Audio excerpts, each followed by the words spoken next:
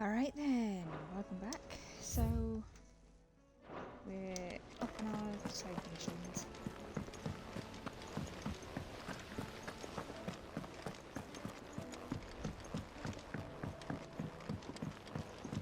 We have so many.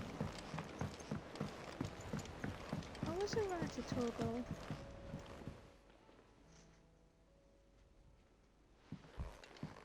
Pining for something, boy. What is it? What do you see out there?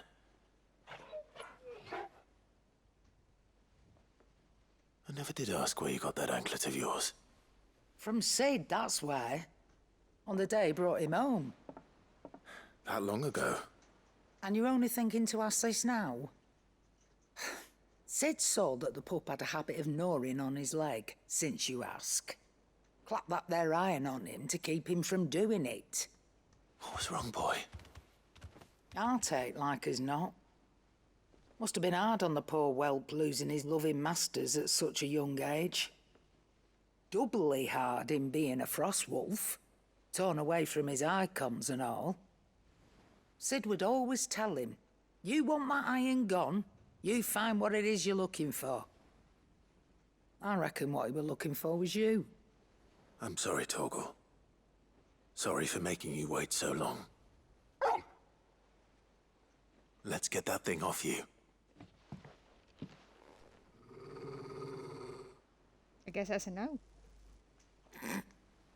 Doesn't sound like he wants it off. Indeed. You miss Sid as much as the rest of us, don't you?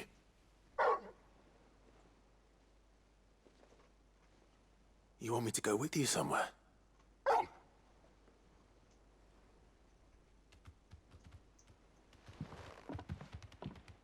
Quick, aren't you? Glad you've been paying attention. Not nearly as much as you have, Lady Karen. Aye, good thing and all. It's not like Gav would have kept him in nuts and rubbed his belly these past 10 summers. Your kindness is appreciated. You've been a good friend to him. Only because he doesn't talk back like the rest of you. Go on now.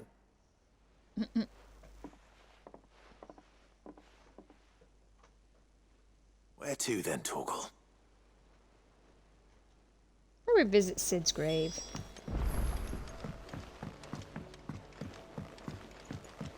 Say what you will, Lady Karen has seen herself.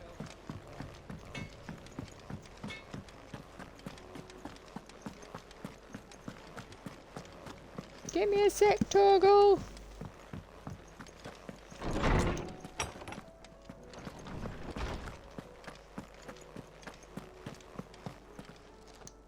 Ah, Clive, my boy. What a pleasure it is to see you. Harpocrates. There's something I need to ask you. I've been charged with locating a book called From a Distance. Then you seek a rare gem indeed. One whose name I had not thought to hear from your lips.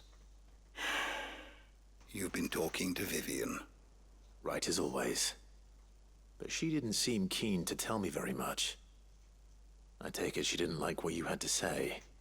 And yet I gather it did naught to dissuade her. Clive, if the young professor has tasked you with obtaining a copy, I fear she asks the impossible. The executors would not allow it. The executors? Coveters of Secrets. A clandestine organization committed to the collection and intenebration of forbidden texts and technologies. One such text being the tome Vivian seeks, chronicling as it does the true history of the enslavement of bearers, a tale which could overturn the established order were it ever to become widely known. Or, so rumor has it. I've never actually read the thing, or even set eyes on it for that matter. How is it that I haven't heard of this organization? Why, secrecy is the executor's watchword. Yeah, They clandestine lurk kind of gives it in the away. shadows, emerging only to seize that which must be seized, be it books, inventions, or people, before disappearing again, leaving nary a trace. Which would explain why Vivian's copy was snatched from her grasp not long after she found it. By the hand of the executors, yes. But what drives them? Self-interest or ideology? Fine question.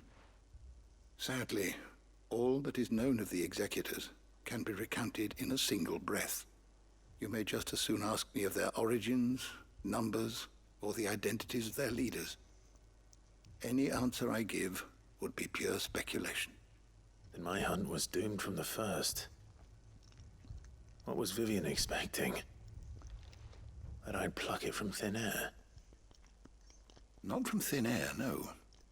From ash. Rumors of the executors are rife among the scholars of Storm, but rather less so across the strait. I have a friend. Well, I had a friend in the village of Garnick, a collector of rare tomes, upon which subject we would oft correspond. Alas, I have heard naught from him since the skies fell dark. And no doubt he too has turned. But though he did not mention it by name, it is possible that a surviving copy of From a Distance yet rests upon one of his many shelves, quietly awaiting discovery. If you were, by some chance, able to save even a single book from the poor man's library, I know his soul would rest easier. Very well. When I next find myself in Waloed, I'll be sure to pay Garnick a visit. Well, I'm collecting quite a few things to go into Waloed for, so...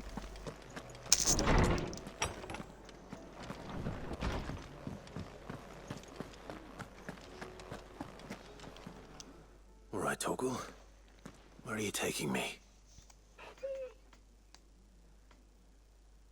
I'm going to need a little bit more than that, boy. Do you have a better hint for me? Unless... you've already given me one. Back on the rear deck, you were looking west, toward Rosaria.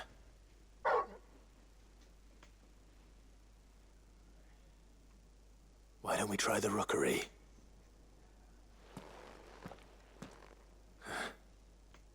I haven't been to the island in almost 20 years. To Port Isolde, then. Fingers crossed the old mooring is still there.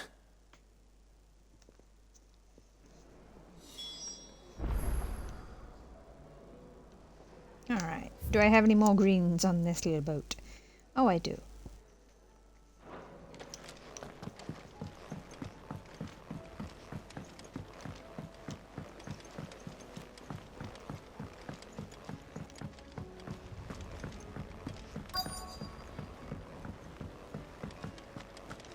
Twinside's hundreds of leagues away. All right, Sid. Come to buy us around, have you? Only if you earn it. Mid needs a piece of light but durable bone for her next project. You've encountered your share of beasts on your travels across the realm. Any ideas? Most bones are the same. Whack 'em hard enough and they'll break. If it's durability you're looking for, shell will serve you better. You know what an adamantus is? I do. Yep. And I know to give them a wide berth. Will any old adamantus do? Well, with shells, the older the harder. There's a rumour of an ancient adamantus down in Karava, near Bidza, or what's left of the village anyway. But don't expect to make quick work of the bastard. There's a reason it's lived as long as it has. I'll keep that in mind. Thank you.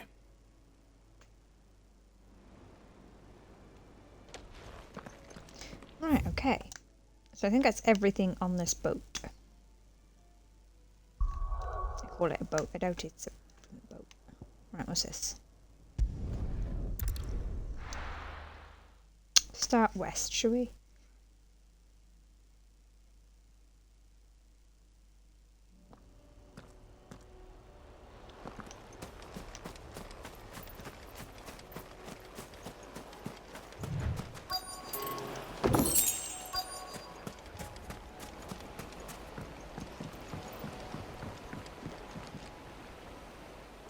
Okay, so we've got Joshua with us at least.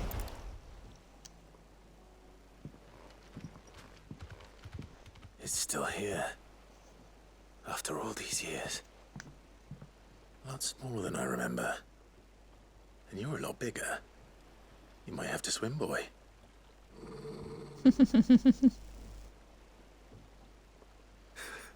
I wasn't being serious. You two go on without me. I doubt that boat will hold a third. If you're sure, Come with us, bruh. we won't be long. Hop in, boy.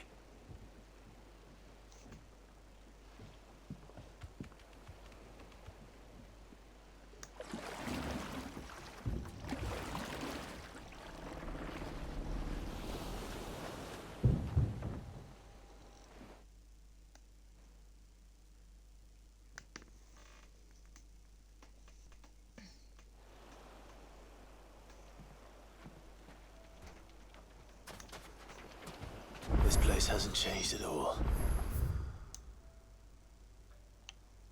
Goes Right little through tiny those little trees. rock. Come on. Race you there? I bet I could still beat you.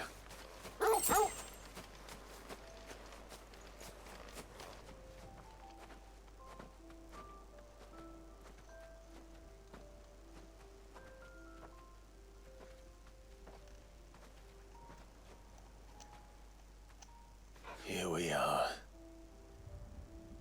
This was our hideaway. Wasn't it, Torgal?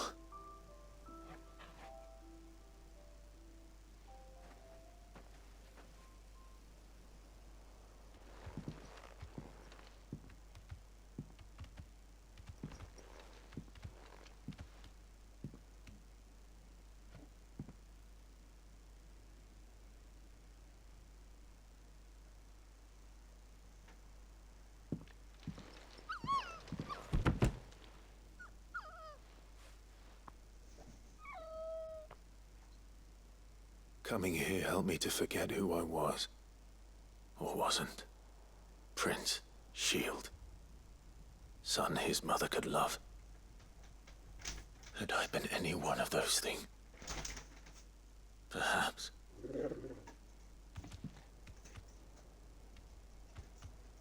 What is it, boy?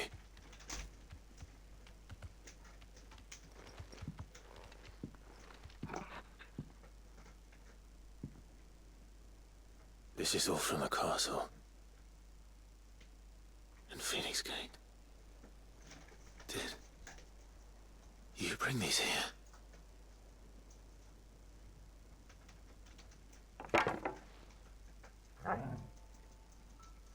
My sparring sword.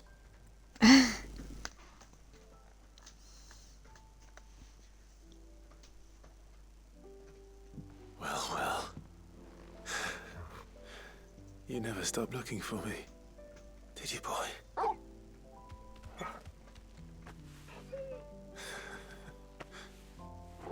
Thank you, Torgal. For never giving up. For never forgetting. Oh, look at him.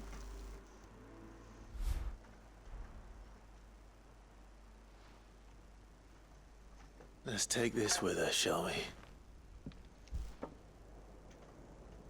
So I don't forget either.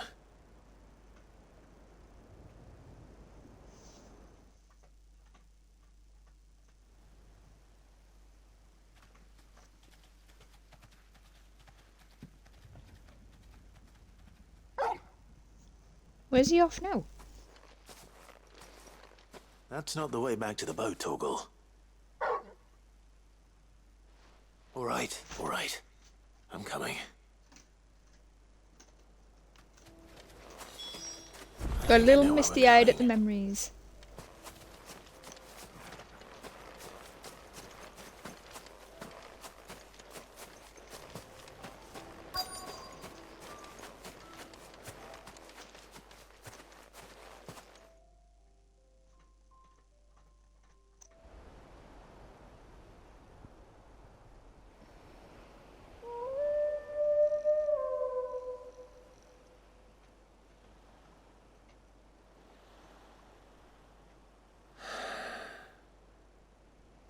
People always talk about the importance of putting the past behind you.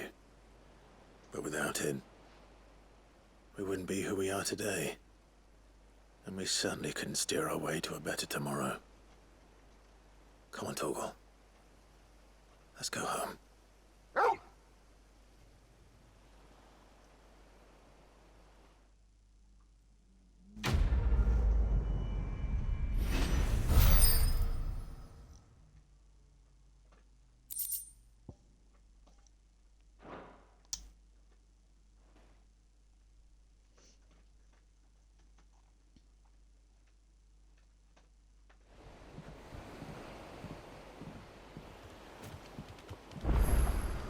Sorry for the wait.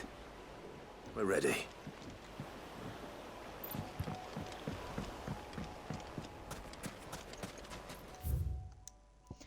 do we have anything? We do. We have some over at Oldil.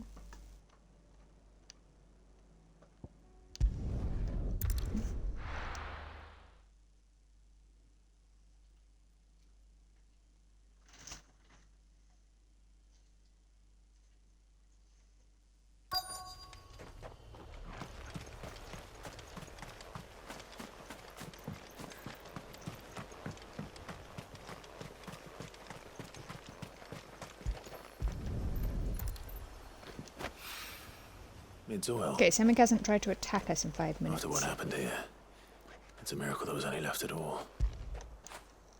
When did you get so big?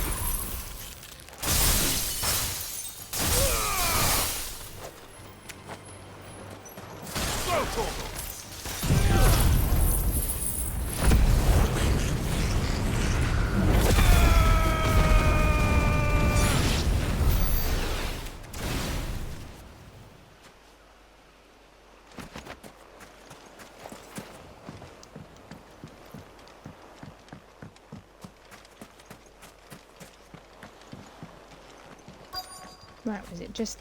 Oh, okay, that wasn't the only bit of oil we needed, okay.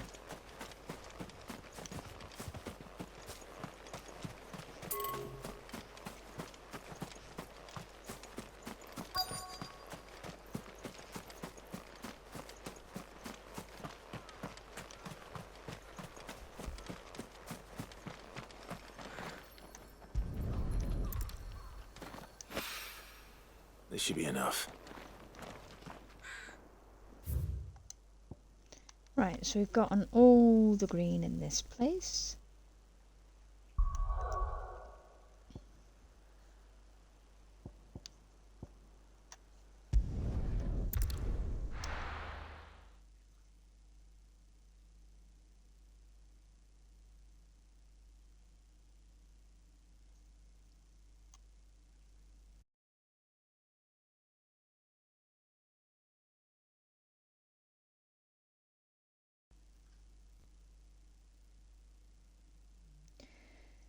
Sorry about that, I got dashboarded.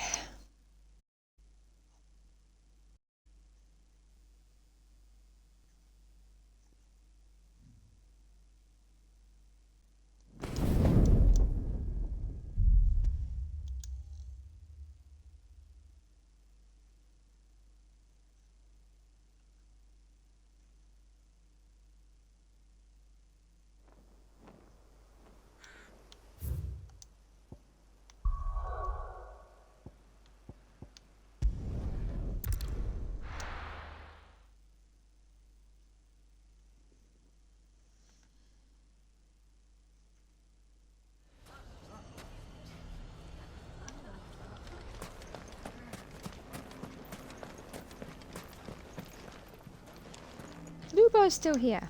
Here to help me pack? Thanks, but I'll be traveling light. I'm almost finished already, in fact. You're really going to go through with this then? I am. But before I go, There is one small issue I'd like your assistance with. Well, two, in fact. If it's within my power to help you, I will. It's the children. I refuse to let them share in my disgrace. And if I leave them here, they surely will. Our friendship would see them ostracized forever. But I can't take them with me either. I can think of only one place where they are certain to be safe, and provided for, and loved. The Hideaway. Sure. Of course. The children would be more than welcome. Thank you, Clive. I will not forget this. Lubor, are you still here? What is it, Ferda? You look pale. There's been a flood in the Velcroy, a damn big one. The League of Outlaws encampment was completely submerged in ether. What? Every last one of the bastards has turned, and they're headed this way. Bandits are one thing, but Akashic bandits are quite another. The town guard won't stand a chance against them. We need to evacuate. There's no time to lose. Ferda, gather the men. The Akashic may strike at any moment. We must make ready to cover the townspeople's escape. Well, what are you waiting for? Yes, Lord. Clive, change of plan. The children stay with me for now. I need you to find Conrad and Natalie. Tell them to prepare for a full and immediate evacuation. Understood. I'll do what I can to convince everyone else. Wish me luck. Have fun.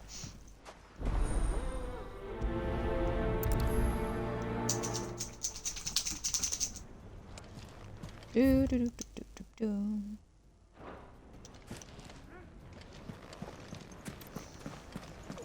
You have to listen to me. They're coming. How long do we have until Why these do they always Akashic have to make arrive? such a fuss outside? Ah, it's you. What do you want, Lord Underhill? To pass on an important message. There's been an ether flood out in the Velcroy. The camp where the so-called League of Outlaws were gathering has been swallowed. They're no longer just bandits. They're Akashic now, and they could be here at any moment. You need to begin preparing for a full-scale evacuation right away. Oh, do we? And who was it who gave you this disturbing news, might I ask? Lubor, perhaps? The man spreading the same poison out in the square. Well, you can as stay we here and speak. die if you want. You may believe his lies, my lord, but we know better. But why would he lie about something like this? Some twisted attempt at revenge, perhaps. If he had not been unmasked, he may well have been elected our leader. A great honor for one of his kind. One he might well feel aggrieved at having been denied. Lord Underhill, forgive me, but it has become all too evident where your sympathies lie. Lubor cannot be trusted, and neither, therefore, can you. You may not Can I just trust stab me, them all? but for the sake of your people, ask yourselves if there is any chance that this is true. There isn't. You can be certain of that. Now be off with you. Oh, I hope they die. You're making a mistake. Come, Clive. If our words will not move them, then we must find another way to help save the town. You're right. Let's speak to Lord Ferda. You need to evacuate. Know your place, bearer.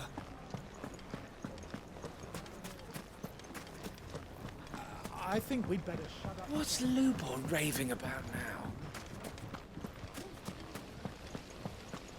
I hate this village. I think they should all die. Good day, my lord. Fare you well. Lord Ferda, Sid, what's wrong? I went to warn Conrad and Natalie about the Akashic, but they wouldn't listen. They've convinced themselves that nothing Lubor says can be trusted.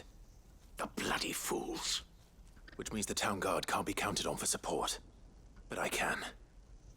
If there's anything I can do to help you defend Dalamil, you only have to ask. I appreciate it. Sid! Ferda! I've been looking for you everywhere. Victor, I thought you'd left. I couldn't abandon a friend in need. And Blue Boar is in need at this very moment. Come quickly.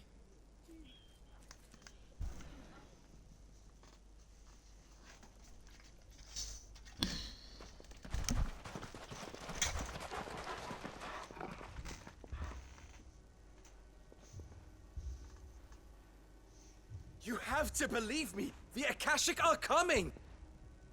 They don't eat, they don't sleep, they don't tire, and they don't care who they kill. They're unlike anything that's come before. There won't be no parley, no mercy granted. We may have saved the town once, but this is different. I do not ask that you forgive me, but please believe me. If you do not run, you will die. You will all fucking die!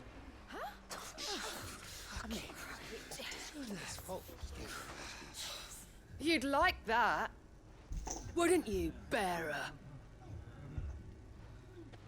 Yeah, with us out of the way, your kind will be free to claim Dalamil for yourselves.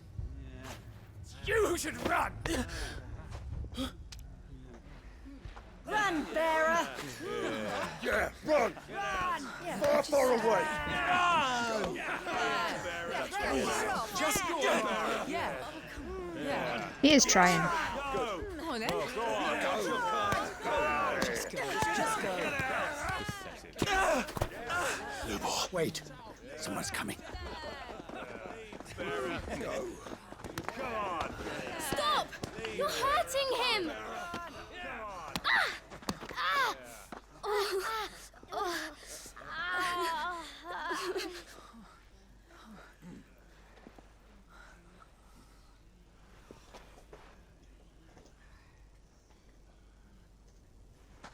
What did Lubor ever do to you? He solves all your stupid problems and he keeps all of you safe. You know there's nothing he wouldn't do for this town. Who was it who made that cleaver you use every day, Conrad? And what about your counting table, Natalie? Who fixed that? Whose men make sure the streets are clean so all your boots don't get dirty? Who spends all day, every day making sure things run smoothly around here? And none of you ever say thank you. Ever. But did Lubor ever complain?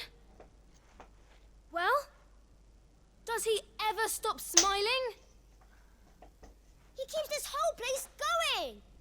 And you act like he doesn't even exist. Yeah, see, kids know the truth.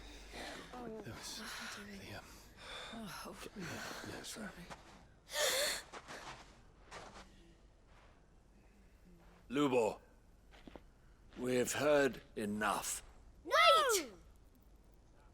We will not run. The town guard will not abandon the very place it is sworn to protect. And I will not give up for lost the stores that we labored so hard to fill.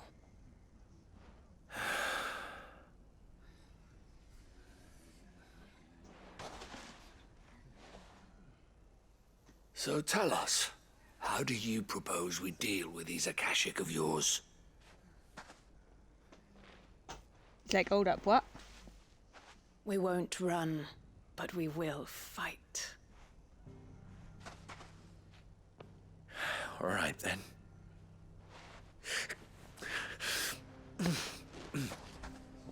Fine.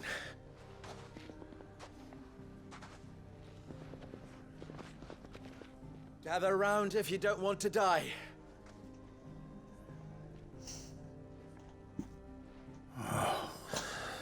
Hehe.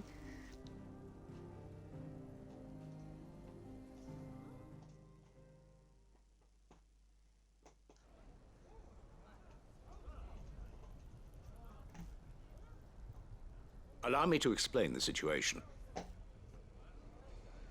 The ether flood occurred near the village of Cheratina, deep in the Velcroy. The place had been abandoned for years, until the League of Outlaws decided to make it their base of operations. Now they're all turned, and if the scouts' reports are correct, heading in this direction. They are mindless monsters, driven only by hate and rage, and they are utterly unpredictable. With the bandits, we at least knew how and where they were likely to attack. When these creatures come, Dalamil will have the bitterest fight it has ever faced on its hands. The town guard will muster at the north gate. The rest of us will take the south. Both forces will provide men to serve as scouts and messengers, ready to spread word of the size and nature of the Akashic force as soon as it is spotted. And as soon as it has been, we will converge on its position and see that it is driven back from Dalamil at all costs. Conrad, can I count on the support of the town guard? Always. I leave the selection and coordination of the messengers in your hands, Victor. And the command of our men in yours, Ferda. If you would both be so kind. Consider it done. As you wish. Natalie, I would ask that you and your people have the townsfolk barricade themselves inside the bathhouse. And tell the merchant not to waste time securing anything beside the essentials. Preserving life is our one and only concern. As long as we survive, it doesn't matter what trinkets we might lose. Our riches can be regained. And if anyone doubts that, let it be known that the Briar's Kiss stands ready to cover any losses. Very well. I shall tell them. Where do I fit into this plan? Where else but the most perilous place of all? I would like you to travel to the home of our erstwhile League of Outlaws, Cheratina itself. The main host is most likely still there, and Dalamil will not be safe until it is eradicated, root and branch. A little gardening. Fair enough. How pleasant. I doubt it. I have a feeling these weeds will be particularly stubborn. Luckily, so am I. So you are. All right then, we all know what we have to do. Now it's simply a matter of doing it. For Dalamil.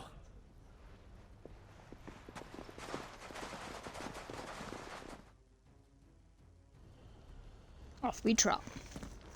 Looks like everyone's ready. I'd better not keep... See. Okay, so I got one there. Oof, one all the way over there.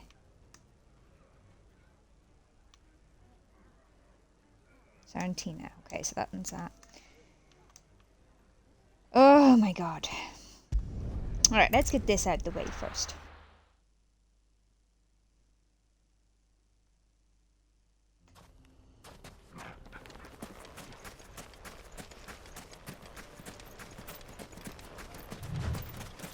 There it is. The flood. But what's waiting for us inside? Lots of Akashic.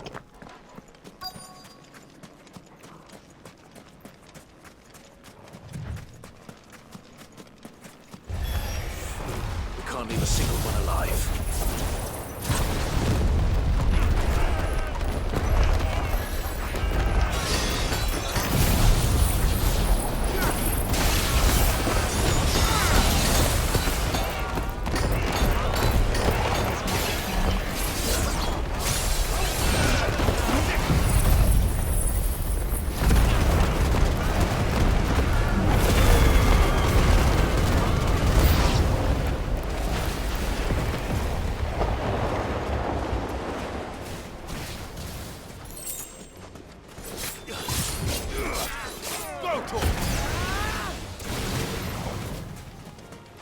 Is there a magic man in here? Nope. There's no more footpaths.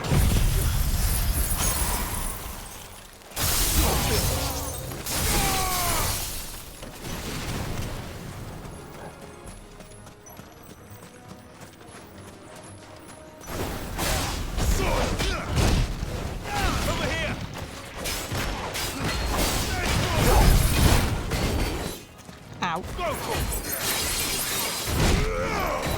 That's better.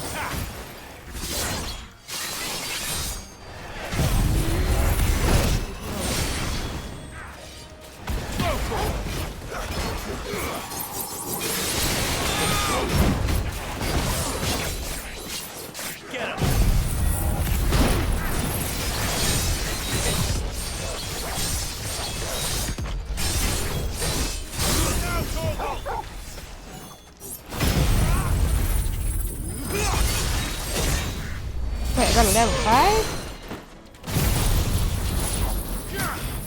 How did I get level 5? I thought I had only got 3.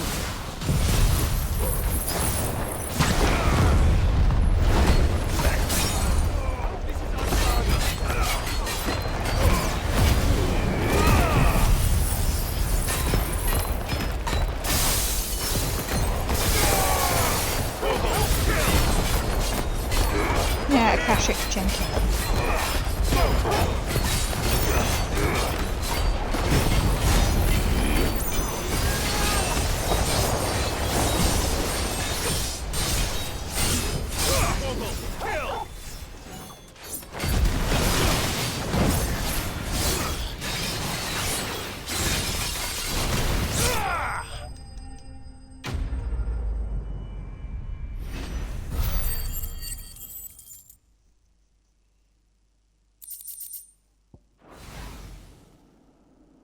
The League is disbanded. I should get back to Dalimil and see how the others fared.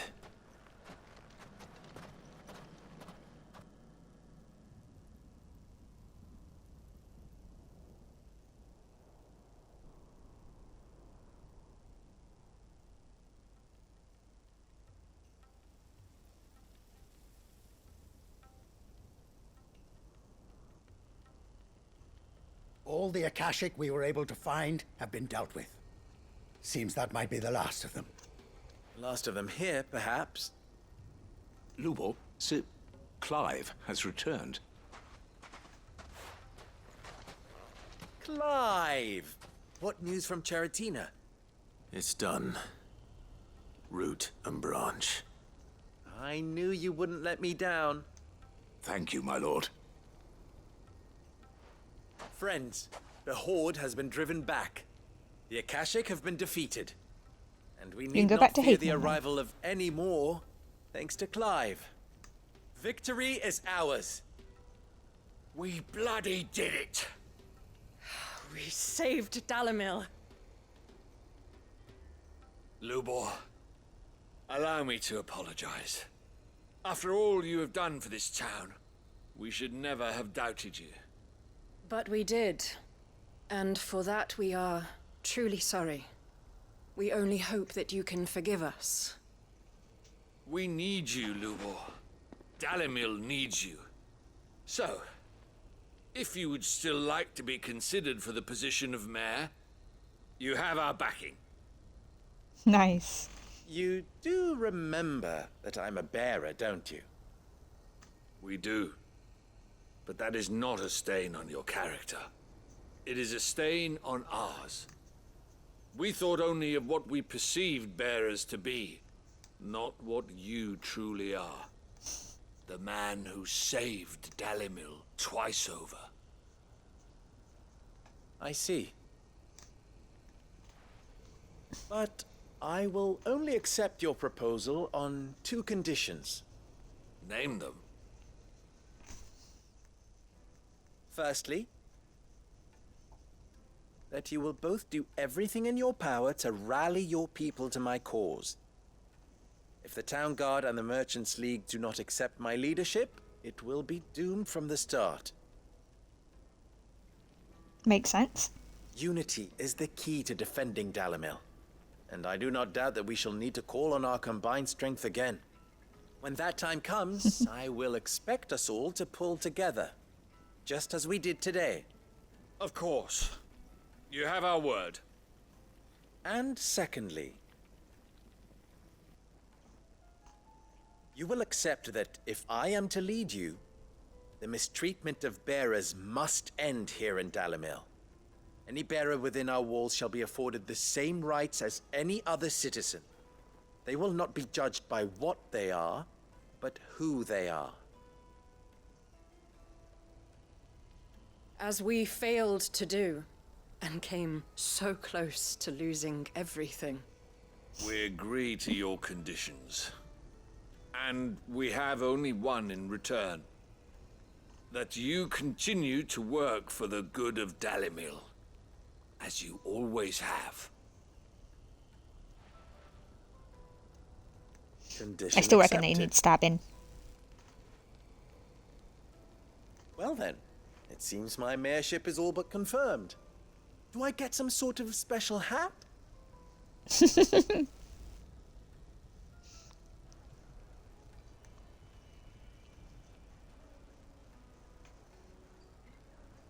How fickle fate can be. Not so long ago, I had resigned myself to leaving Dalimil in disgrace. And now, I find myself her leader. Here. For everything.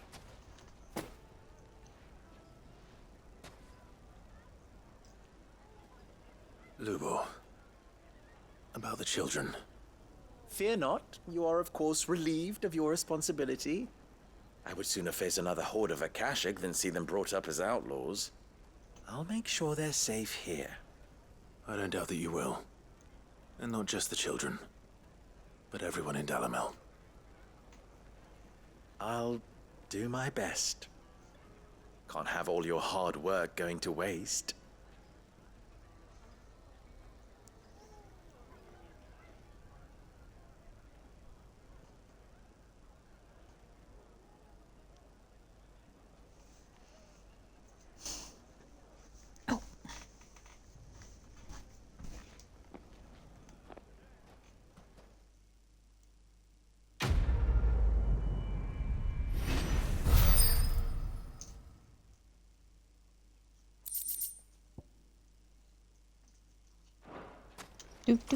Getting everybody's blooming signboard here.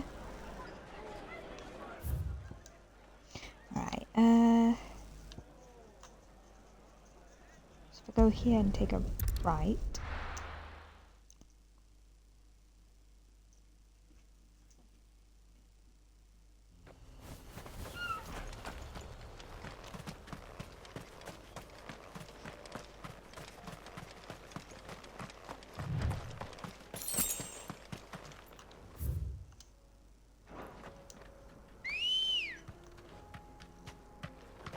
Good girl.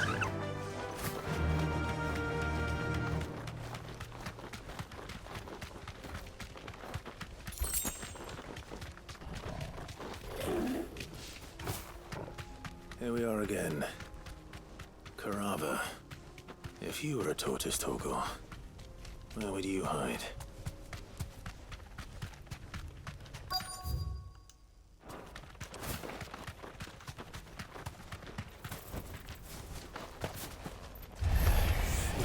Looks like we found him. There it is. Yeah.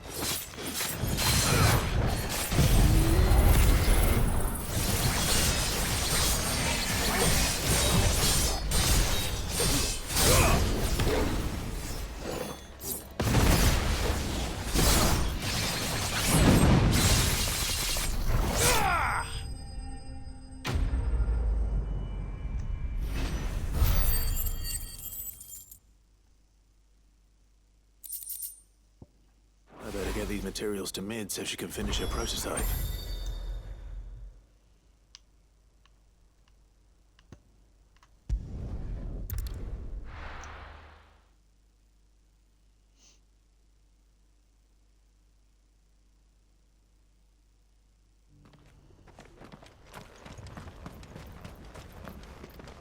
Are you buying or selling? No, I bet. Just clicking on you to clear it off.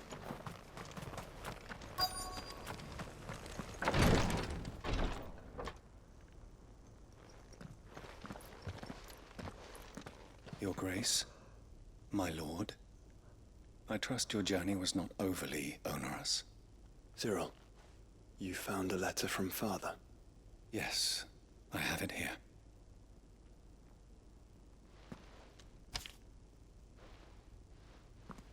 If you would do us the honor, my lord. I know that I ask much of you in this coming war, but I see no other way to secure a future for our duchy and our family. Yet even should we succeed in subduing the savages and winning back Drake's breath, the threat of the Blight still looms. And only with all Rosaria striving as one might we overcome it. I have made plans to see us through, but such obstacles that stand in our way, it shall likely pull to you to continue my work. I know that you have the strength, the courage, and the will to do so. It shall be an arduous inheritance, and so I offer you another, that you might be reminded of the love and the faith that I hold for both of you. An inheritance? It would seem the late Archduke penned this missive shortly before his passing. The day before we left for Phoenix Gate. What are these plans he spoke of? His plans for the duchy, Your Grace. Your father entrusted them to my predecessor, the former bearer of the Burning Quill, who entrusted them in turn to me. The complete emancipation of bearers is their stated aim. But your father's dream did not end there. His Grace also spoke of building hospices to care for those stricken by the curse, and the founding of a new university to further the development of non-magical technologies. With the Blight spreading ever more widely across the Twins, Archduke Elwyn saw this as the only means of securing Rosaria's survival. He wished to see men and bearers treated as equals. To see centuries of common wisdom overturned. Small wonder he did not think it achievable within his lifetime. But he thought it achievable nonetheless. Had he not, he would never have written this message. Nor would he have entrusted his vision to his most faithful aides, those who would have stood with you, shielded you from the machinations of the less benevolent personages at court. It's a pity only they are still with us. 'Tis true that those most loyal to your father were the first to suffer the Duchess's wrath. But one at least remains, and she has come bearing gifts. What do you mean? Mayhap it is better that she explain, my lord.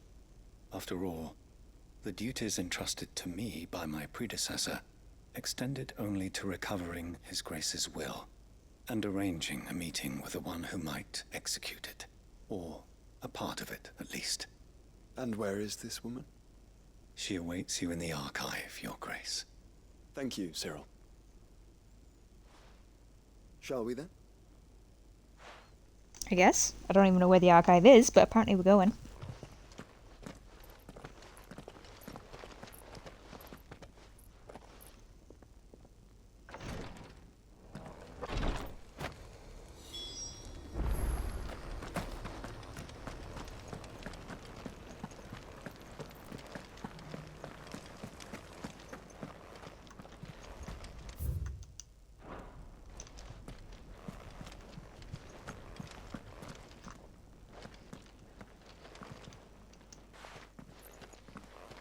Who you? My lord, your grace. I hardly recognize you. I am Goditha, retainer of House Rosfield, loyal servant to the Phoenix and his shields. Your father, the Archduke Elwyn, entrusted me with the delivery of a gift. I only hope you can forgive my tardiness in bringing it to you. Lift up your head, Lady Goditha. You have our gratitude for your service to our house and to our father. I merely did my duty. as any proud Rosarian would. My lady, perhaps you could explain a little more? What exactly is the gift you bring? As I'm sure you know, it has long been the custom for the children of House Rosfield to be presented with certain keepsakes upon their coming of age. Indeed it has. Well, we definitely passed Our that. father often spoke of the day when our turn would come. And had he lived to see it, he would have presented you with the treasures I bear. Matching armbands for you both. Alas, he did not live. Indeed, he was taken from us even before they could be completed. He had intended to claim the Heartstone with which each armband was to be finished himself, but it was not to be. And his gifts remain incomplete. I see. It saddens me to bring them before you, as they are. It was your father's wish that you be presented with the finished articles, not these works in progress. But with his grace long since gone, and the stone left unclaimed, I had little choice. You are grown men now, and his house is yours.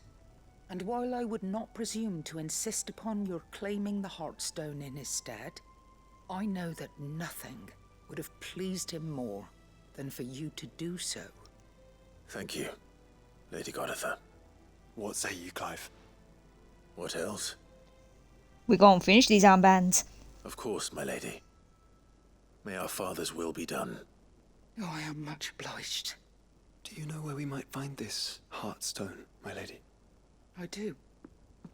Though it may be a matter of a good deal more than simply happening upon it. It is found in the bellies of elder griffins, you see. We do at least know where to find one. A certain specimen has made its nest in Titan's Wake, not far from here. A certain specimen? You are most perceptive, Your Grace. In answer to your unspoken question, yes. In fact, this is the very same beast your father meant to slay.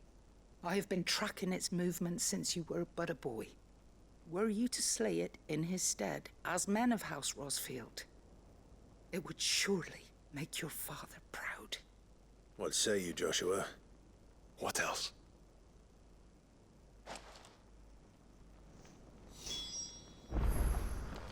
Right then. Titan's Wake is to the south of here. But we must not be hasty. The good lady has been disappointed once already.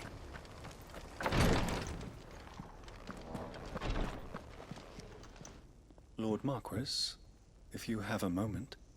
What is it, Cyril? One of our brethren lately journeyed across the strait in order to pursue a new avenue of inquiry in our ongoing investigation. He sent an owl some while ago, but we have heard naught from him since. Was he surveying another fallen ruin? No. The object of his study was a savior cult that has arisen in Ash in recent years. We believe it may have some connection to the Circle of Malleus, an ancient religion that worshipped Ultima as its god. Good say, I'm By sure I gaining an recognise that understanding name. of this new faith, we hoped to learn more of the Circle's original beliefs. And so you sent one of your brothers to Ash? A continent teeming with orcs and Akashic? Fully cognizant of the risks, yes. I entrusted the mission to one of the most able of our order, the Third Chair, a master of the arts of combat and survival both. Though he has been silent for some days now, I have thus far refrained from sending any others in search of him, lest they be lost in turn. Yet, it seemed only right to inform you of the situation, given your unique experience of the perils of Ash. For as you so earnestly advised me, it would not do to abandon a man to his fate, when he might yet be saved. It would not. But Ash is a big place. Can you be any more specific? Perhaps. The last owl I received from him mentioned a village where he had heard the cult were wont to assemble. Mickleburg was its name. It lies in the southern reaches of Waloed. If aught ill befell him, I expect it did so there. Right. I'll see what I can do. You are much too kind, my lord. Go then, with my hopes, and may the Firebird's flame ever burn in your heart. Alright then, so we have a ton of stuff to do in Ash now.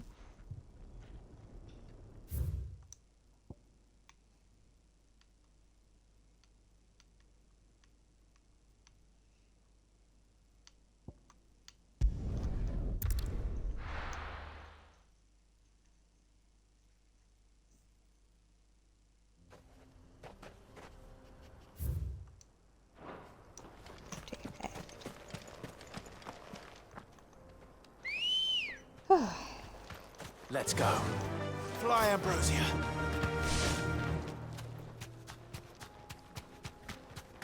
Eyes peeled, Joshua.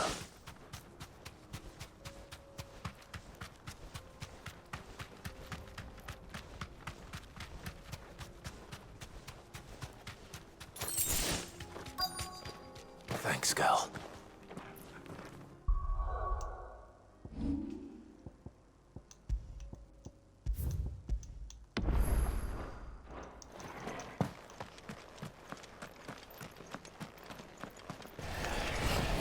There it is.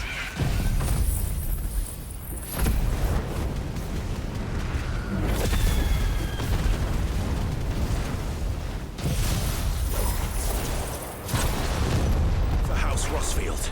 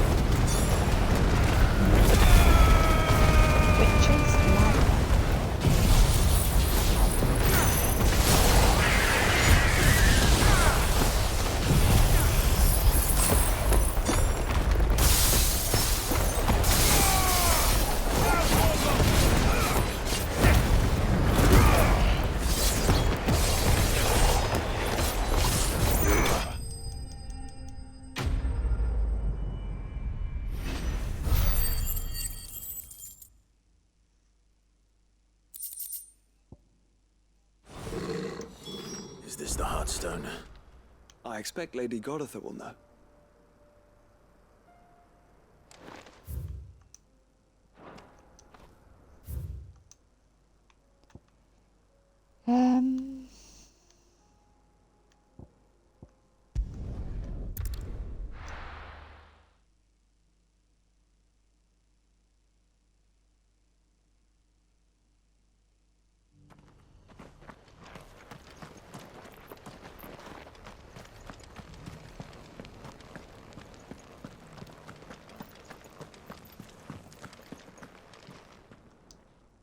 Thank the Founder you were safe. The Griffin is slain then? And a Heartstone claimed.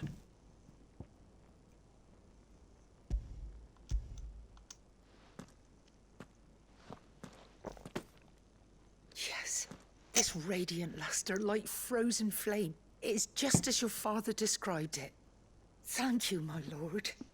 Your grace. Your father would be so proud. Lady Goditha, the lapidary is ready. Thank you, Cyril. I will be with him shortly. If you would excuse me, I shall have the stone cut and set forthwith.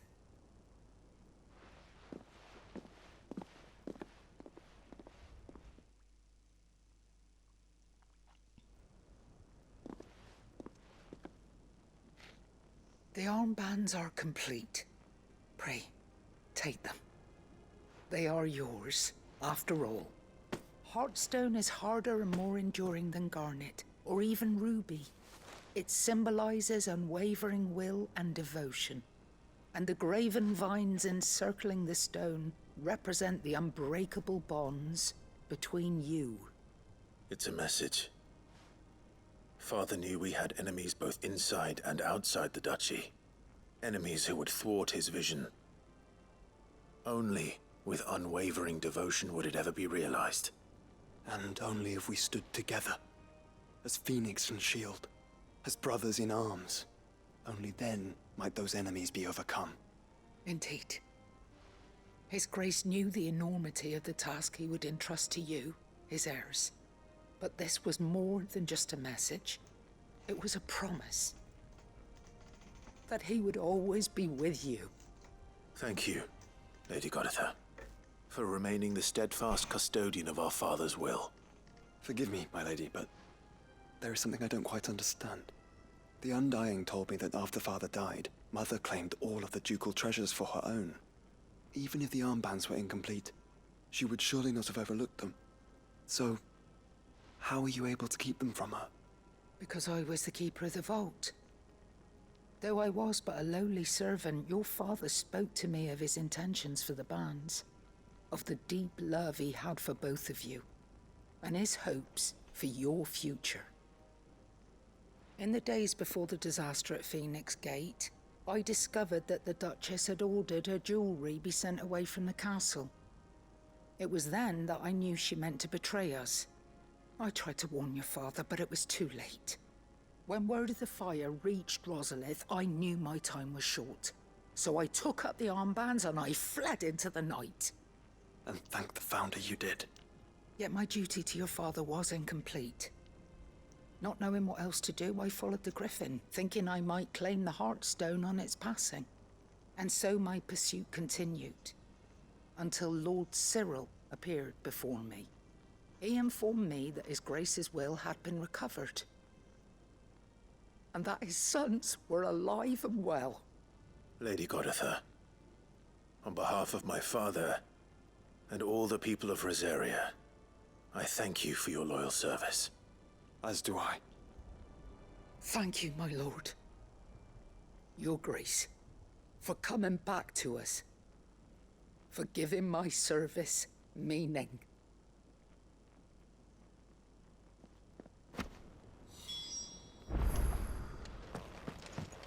Fabulous. The bands suit you well.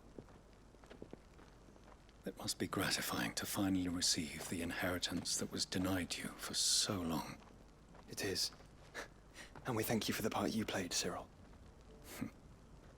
If you would permit me to play my part a little longer, might I suggest that you make your way to your father's memorial atop Hawk's Cry Cliff.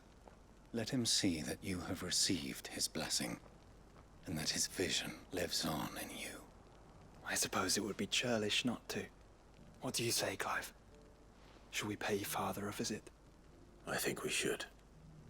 I was hoping to be able to offer him my thanks before we left for Origin. Your father's helm is enshrined there. It has been since the day we recovered it from Phoenix Gate. I prithee claim it, for it too is a part of your inheritance, and I do not doubt that your father would prefer it in your hands. than perched upon some lonely rock. Thank you, Cyril.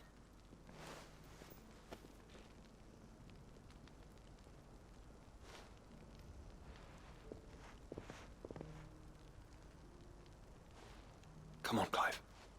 He's waiting.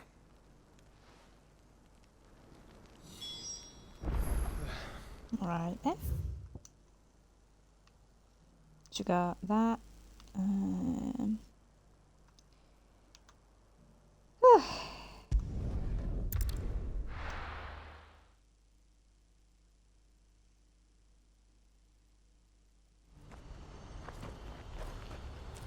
Do you see that too?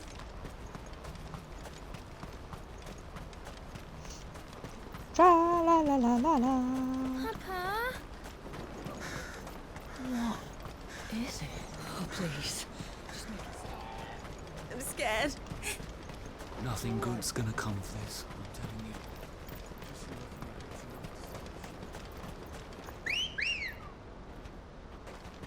Ready, go? Run like the wind.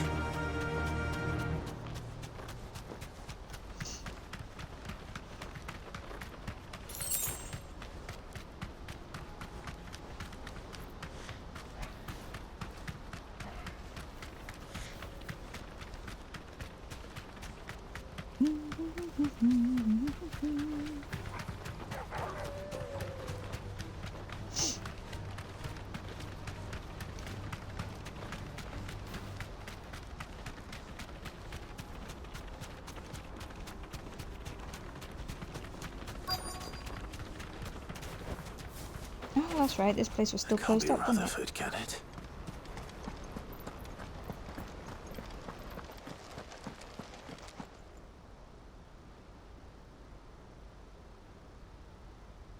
Turncoats and cowards, the lot of you! If it's a fight you want, it's a fight you shall have! Allow me. I don't need your... Please, Field Marshal, oblige him. This won't take long. You're right. It won't. Men, finish him. Right, where's the magic Kuza? They're at the back there.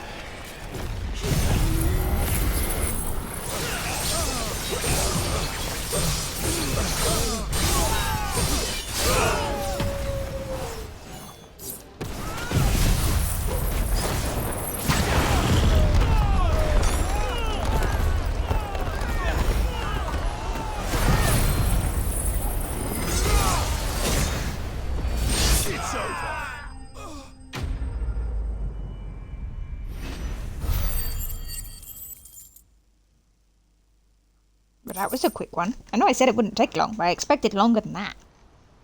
A little longer than I'd have liked.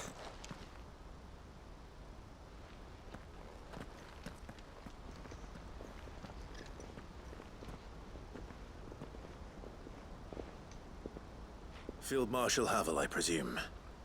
Are either of you injured? No, my lord. You arrived just as our escort turned on us. Fucking traitors. I'd heard reports of soldiers in the outlying regions abandoning the oaths they swore. But I hadn't thought the corruption had reached so close to the heart of the Republic. It's a fucking disgrace. Your interfering old bastard of an uncle tried to warn me, of course. Of course. My lord Marquis. Or is Sid the Outlaw more to your liking? Call me what you want. It doesn't change who I am, or the urgency of the message I bring. My uncle has a plan to right the realm, and he needs your help to see it through. Before I agree to anything, I'd have you answer one question. Must What I? do you stand to gain from all this? I won't deny that I might benefit from further chaos. But I seek a new beginning for all of us. And while the choices I've made may not always have been the right ones, I know I made them for the right reasons. For so long, so many of us have been told how we could live, how we could die, when it should have been our decision all along. Now we have a chance to put things right. But in order to take it, we must stand together, even if it be beside those with whom we don't see eye to eye.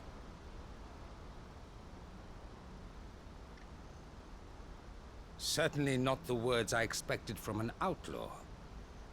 But perhaps your uncle was right. You are no ordinary outlaw. I'll never hear the end of this. All right. I'll start by ordering my most trusted guard to bring the Dhalmekian fringes under control. Next, I'll make contact with my counterparts in the Imperial Army and see if I can't convince them to try and restore order in their own territory. Thank you, Field Marshal. But they are not the only ones we will need to convince. What do you mean? I don't doubt that I can bully some sense into a few generals, but those they answer to require a different kind of persuasion. And when it comes to honeyed words, well, we will need an envoy. One who can court even the most stubborn of statesmen. You, perhaps. I'm flattered. I ain't no wordsmith. But I'm no diplomat either. And I have other problems to attend to. What we need is a skilled arbitrator. And I may know just the person. Is that so? Otto, maybe? And would he happen to be an outlaw too? Of a different kind, perhaps. Well, beggars can't be choosers. I suppose we'll all have to find a little of the outlaw in ourselves if we're to make it through this. Very well. Send your man to me right away. I shall.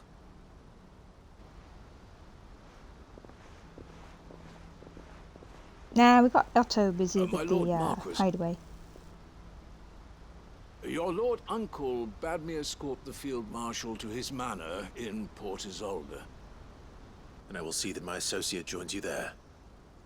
Very good, my lord.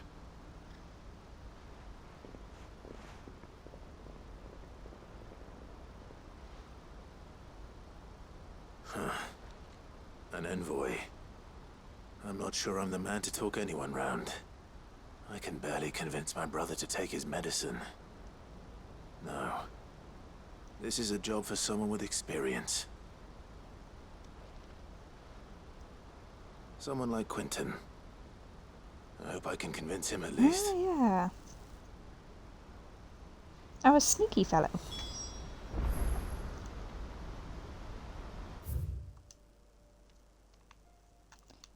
Right. We've done all of them.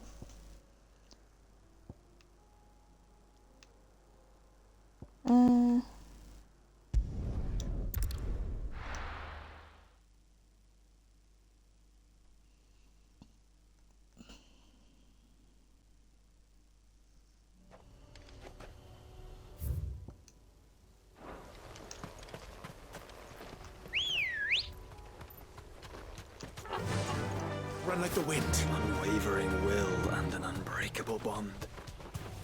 Do you really think we're strong enough? To save the world? Of course. To have overcome Father's political enemies. Of that I'm less certain.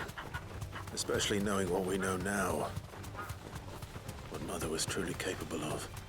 But perhaps these bands would have helped. Knowing he was with us would have made all the difference. It's just back there.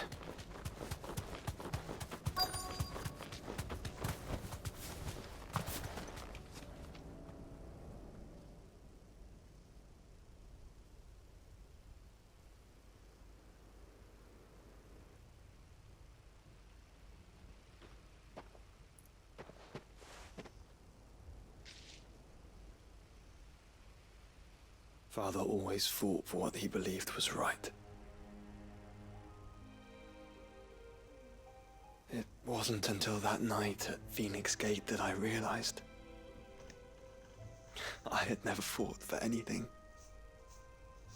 I always had someone else to do the fighting for me.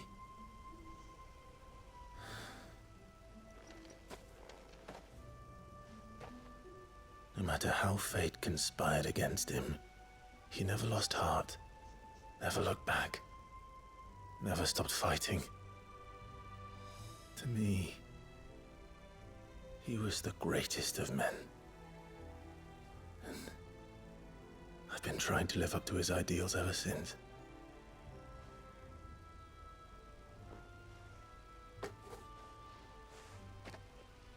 We all have, Clive. We all have.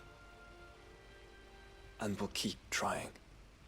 Because that's what he would have wanted. What he would have done himself. Even if it meant standing against the very gods in the heavens.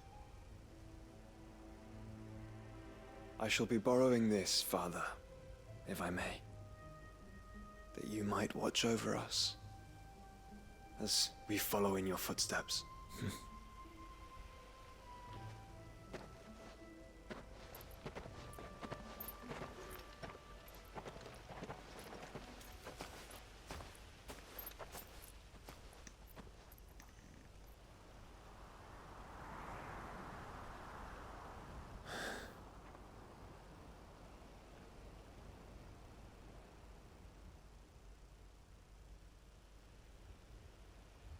He's with them.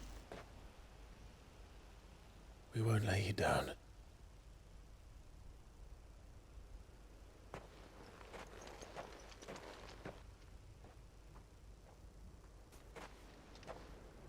Onward then. Onward. To the end. And to a new beginning.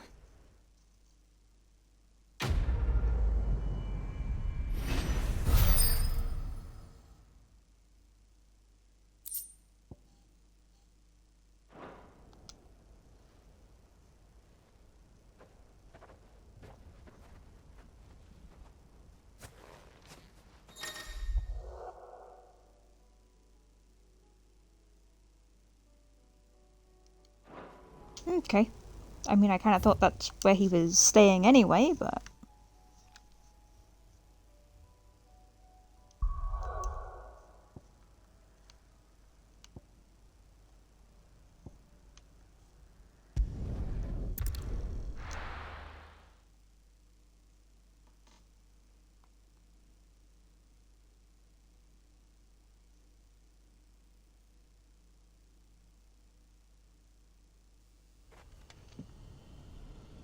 Quentin! Oh.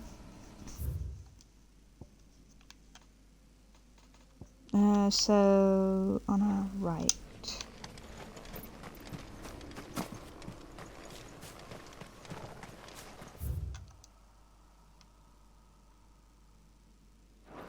Yeah, screw it, we can walk it.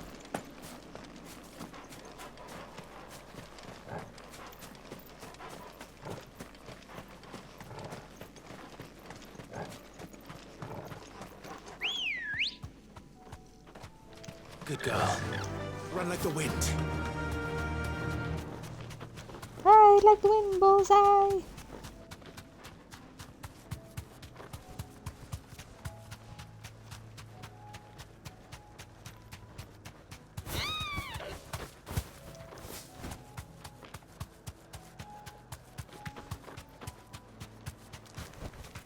Back to the stables, girl.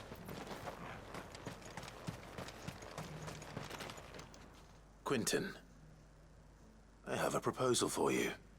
Do you now? Something tells me you'll be asking more of me than a cask of Gotand gold. Go on then. Propose.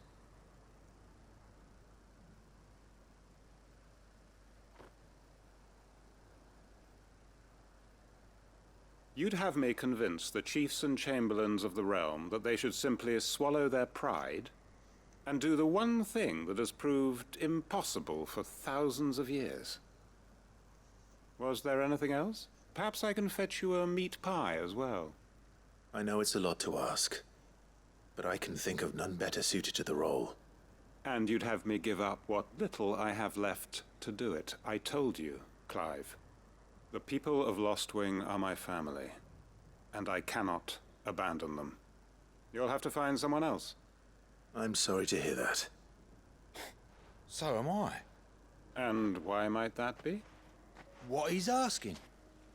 How's it any different to what you've done so far? They want you to speak for those who can't speak for themselves. That's what you do best. If it's the vineyard you're worried about, we'll see that the grapes are picked and the tons filled. You know we will. It's not that. Then what is it? You said yourself we're family. Don't you trust us? You know that's not what I'm...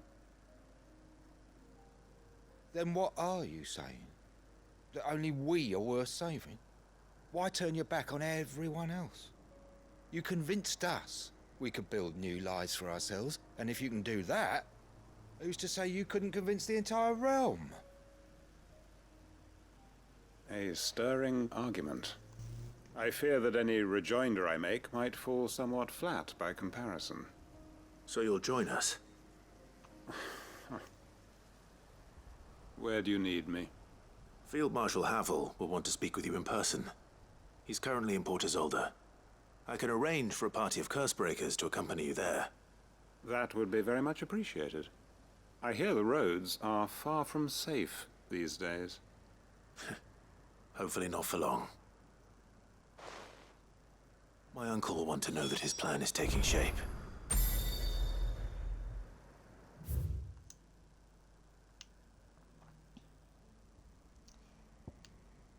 Okay, so I have these here. And the Vale also have a quest for us.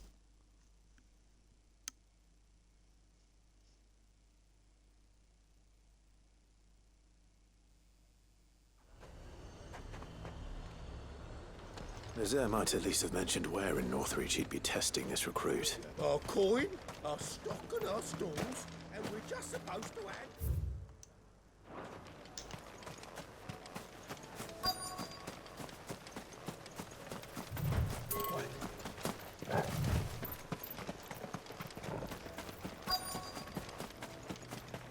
I'm nervous. Well met, Sid. This is the Initiate. Ember, present yourself.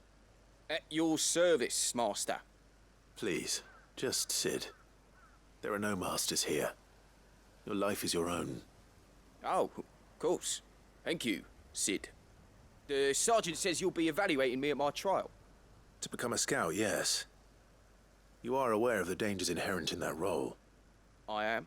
But I swore I'd face them. Just like the man who saved my life. And who would that be? Gav. It was him who found me and freed me. No magic, no support, just one man and his nose. Came and sniffed me out. It taught me what one man can do if he puts his mind to it. And I've been training ever since, so that one day I can be someone's saviour, just like Gav was mine. I'm sure he'd be flattered. You clearly have good intentions, Ember. And it sounds like you're under no illusions. Stick to this path and you'll make a fine Cursebreaker. So, what? Have I passed? You haven't even started yet. Now listen.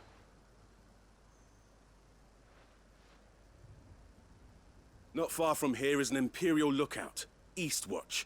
The guards there record all their sightings in a logbook. You are to find it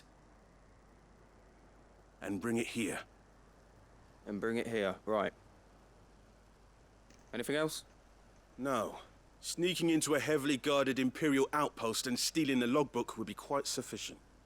You will need to assess the situation, determine a point of entry, create a distraction and effect an escape, all without being discovered and thrown into an Imperial oubliette. Ember, Gav isn't our best scout because he can do everything. It's essential that you know your limits. Know my limits, right. I won't let you down. Mm-hmm.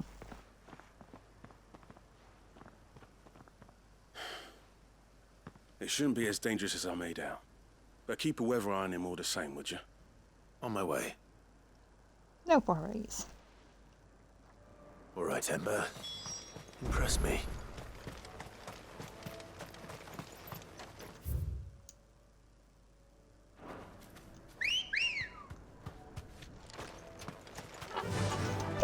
Run like the wind.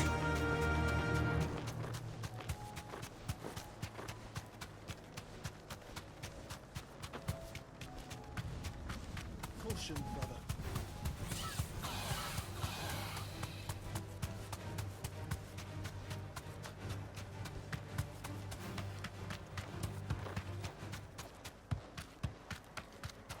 These are clean kills.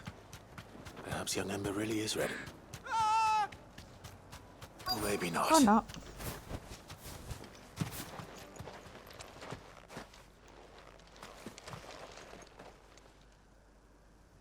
Damn it.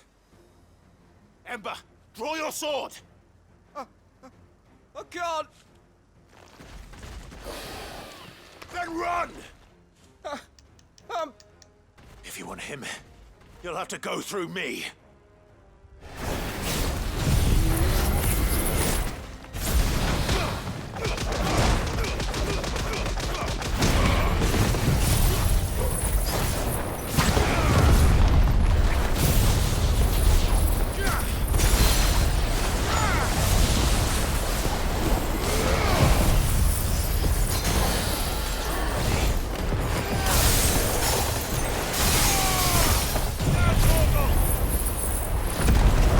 God, there's no such thing as friendly fire.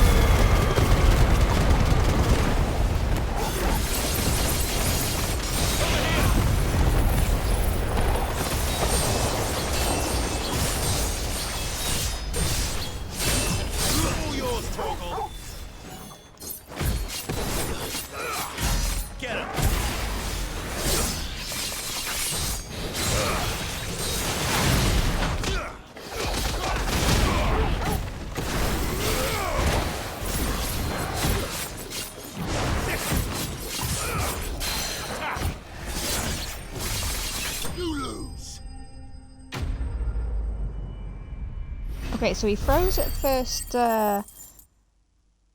attack of a friggin' wyvern, but he's not dead. Ember, are you? He's gone. I told him to run. Gone. Of course. Scouts really are a rare breed. Back to Northreach it is then.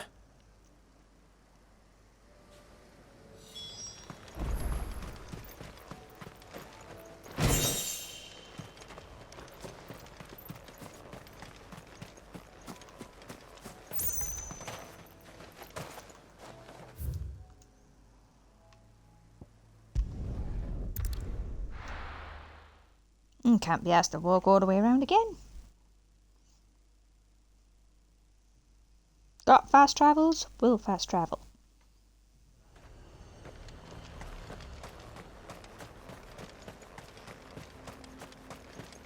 Ain't he back yet? I didn't expect you back so soon. Where is Ember? How did he fare? I thought I'd find him with you. He must have fled. I followed him to Eastwatch, where I found him being set upon by a wild Avis. He was just standing there. Didn't even draw his sword. I had to step in and take care of things. But by the time I had, he was nowhere to be seen. I assumed he'd set off in your direction, but apparently not. I reckon he's got the logbook. I'm We sorry, were the Sid. distraction. I knew the boy had a nervous streak, but he seemed like... The right man for the job? I believe this is the logbook you tasked me with retrieving. Eh? How did you... Don't you tell me you breached the tower while Sid was busy saving your skin. What? Wasn't that what you asked me to do? To bring the thing back without getting caught? He has you then, as heir. And he did it all on his own. But Sid, he did what he thought was best. And now I have to decide whether I agree. Of course. We'll await your evaluation back at the hideaway. Don't you leave my sight. Yes, Sergeant.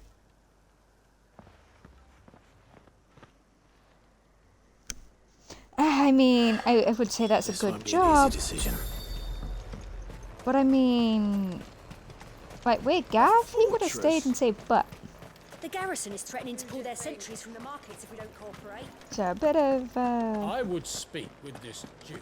And we were technically a distraction. I saw the captain just now. He wasn't wearing his uniform. Your town needs you. I need you. But the Duke would have me. Do you have a moment, Clive? What is it?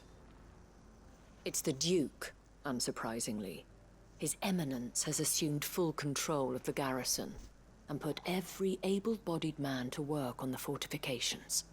The town was left all but unguarded, so Philippe was compelled to form a citizens' watch to fill the void. And though my dear boys have been characteristically willing to assist him in this, they want for bodies. So I was wondering if you would lend them your strength, that the people of Northreach might sleep easier, if only for a few nights. Of course. Whatever you need. Thank you, Clive. What would I do without you? Philippe told me he had men stationed at... Where can I find the mistress of this establishment? Here, my lady. To whom do I have the pleasure of speaking? My name is Sabine. And it Oh, is you're my the girl we displeasure like. to be the daughter of the Duke of Oriflamme, who I understand is causing you and your town no small amount of trouble. I wish to speak to you about what might be done. Very well. Let us speak. I trust you'll forgive me, Clive. Absolutely. Our conversation can wait. Please, proceed.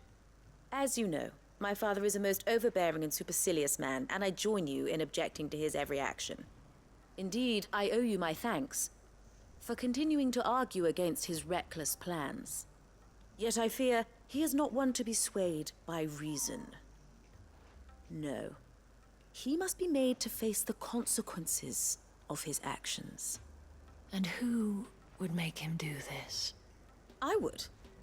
Myself and several other like-minded individuals.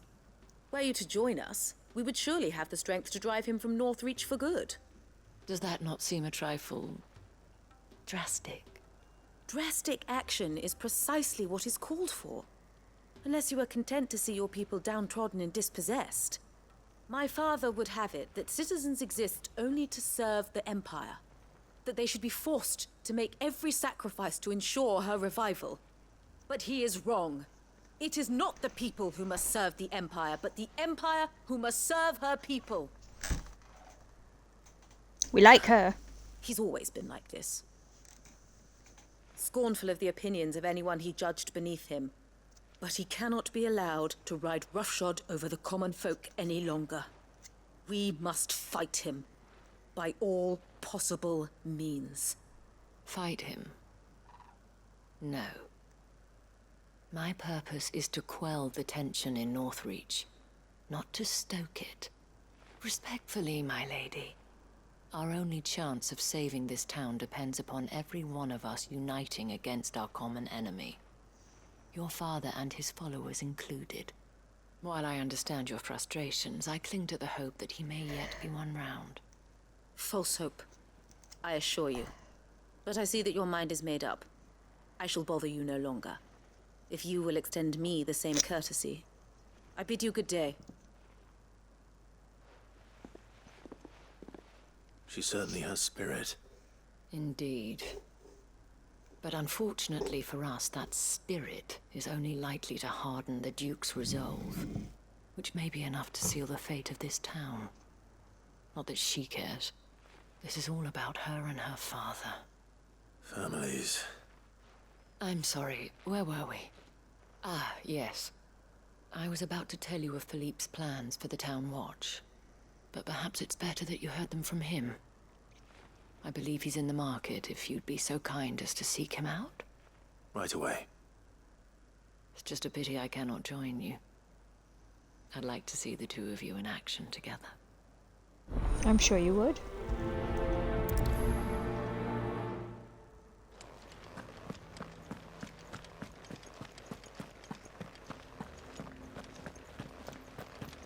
Your town needs you.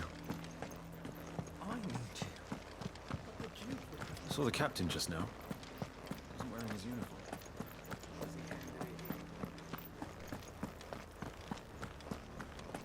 What does the dame have to say about all this, I wonder? So you are content to abandon the... Sabine's harassing him now. You.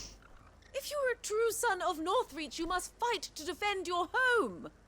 That's exactly what I am doing, milady. Or trying to, at least. The land is crawling with fiends, and someone has to keep watch. Even when our true enemy is hiding in the garrison? Fine. You're not the only able-bodied man in Northreach. Thank you so much for your help.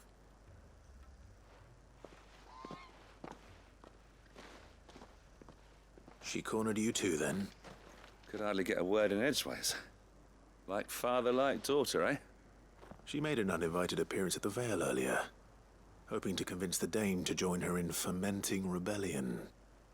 I bet that went well. Her ladyship seems to have a way with people. Anyway, what brings you here? Our mutual friend thought you might welcome some help. Oh, she did she? Right as always. In fact, you're just the man. We've had some reports, you see. Sightings of, you know what. They're back. Seems that way. The blue people.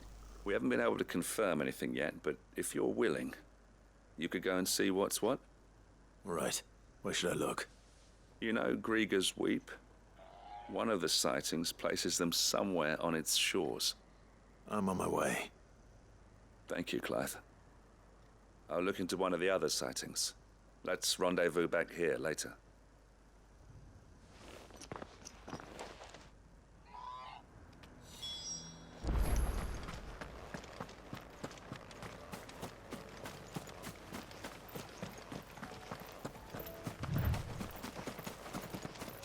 Tra la la la la la.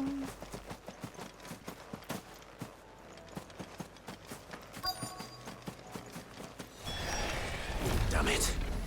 The reports were true. I need to stop them before they get to the town.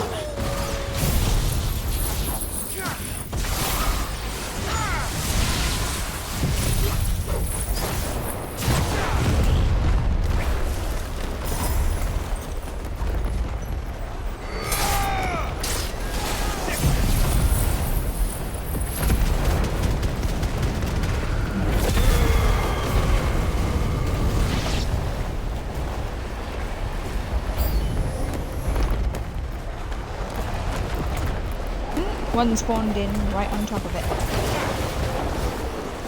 Go for it! Sick of it! This one.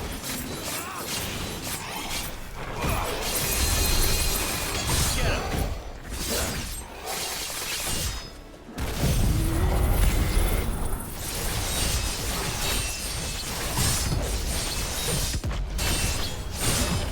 All yours, Torgal. I could not remember if it was blue people or what who were attacking this place.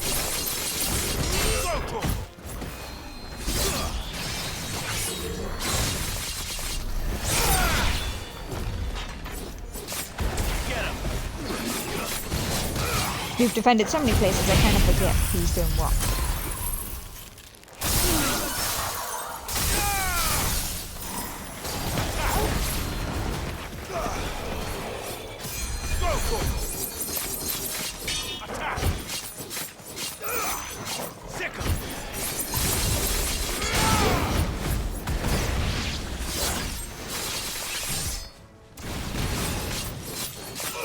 This one.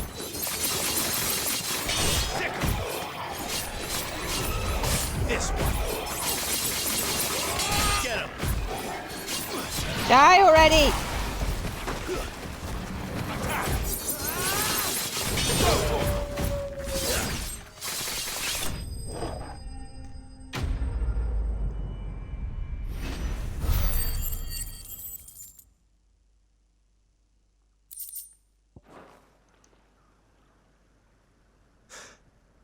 Call that a test, Ultima? Clive! Don't challenge him. Are you alright? I am. But it seems the reports were true. The thralls have returned. I dispatched the few that I found, though. Well, there's something, I suppose. But what were they doing south of town? They all came from the north last time. We might be able to fend off an attack from one side or the other, but from both? Do you have eyes in the north? Some. I should probably go and have a look, though, just to be sure.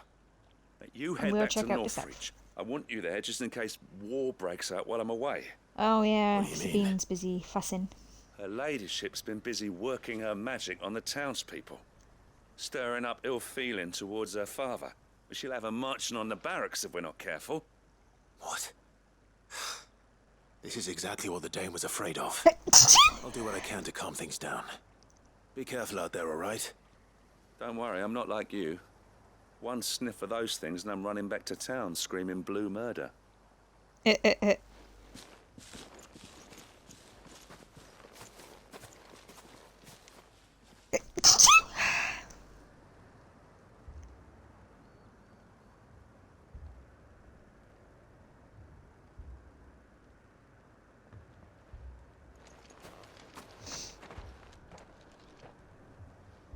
Do you not see, Father? The people of Northreach have given enough, and only a fool would ask for more. Listen to me, Sabine. Where would our people be without their country, hmm? The Empire is their sword and their shield. It is she that ensures they can live without fear. But now she teeters on the brink. Without their sword, how will the people fight? Without their shield, how will they protect their kin? Can the unarmed stand against the advancing hordes? No. Managed without, yeah. There is yet hope. A new shield, a new sword. A new empire. We can the other one did so rebuild well. Sandbreck, just as Great Griga wills it. Perhaps we could, Father. But we don't want to. Not if it is built on the broken backs of the people. Please, let us not quarrel in the street. You must see that no good will come of this. Our fight is not with each other, but with the threat that draws ever closer to our gates. A threat that your sword has yet to rid us of, Your Eminence. You will hold your tongue, whore. Excuse you. you. Have filled my daughter's head with your heresy, but I will not be corrupted. Corrupted? Your daughter's opinions are her own, as you would know if you had ever deigned to listen to her. At least I hope they are your opinions, and not posturing born of a family feud. Northreach deserves better than that. Northreach deserves better than you, Carla.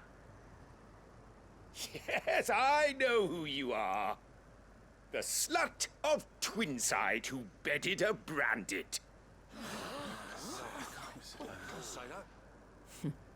Jealous, are you? That a woman might choose a bearer over a pious man of Griga. Clive!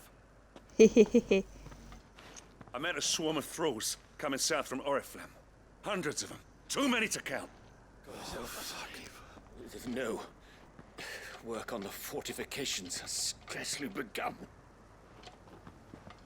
We will retreat to Caer Norvent and there make our stand. No, this is their homes. Did you hear me? That was an order. While this is but a heartfelt plea, let us make our stand here and protect our homes. Protect those that we love. Together, for Northreach!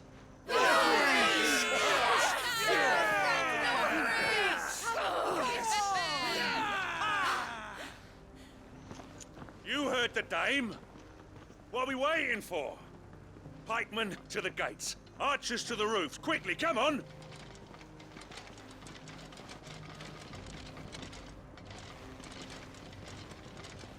But she is but a common... whore, yes. And we'd follow her to the gates of hell.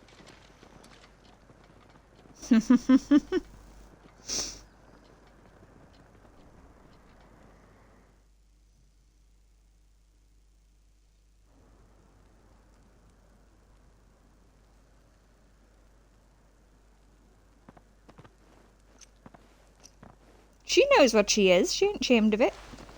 The men have their orders, and they look like following them. I got them spaced out at regular intervals. Whichever direction the thralls strike from, there'll be someone there to meet them. Thank you, Philippe. Rest assured the people will play their part.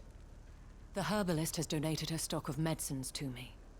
Should any of your men be injured, take them to the Vale. We'll see to them there. Thank you, milady. I will.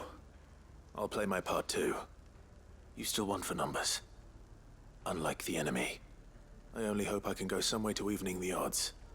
Philippe, can I leave the south in your hands? I doubt the thralls by the lake were the last of their number.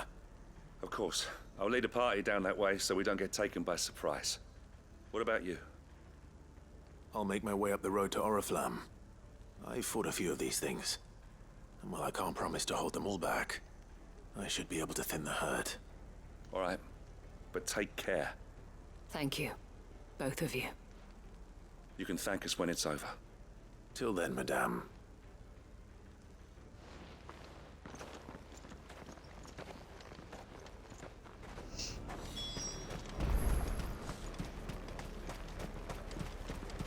Come on, men, up to it. I want steel in the hands of every man. Yeah, Duke, you shouldn't try giving orders you aren't certain will be followed.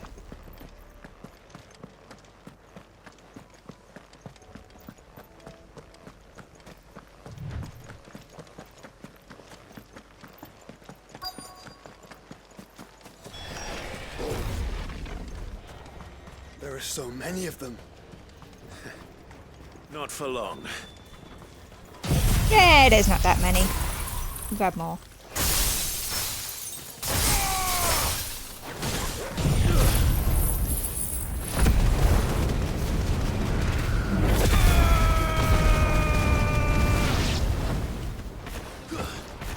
Get him!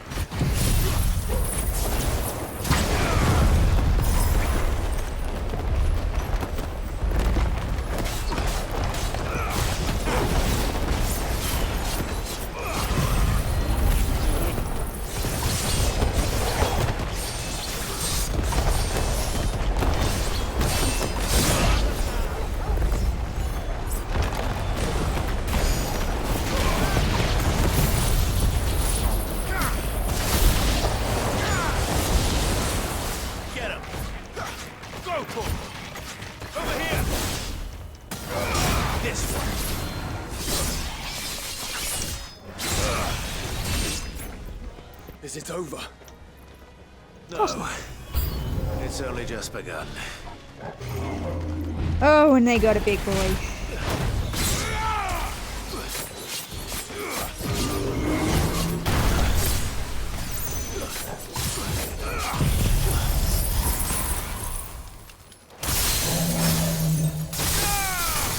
Now, Torval!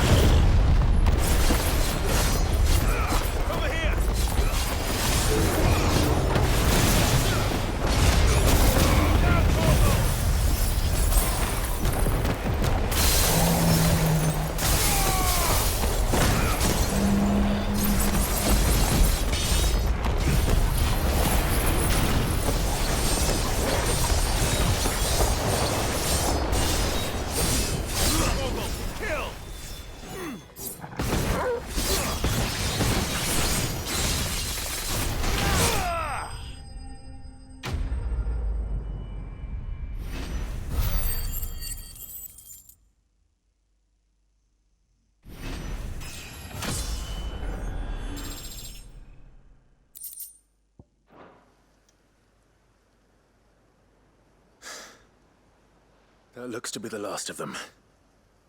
I wonder how the others fared. Better hurry back to town. Come on, Torgal.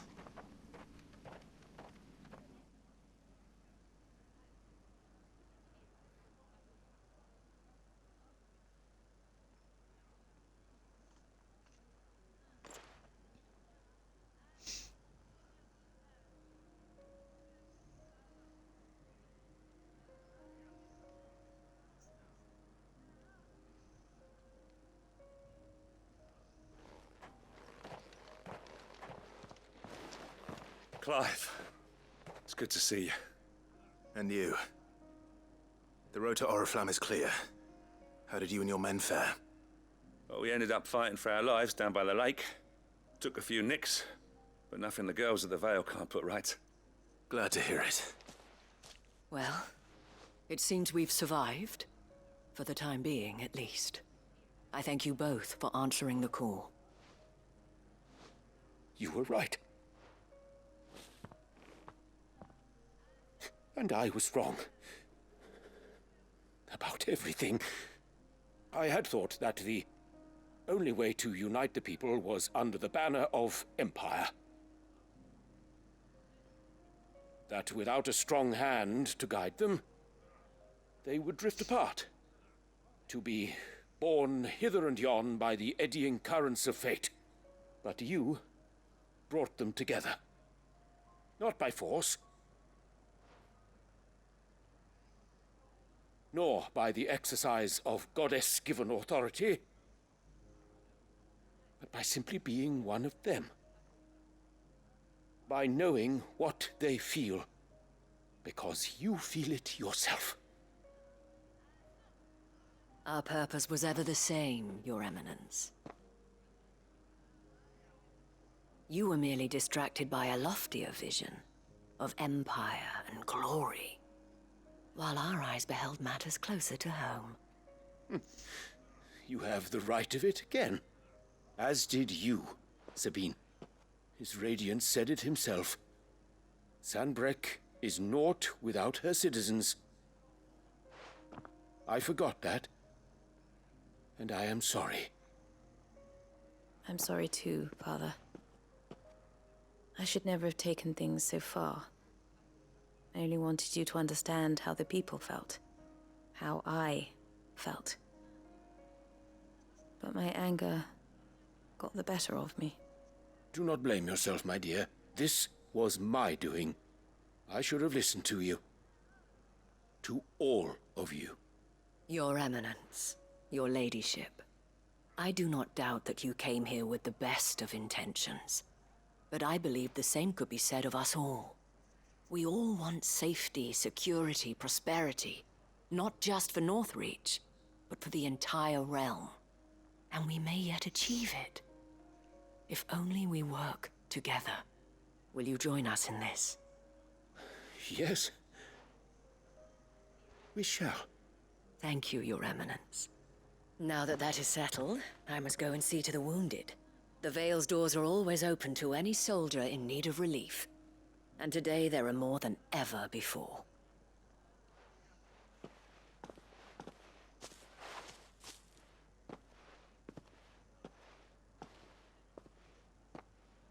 Madame Isabel is a rare soul indeed.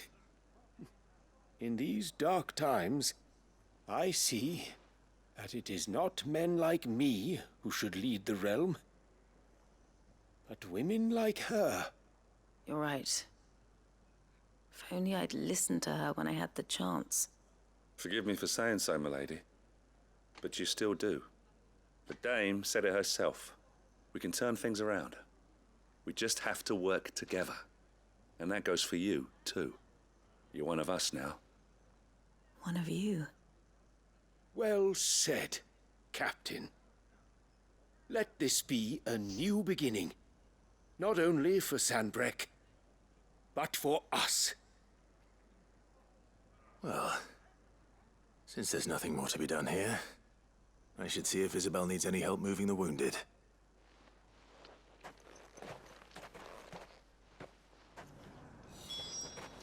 Can we get you anything?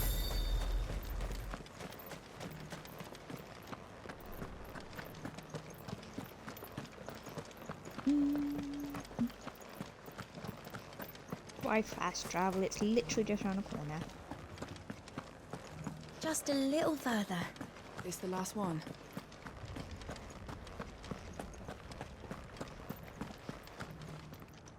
How goes the treatment of the wounded? I'd be happy to man one end of a stretcher if it would help. You've helped quite enough for one day, Clive. Thank you. Don't mention it. Oh, but I must. After all you've done for this town, it is the very least you deserve. Tell me, if Northreach had fallen, what would you have done? A woman of your means could find a home anywhere in the realm, but I sense you would rather have died here. It's a long story. For you, madame, I have all the time in the world.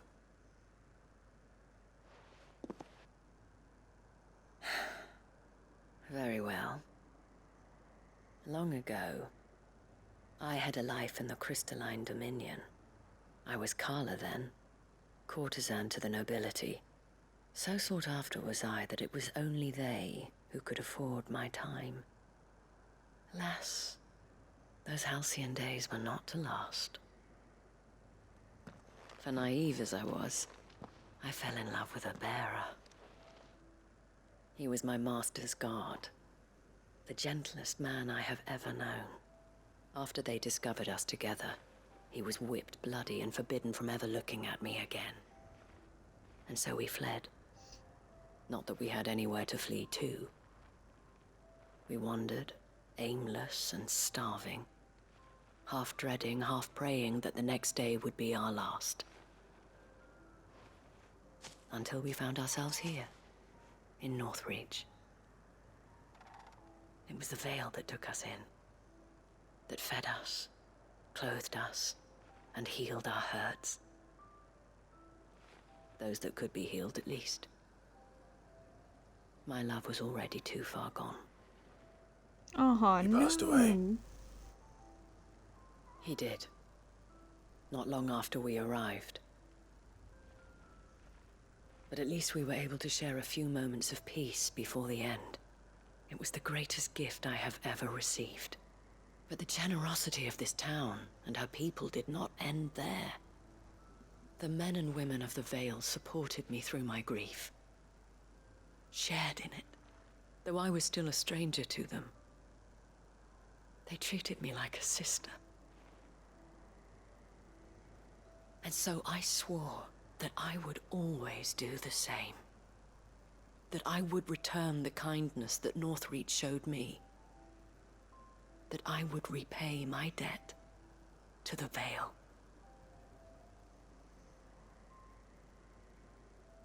Thank you, Isabel, for sharing this with me.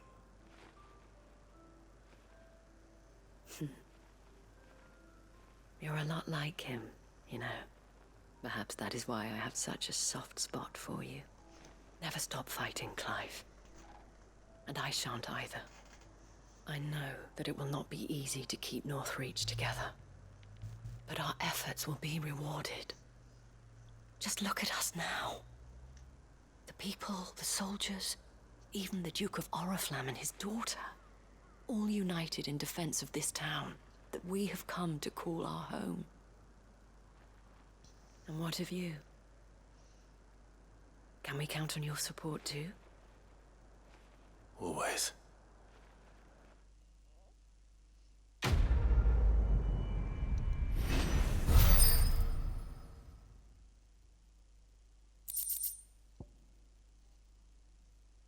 Oh, I got another Orichalcum. Oh yeah.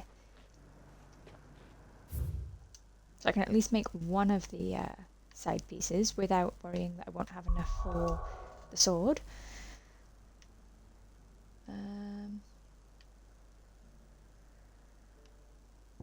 Right, let's start here.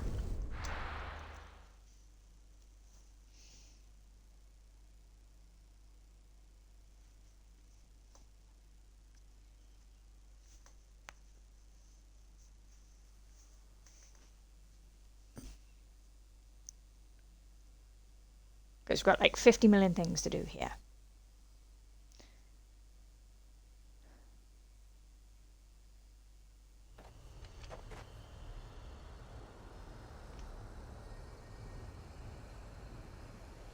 Let's see, why are we glowing blue?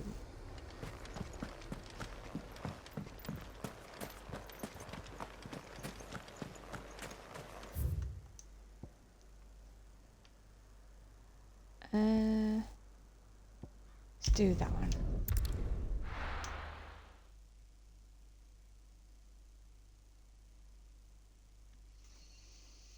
Wish I at least had a compass. You know, just like a little one in the corner.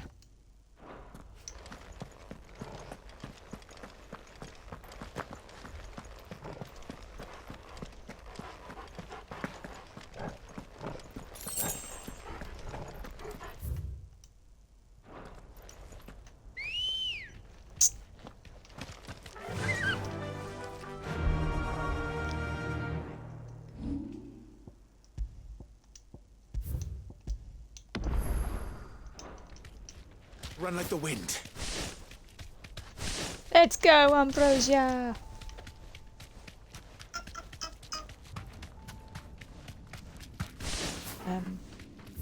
Wait, did I pass it? Okay. 10. It's a little bit awkward to drive this thing.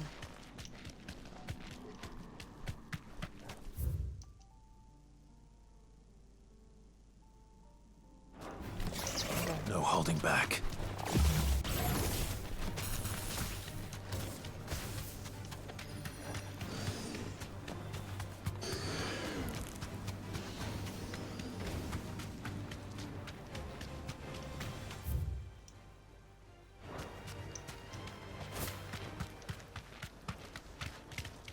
Might this be Nickelberg? Straight home now. Ah, place that we were off about. Wow. People are alive?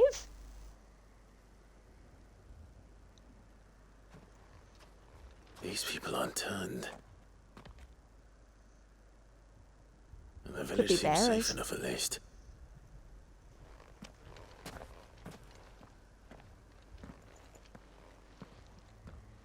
What is going on here?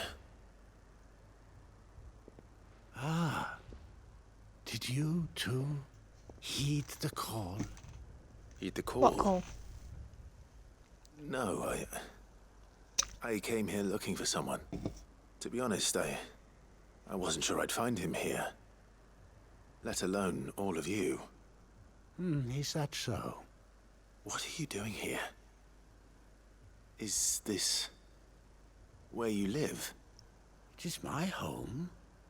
The others, they heeded the call. You keep saying that. What do you mean? They came here to perform the rite, just as King Barnabas instructed. This village... He did. ...is their altar, where they shall cast their shawls upon the gentle waters and give themselves to the Lord. Oh, we gotta stop this then. Oh, Lord, cleanse us of our sins. Let us be reborn in your loving arms.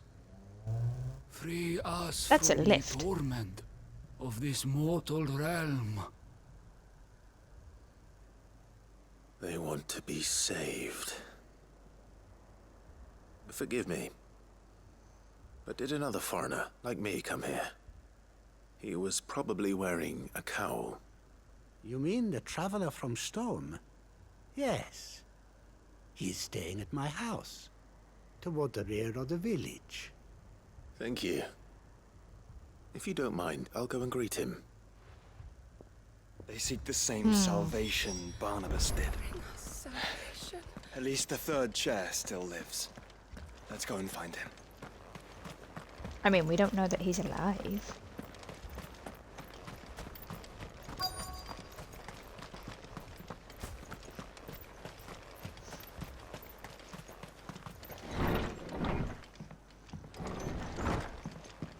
Oh, he is alive.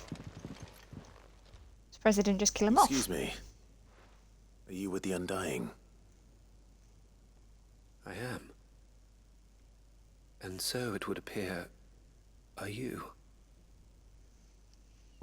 Lord Rosfield, if I am not mistaken. That's right. And you must be the third chair. I am. Cyril was worried for your safety. He sent me to find you. Then I must apologize. I did not mean to trouble the bearer of the burning quill. Much less you, my Lord Marquis. He said that you had failed to report. Is there a reason for that? I came here to study the followers of this new faith. But the more I learned of them, the more my own faith began to falter. You have seen them at their prayers, have you not? They devote themselves to the veneration of their Lord with a fervor I have never seen before. Praying night and day that they might be rid of their wicked wills and reborn in their Saviour's light. Not that they might be granted respite from their worldly woes, but so that they might continue to serve him. Serve him with all of their beings. I, too, swore to devote my life to the service of my Lord and Master, but this... it is different. It is more.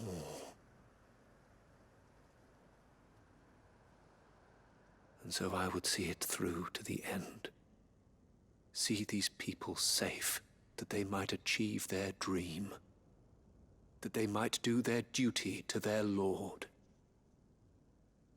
Even if it should keep me from doing my duty to mine.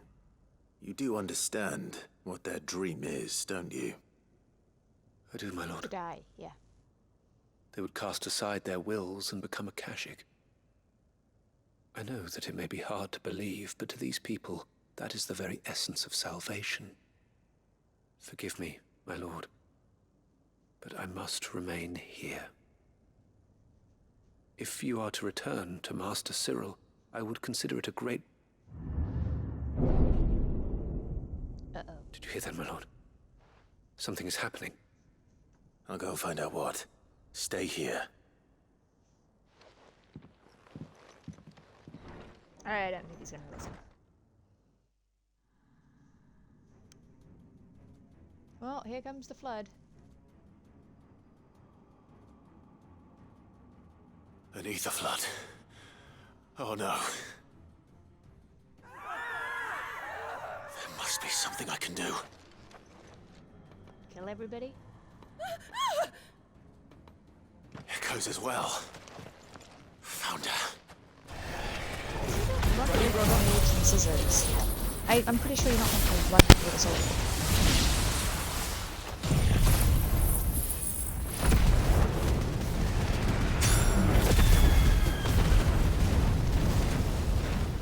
Ready.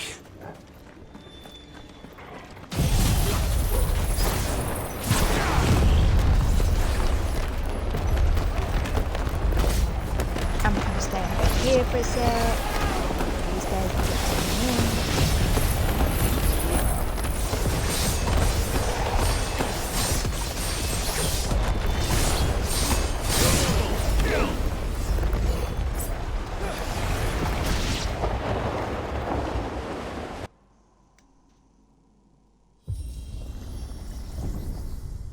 What now?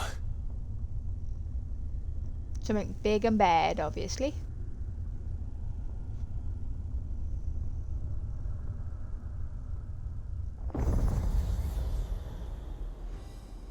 Oh.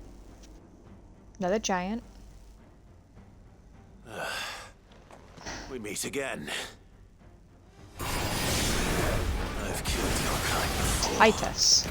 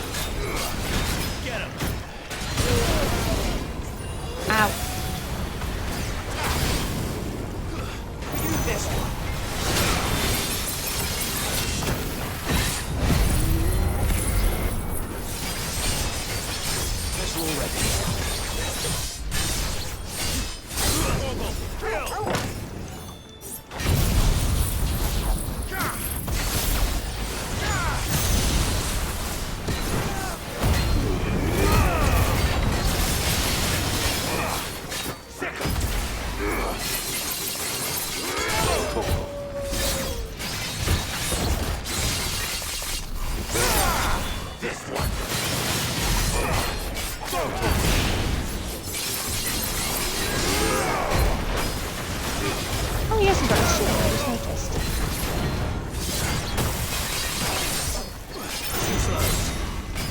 This is actually a trident of some sort. It's got 3 prongs, so it must be a trident. Spy because 2.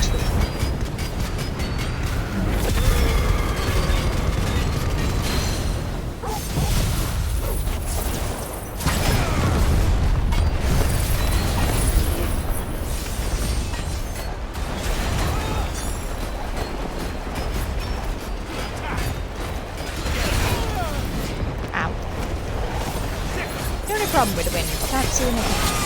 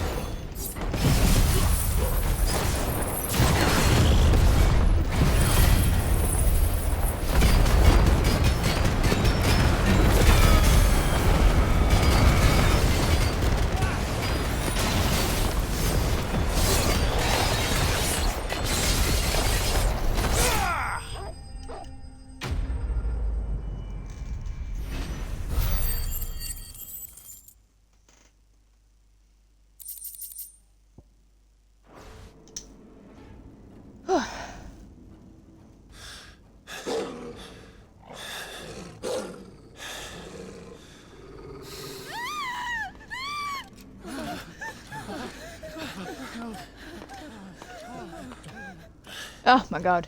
Damn it.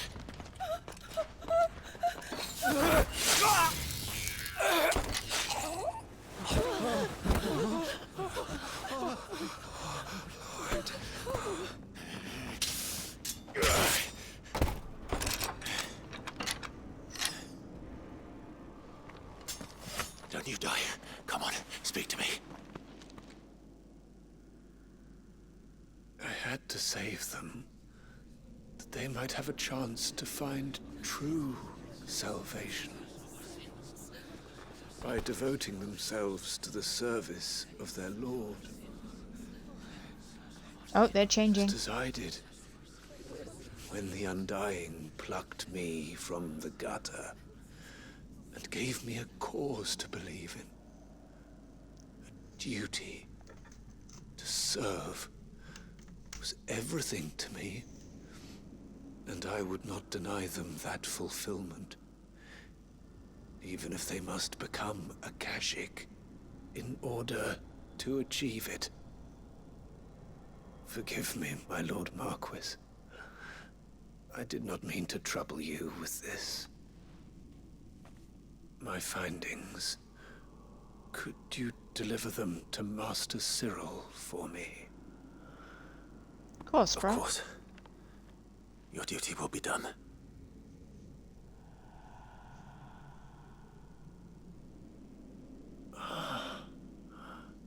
Look, my lord. They are saved.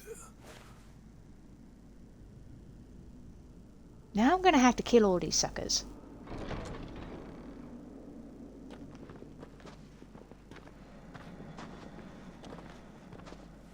Maybe?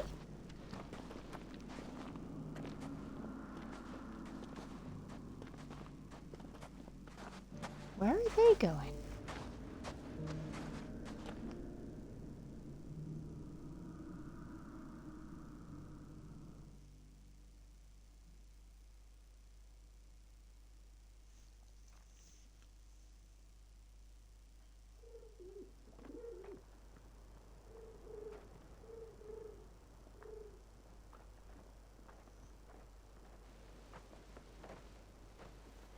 They are saved. Founder. I should get this report to Cyril. No, first off, I gotta buy my stuff. Welcome. Of course. A fine choice. Anything else? Come again.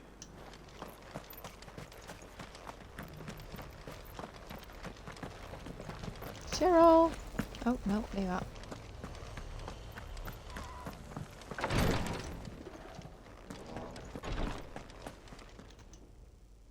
My Lord Marquis, welcome back. I am glad to see you hale and whole. I met with your third chair, Cyril. He bade me deliver his findings to you.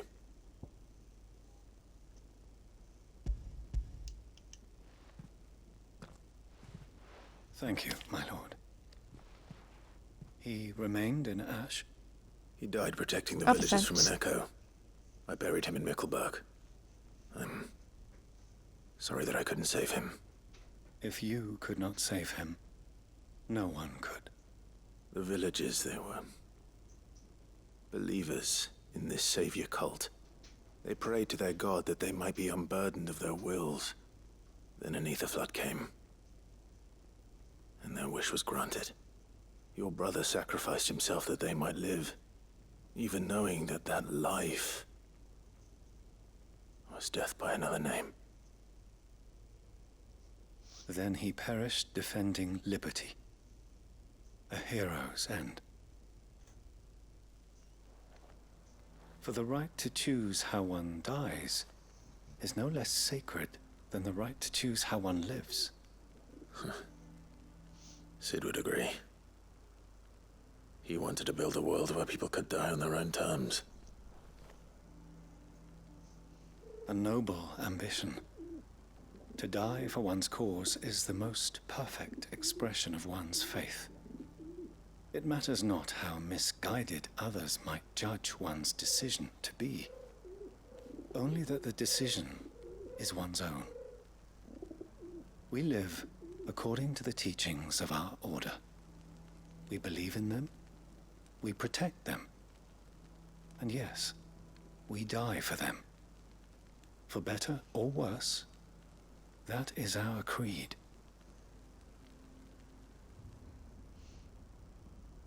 But he didn't die for your creed. He died to save them. And you still believe that what he did was right. I believe They chose how they wanted to die. that he believed it was. We of the Undying are not slaves, but willing servants. And this was his will, the ultimate expression of it. All right. I'd like to know this man's name, Cyril. To know the names of all the Undying who've fallen in the line of duty. They died serving my house. It's only right that I remember them. That is my duty. Of course. I shall fetch the Book of Martyrs at once. My lord, it has been, and shall ever be, the greatest honor of my life to serve House Rosfield.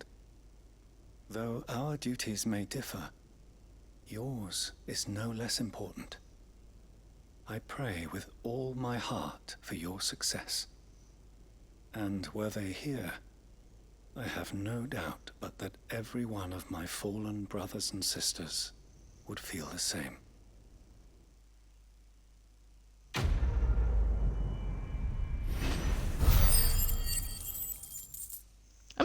I'm starting to respect this fella. Oh, and I got another... Yes, I have another Orichalcum. I can build the belt, the gauntlet thingies, and once I get that dark steel, I can then build the shield, the sword.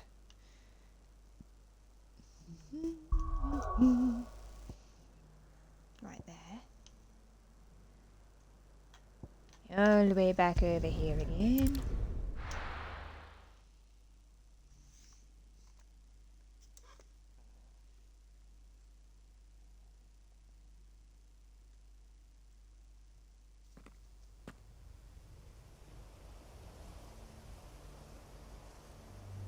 Collect 6 signboards.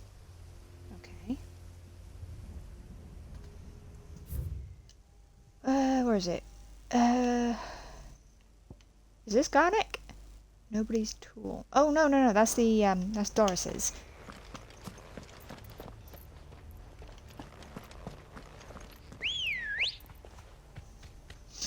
Doris is waiting for me near Balmung Dark. The longer she's out in the open, the more likely she is to be found by a Kashyyyk. I need to hurry. Faster! Excuse me, coming through.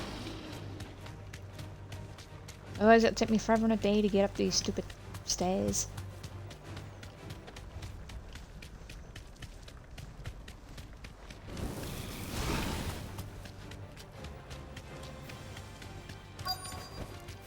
Back to the stables, Carl.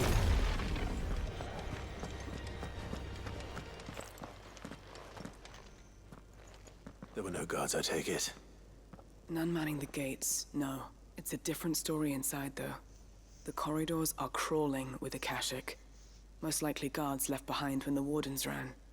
If Chadwick was being held here, I worry that he may already be. Don't give up hope just yet, but let's move quickly. Let me check the ground floor. The ether's thickest there. Then I'll search the upper level. Good luck, Sid. Stay safe.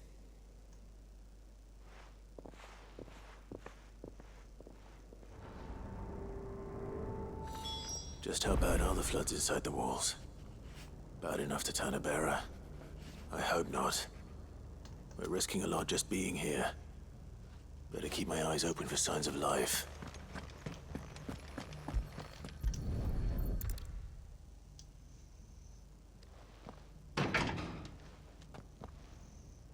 Locked up tight. Do we not have a key? Oh, going this way.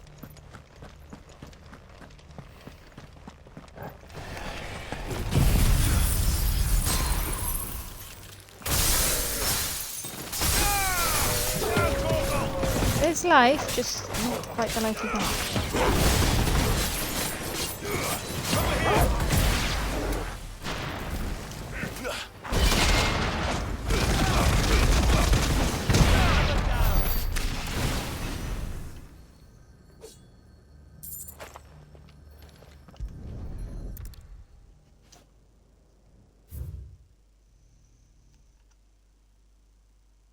Rear and train a Kuza Beast for deployment in the field. So this place was no ordinary prison. And I doubt they'll have taken the creature with them when they fled.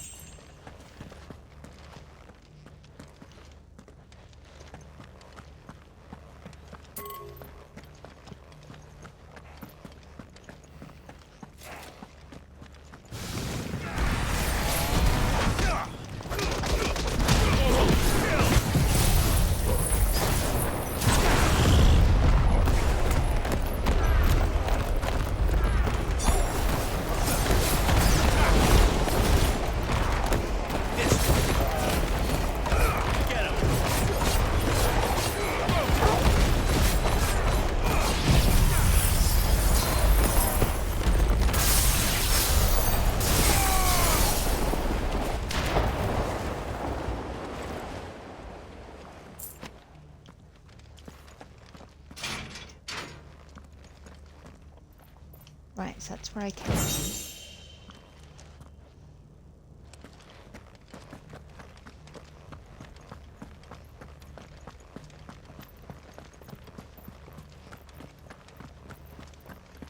This is where I came at.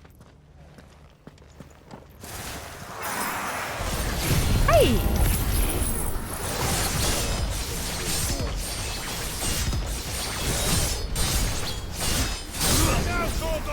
Alright, so we got some magic men here.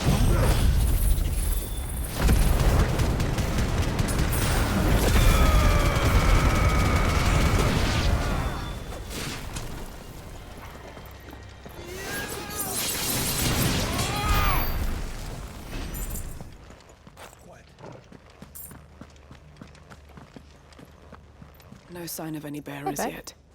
I hope you have better luck downstairs. I mean, did you not pay attention to the people we just killed along the way? Quiet. Quiet.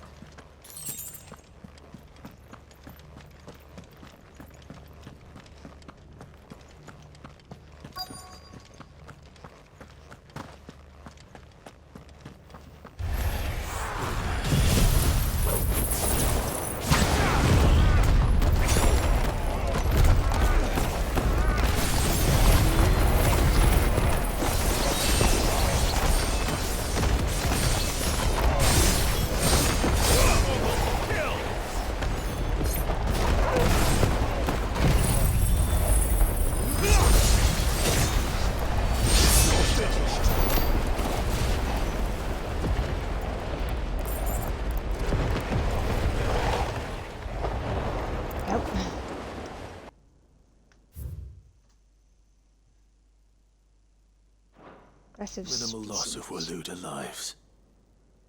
And what happens when they run out of bearers? Even the Imperials take better care of their branded than that.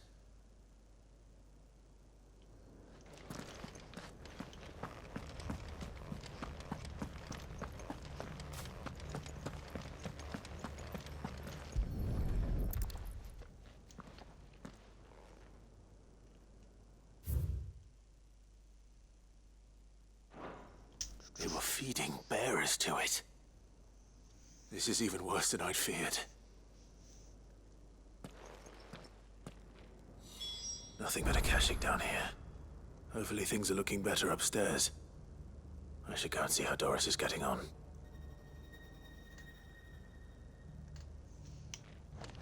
I was just up there!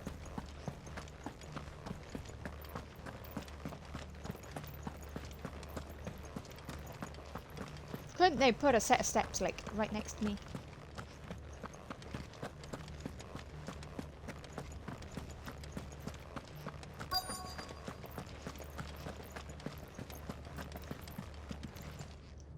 No luck downstairs.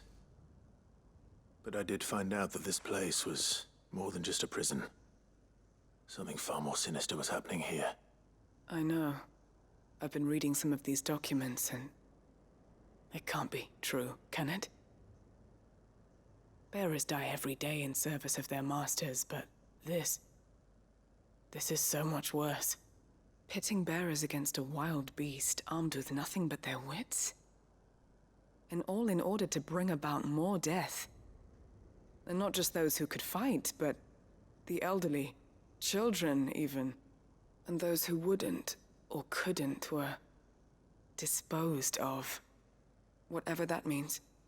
I'm afraid it means they were fed to the monstrosity they kept here. Then we're too late. And I was a fool to bring you here. Don't say that. Did you find anything else? A key. But it doesn't fit any of the locks on this floor. Perhaps it will fit one of the doors downstairs. There's a corridor I haven't searched yet. Finish up here, then come and find me when you're ready. All right. I'll be there in a moment. But you could just given us the lemon key. Just unlock this one? No. We're gonna have to fight this beast. We know this.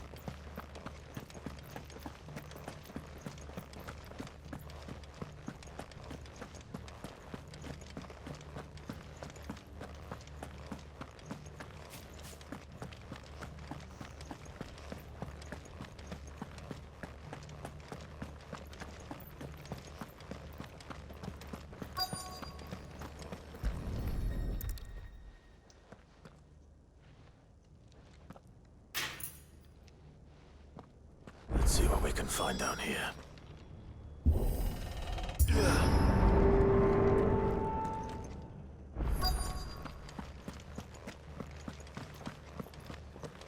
Yeah, I can burst through there, but I'm gonna look first.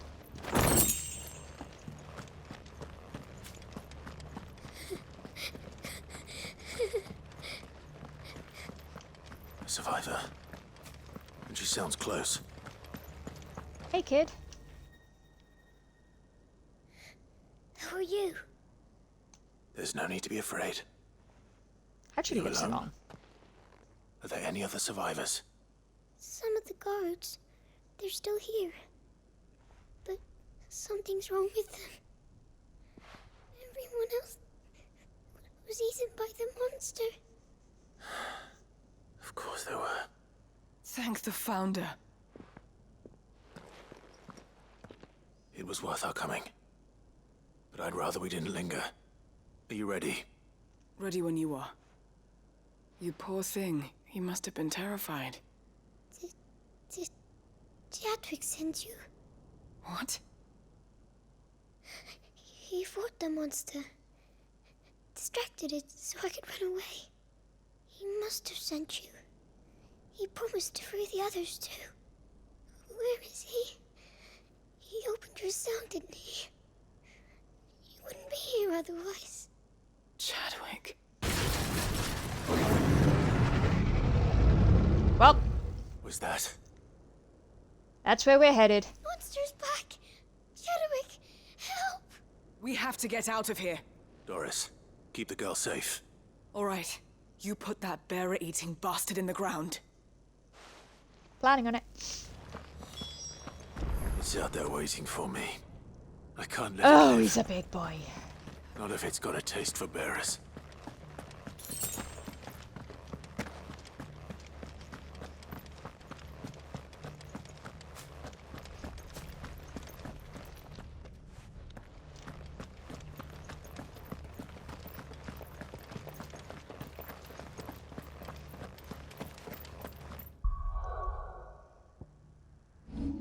Just in case.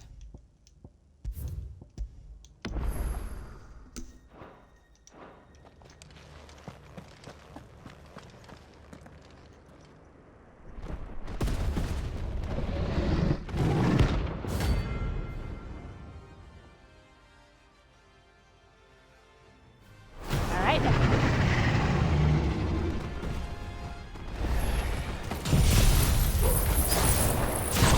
Beast will wreak havoc if it ever leaves the prison. I can't let that happen.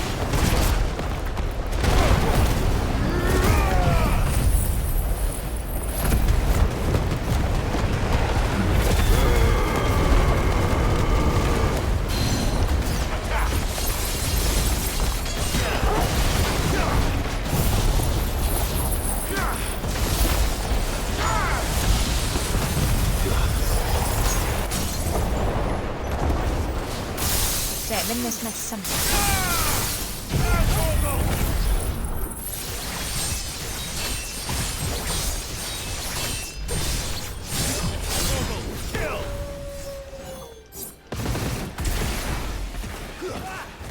Get him!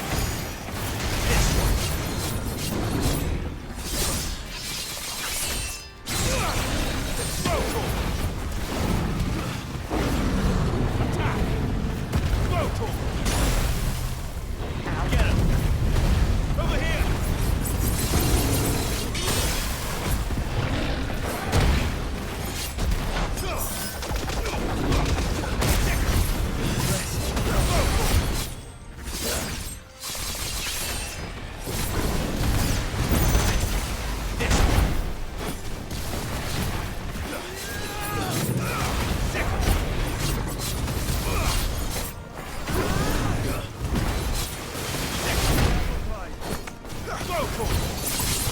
Hey, I'm getting up close. You're doing distance here.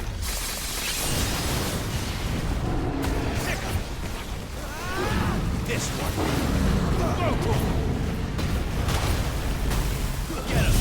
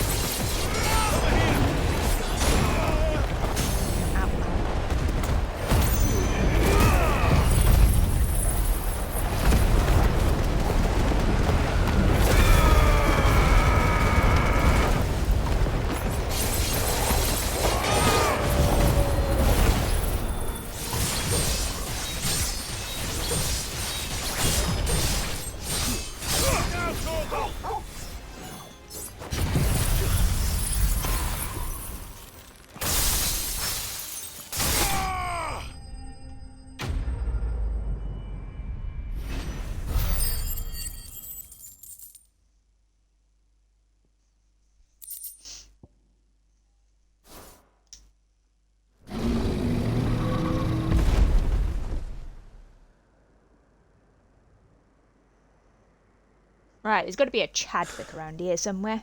Finally. Sid, are you hurt? Where's the kid? I'm fine. I think.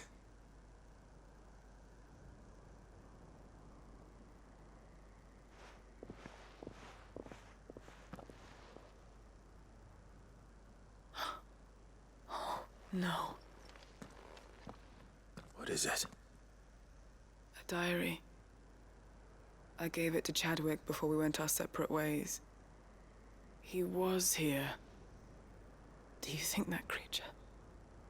I'm sure he fought bravely to the last. The girl is safe thanks to him. Chadwick. You fool. Come on. We have to get her back to the hideaway. We don't want his sacrifice to have been in vain. No. Of course not. I'll see that she's looked after from now on. It's the least I can do.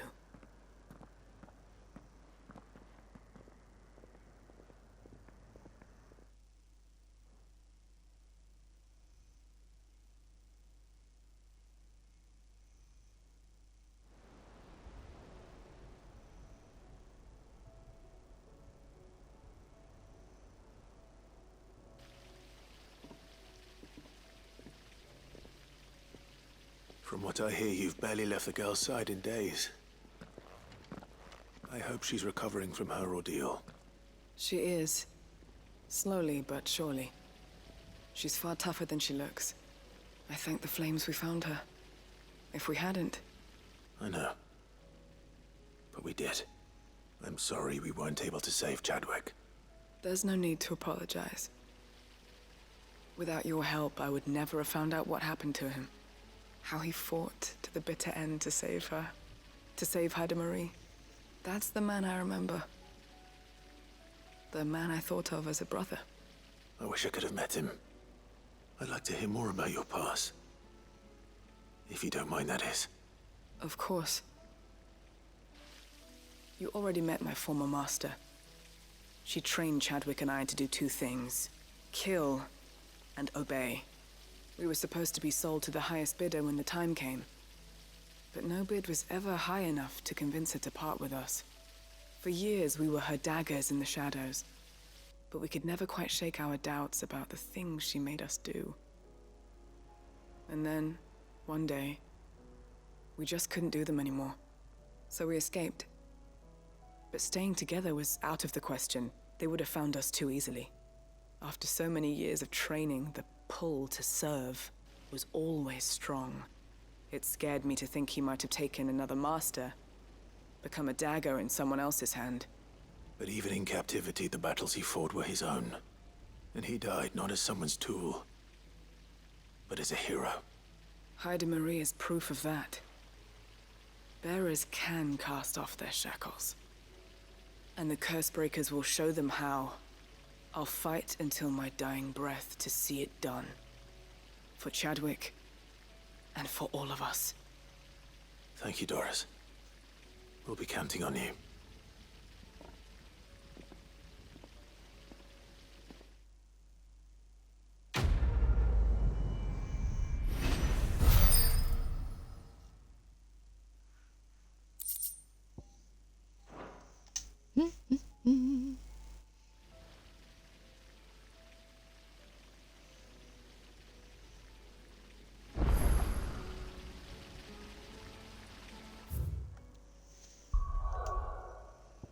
I haven't finished over in Ashland yet.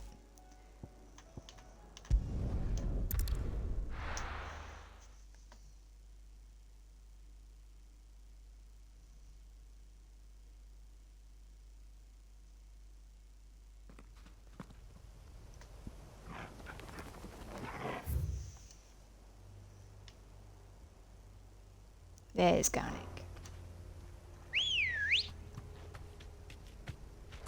Ready, go? Wait, where am I going? Okay, so if I just head straight forward.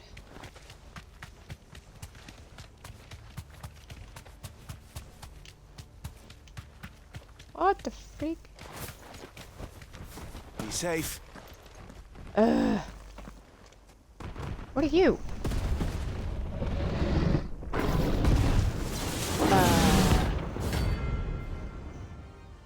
I was not prepared for this. Excuse me, I was strolling along. I'm heading to Garnick.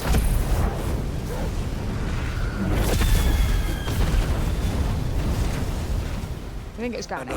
Less guard dogs. Quite a specimen it is too. Ow.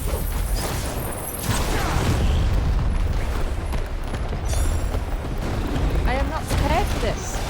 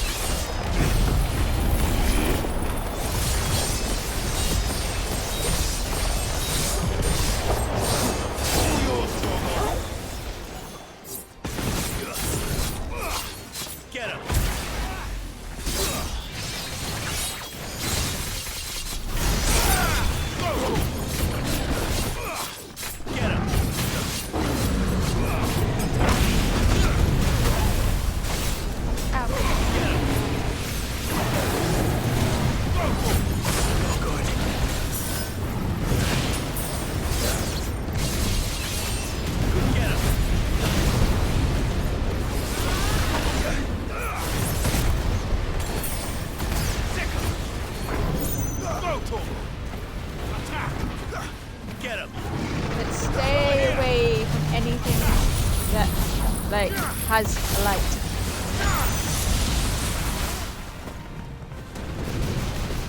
Ah!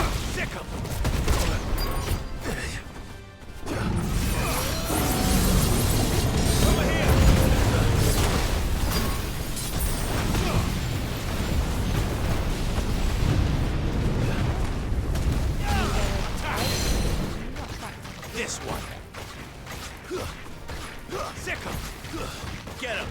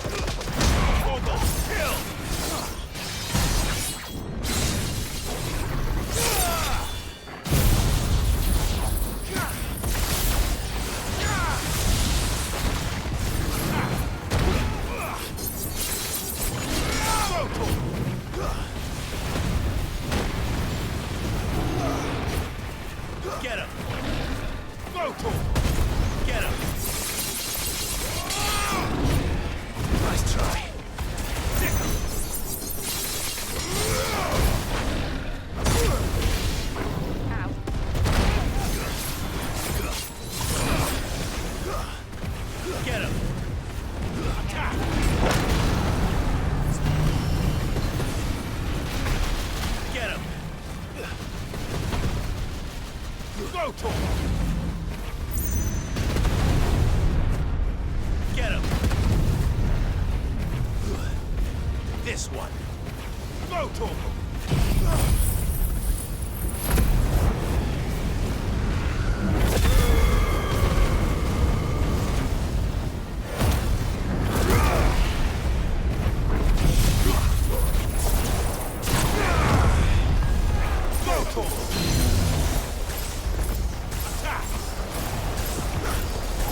Over here! This one!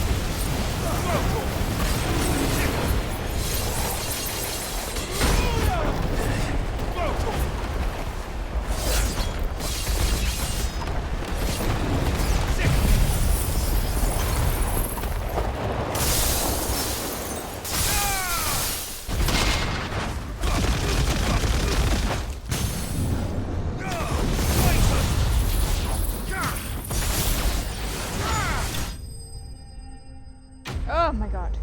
I was not sure I was going to make that.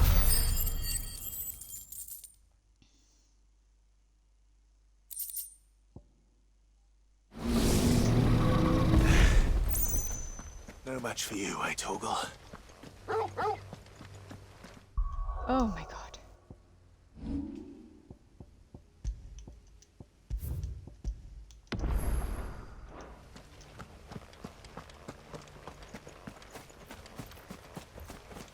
Jeez. I was just trying to get to this little freaking village!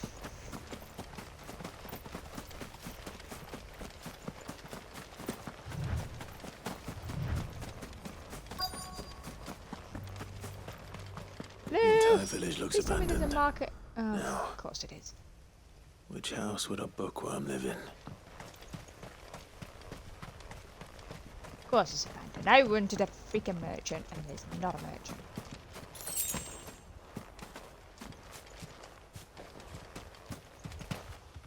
No, let me climb over the fence.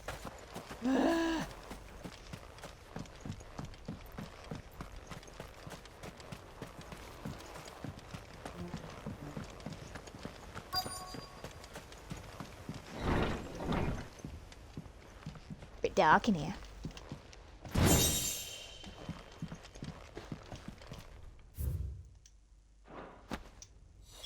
This is it. But if what it says is true, I need to get this back to the hideaway.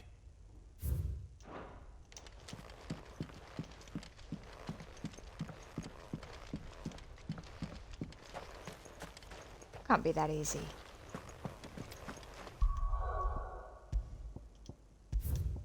Nah, that's too sus.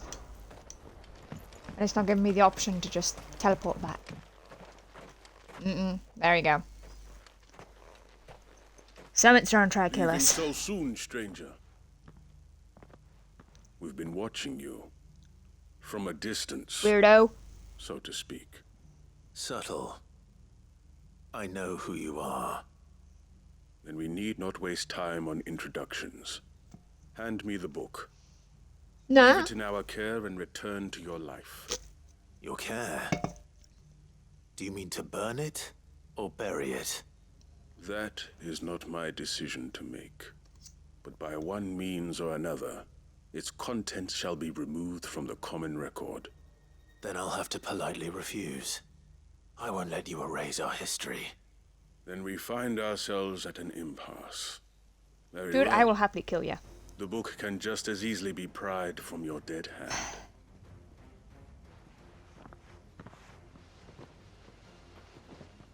Really? After what I fought outside this frickin' village? Let's see, shall we?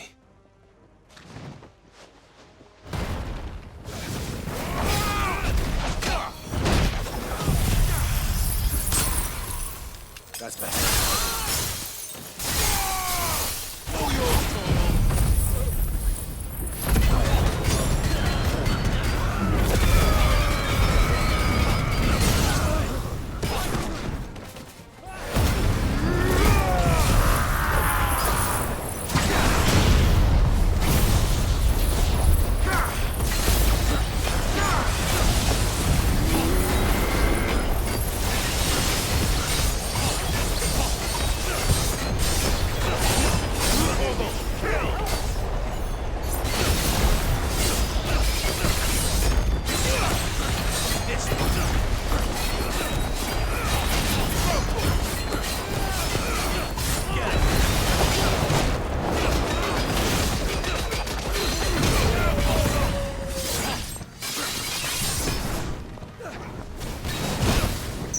I got.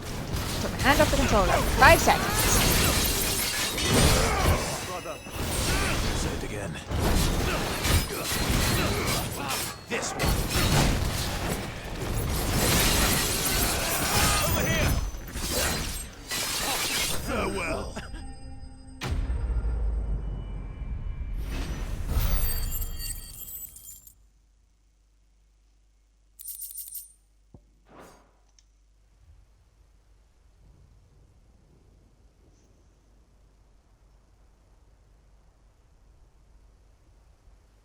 Impressive. But we have other means. We shall claim the book yet. Why do you want it so Until I make badly loads of anyway? copies. It lays out in no uncertain terms the vanity and avarice of mankind. It tells the shameful history of the persecution and oppression of a gifted few by a giftless many. Would you say that this interpretation was correct? Sure. I don't know. You don't know. Your sword may be sharp, but your wits are dull. So let me answer for you. There is no correct interpretation of history. That a series of events took place may be proved beyond a doubt. But there can be no single, immutable explanation as to why they came to pass. It is a question of numbers and of belief. If enough people believe that a set of events occurred for a reason, that belief becomes the truth. So you're trying to control the truth? We are trying to protect people from themselves, from knowledge that would bring them naught but pain. That is all. Or better understanding. You may keep the book, for now. The world is small. We shall meet again. Until then. Yeah, probably when I'm trying to get another freaking book. Wait. Damn it. Let's get this back to Vivian. Perhaps she can explain what that was all about.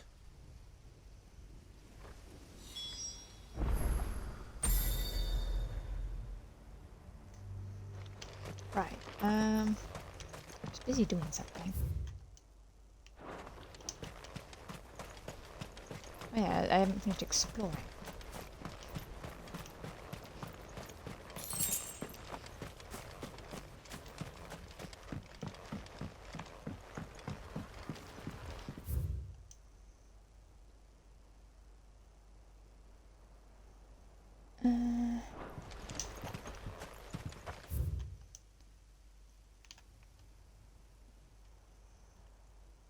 Oh, that's right, I still got the conservatory to go do.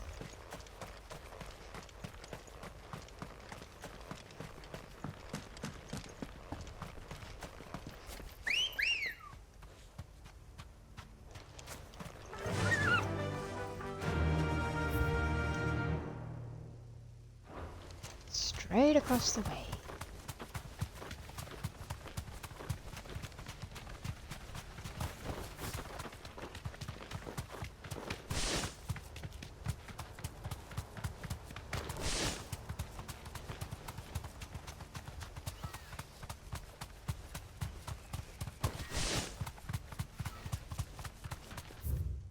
Right, is it this way?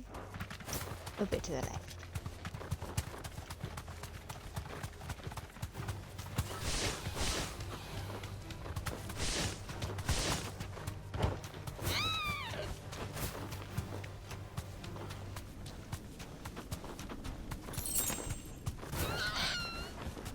Oh, come on, it's a tree.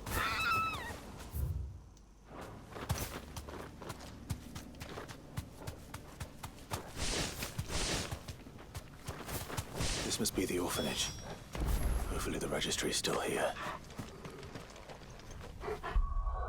Oh, I heard him growl.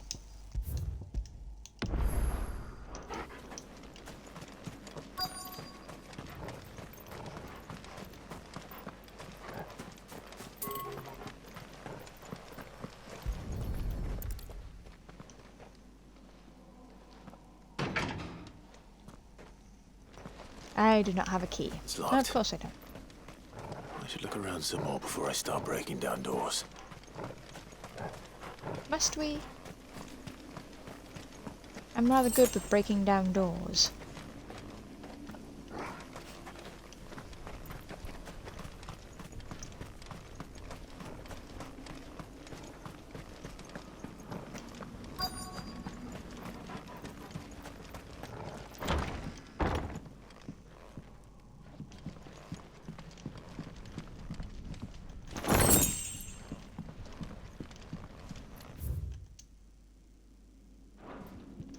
Disposed of. Conditioning. This is nothing short of torture. Herman wasn't exaggerating. It's a wonder he survived this place. I need to find that registry. Does that mean we can break down the door now?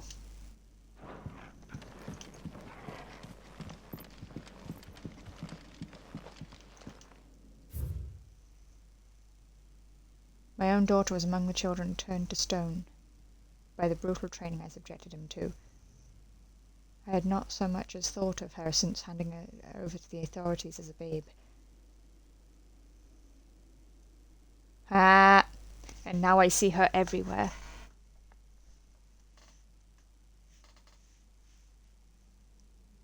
The mother I killed for giving birth to a bearer. Huh. I will command them to tear me limb from limb.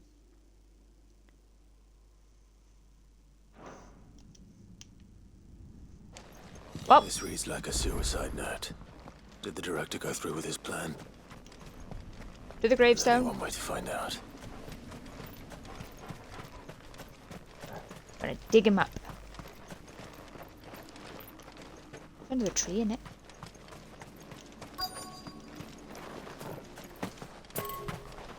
Oh, okay, gotta keep going.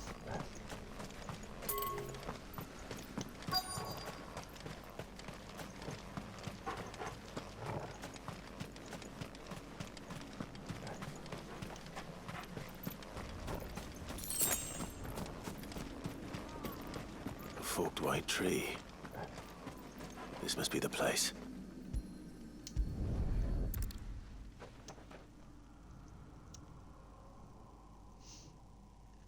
Could he really be buried here? There's something hidden among the roots. Let's see.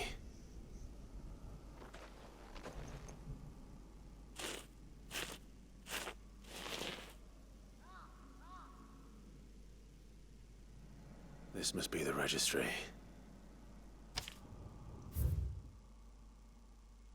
Hans, Alfred, Franz, Paulina, Bruno, Johanna. Reinhard, Marta, Lothar, Dietrich.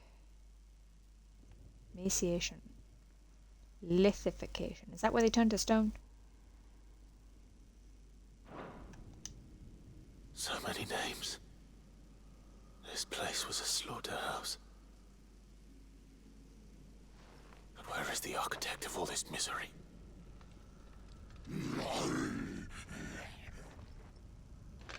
Oh. There he It is. was only a matter of time, I suppose.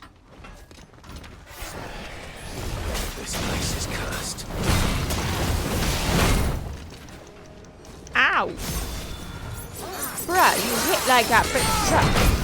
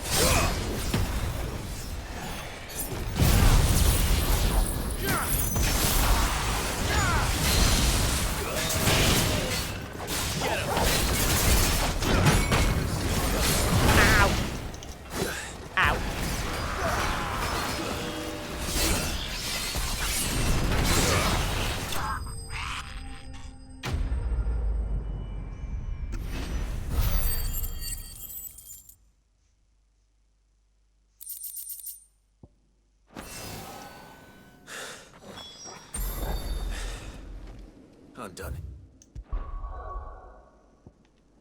Right, let's just double check. Literally, the only one left is going back there.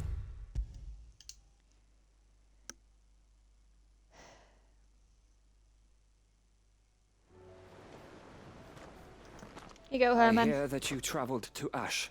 Sid, did you by any chance recover the names of my fallen friends? I did. Yes.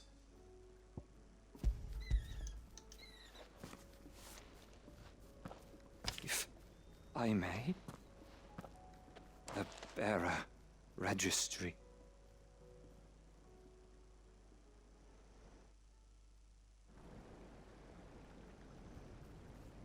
The director was a brutal man.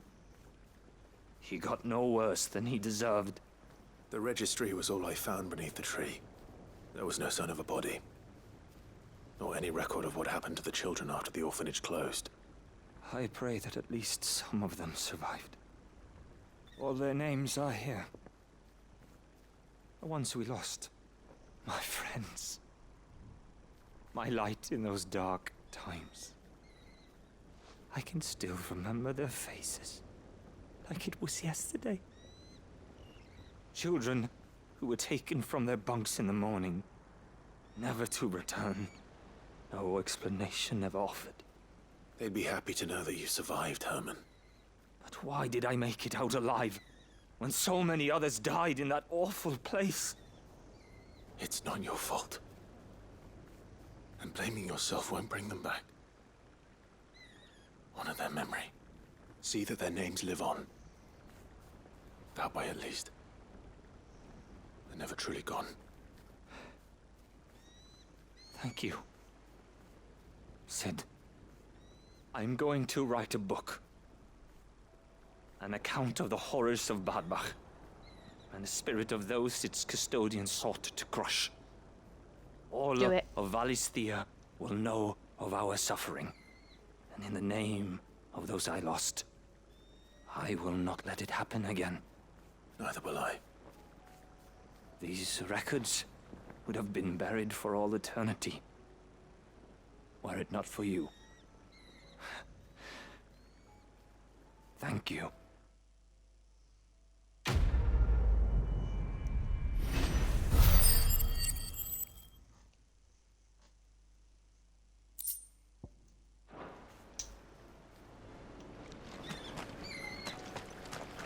Do you suppose it's magic keeping the thing afloat?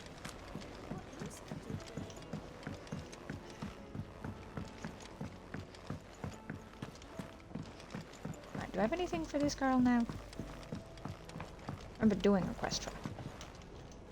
Mid, tell me this is all you need.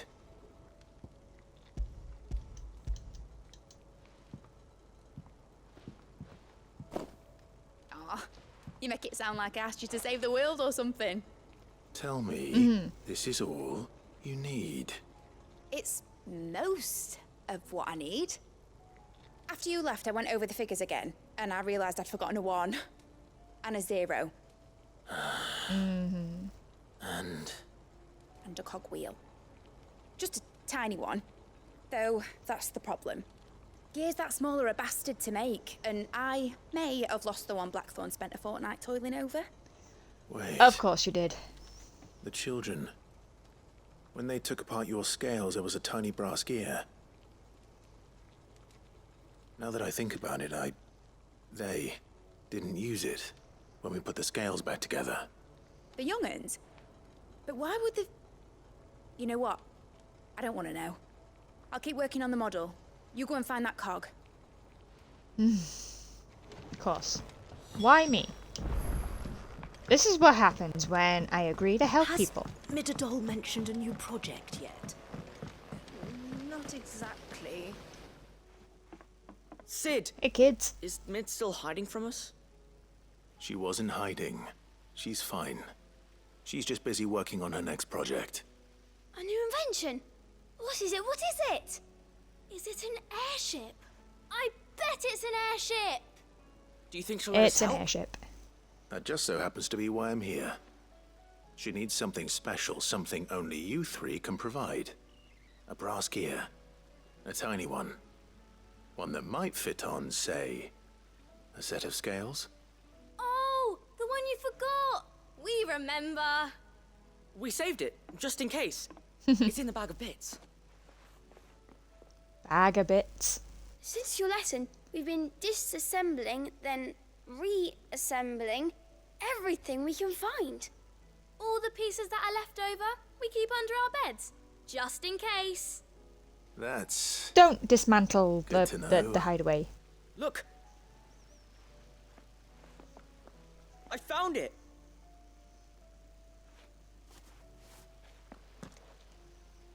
Is that all? Just the gear? We have more parts if Mid needs them. That's all for now. But I'll let Mid know about your... hoard. Just in case. Thanks, Sid.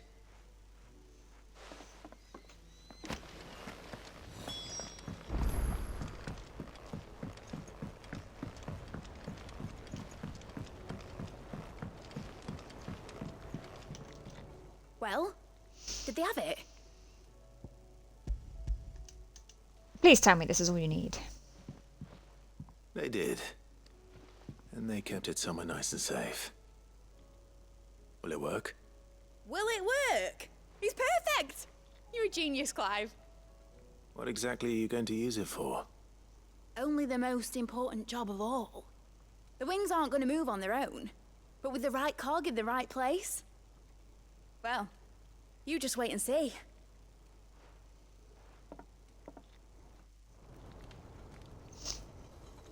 I bet Sid had a right handful. That should do it.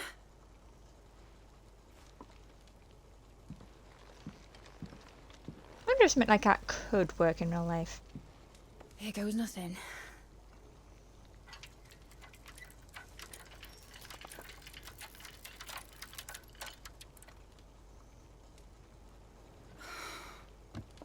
Titan's tits.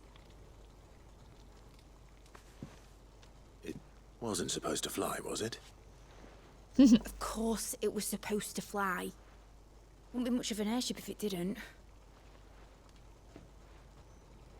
Honestly, these bloody engines are driving me mad. I was so sure this would be the day she soared. I mean, the engines we spent forever The building. mithril engine was made to make dreams come true. But maybe this is one dream the world's better off without. Show folk how to take flying. It won't be long till they're raining death down on each other. People will lose their homes. Children, their mums and their dads. Like I lost mine. I'm sorry. So am I, Clive. So am I. Sorry that I have to choose. Do I follow my head? Or do I follow my heart? Both. Good question. The first time I stood on the deck of your ship, felt the wind in my hair. It was like I was flying. But imagine how it would feel to actually do it. My dad always said there were two ways of living life. Chasing a dream or shuffling to your grave. And he were right. Right about a lot of things.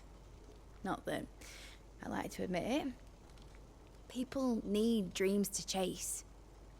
Especially in a world like this.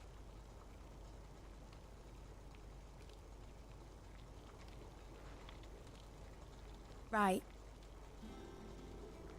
When this is over, I'm gonna take all my mithril engines to Zemeckis and sling them over the edge. I won't have my dream end up turning into someone else's nightmare.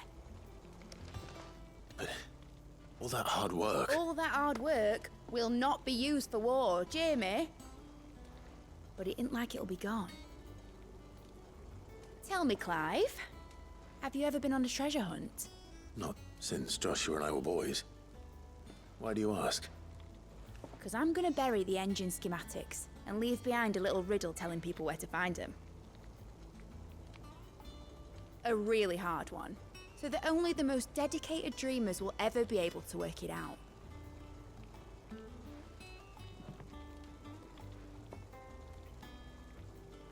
Ooh, I can picture it now. Some daft general squinting at the words with a gormless expression on his mug. Like that one, yeah. Right.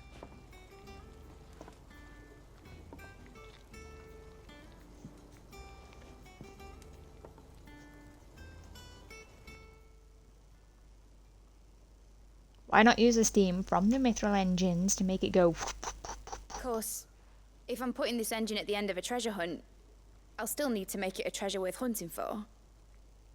Won't be much of a prize if it couldn't even make a toy boat fly after all. My dad always said, dream big. But it ain't the size of a dream that's important, is it, Clive? Only that it's a good one. And I reckon I've got a fair few good uns left in me. I'm sure you do.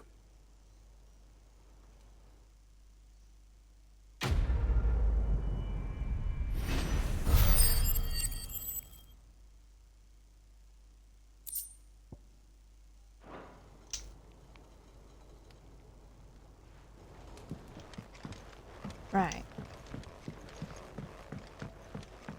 And all of those. Nitterdol mentioned a new project yet? Not exactly.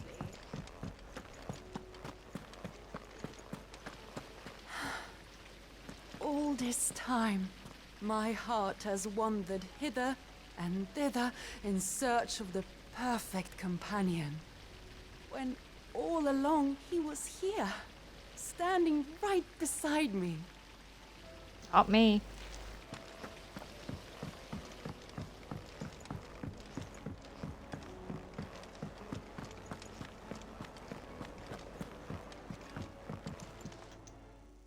Vivian. I found it. The book you lost. So-called lost, you mean? You found it. Thank you, Clive. Even though I asked this of you, I was not entirely sure it would be possible. I feared the executors had seized every copy. I met with one of these executors, and I convinced him to let me keep it. He told me something. That the truth is just a matter of collective belief. And that if enough people believe a lie, that lie becomes the truth. It does. But it also means that the truth is not immutable. That it can be changed. Provided that those who wish to change it can convince enough people that their perspective is the correct one. As the sad history of the bearers proves. You said that the book inspired you to become a scholar. It did. Or its author, rather. She was a heretic, you see. A firebrand and a dissenter. A gallows stood ready for her in every corner of the realm. And by shunning society, or perhaps being shunned by it, she stumbled upon a truth so potent that an entire realm trembled at the prospect of its utterance. I, too, have always felt somehow set apart from the world of men. A stranger to my own species. She taught me that my solitude was not a curse, but a gift. And that, though my journey to the truth might be a lonely one, what I found at my destination would be more than worth the cost. Do you still feel that way? That you're not one of us? Honestly, I'm not entirely sure anymore. Since coming to the hideaway, I find my thinking somewhat clouded. Perhaps the result of studying mankind from a rather closer perspective than I had intended. But the more I study, the more I find value in this perspective. In looking not from the outside, but from within. So if you'll permit me, I'd like to continue my work here. Remember, Clive, That was ever in question? when enough people believe, belief begets truth. Give the men and women of this benighted world the gift of truth. Make them believe in you, as I do. I'll try, Vivian. I'll try.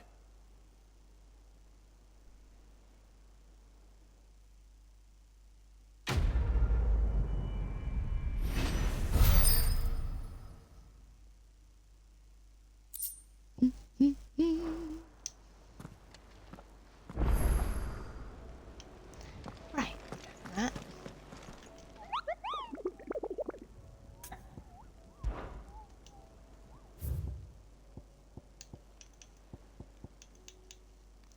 Behemoth King, yeah. Kuza Beast, got the Wailing Banshee. Oh, and I got my TV turned off. Got the Grim Reaper. And Knight of the Splendent Heart.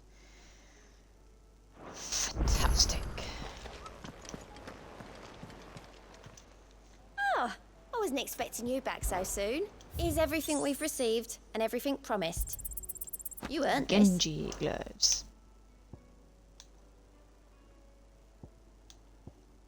Best of luck out there, Sid. Nearly got the next one.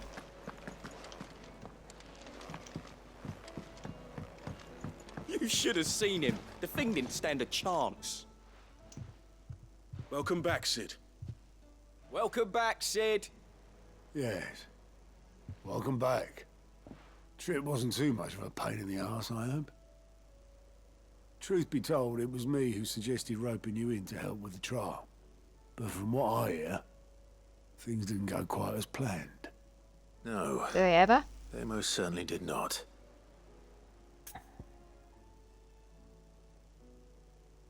Does he deserve passing marks?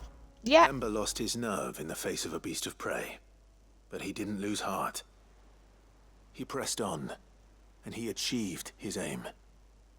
And is that not what we ask of our scouts? Indeed it is. Thank you for your honest appraisal, Sid. The fact remains, however, that Ember will not always have a battle-hardened warrior on hand to pluck him from the jaws of peril. All I have gleaned from this trial is that without someone watching his back, Ember is little more than a liability. Wait, Sergeant. Ember still has much to learn, it's true. And this time he was found wanting. But I'd say he's due a second chance, nonetheless. After all, he did do as you asked. With a bit of hard work, any hand can be made to hold a blade, and any mind can conquer its fears. But a scout's nose is different. You've either got one, or you ain't. And by sniffing out that log, young Ember here has shown he has a conk and a half. Wouldn't do to waste it now, would it? Fine. One more chance. I'll do whatever you ask. I'll spend my days and nights in the pit if I have to. I'll show you. Pit? Just you wait. Daft as a brush, that one. But his heart's in the right place. Just like someone else we know. And if you ask me, we've been leaning on him for far too long. That time the curse breakers took some of the weight off his shoulders, I reckon. It couldn't hurt. Just don't tell Gav I said so, will you? I won't have him thinking he's been hard done by. Next thing you know, he'll be asking for a day off. Oh, we can't have that. Chance would be a fine thing. Back to work. Forgive me, Sid. This did not play out as I expected. Things really do these days. But that's why we Yeah, need we know men about a like giant Ember more crystal than in the ever. sky. Men who can make the best out of a bad situation. Remember that. I will, Sid. Thank you.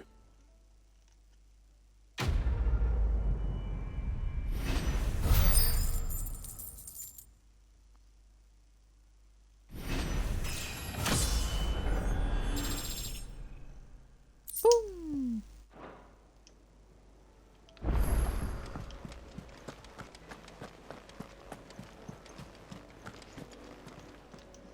Uncle, I bring good news. The Field Marshal has agreed to your plan. Ha! Of course he has. I didn't doubt you for a moment, dear boy. Rutherford is accompanying him back to your manor in Port Isolde as we speak. They will await your return there. As will one other. One other? Who, exactly?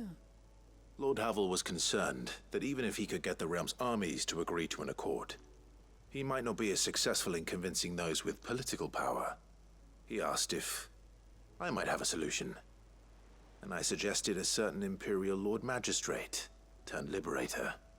One of your co-conspirators? Master Quinton would probably call me one of his, but yes.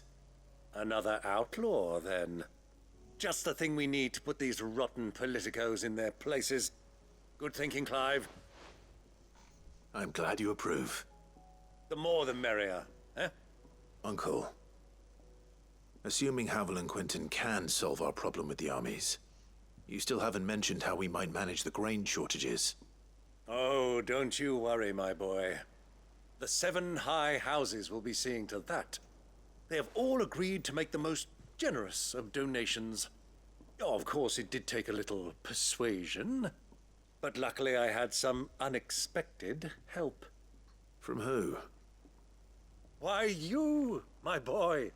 Rumor has it that you rescued the Lady Ariane's head steward Rockford from a horde of bloodthirsty Oh yeah, I remember bandits. Rockford. It was more of a handful. Well, the old battle axe was so pleased. She had a shipload of talents delivered to my private docks by the next new moon.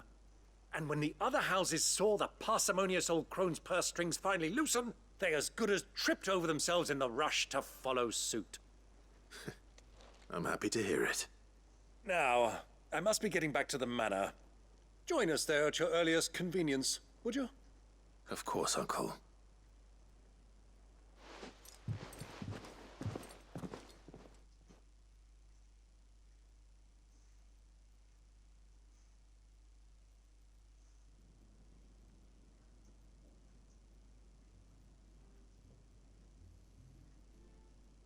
And how, pray tell, will we get that grain to the capital if the roads are still overrun with Akashic?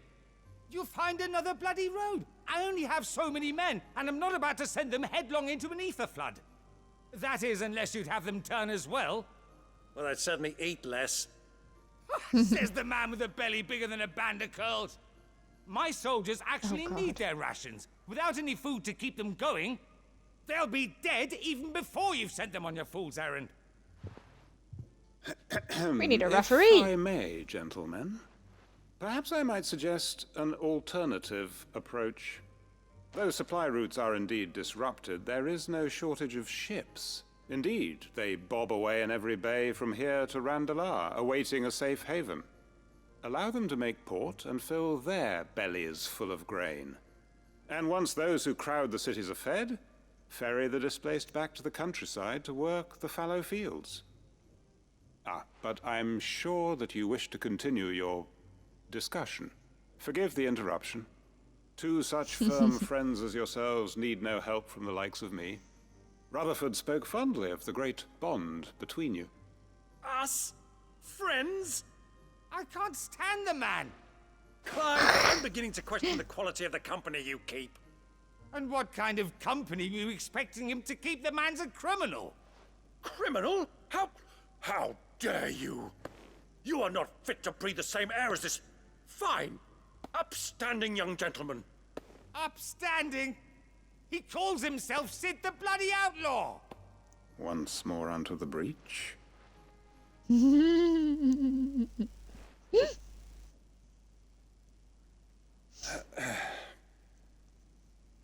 Shall we begin again? What we seek here is not to create a new nation, nor to claim the thrones of those that already exist. We wish simply to bring stability to the realm that mankind might weather the current storm.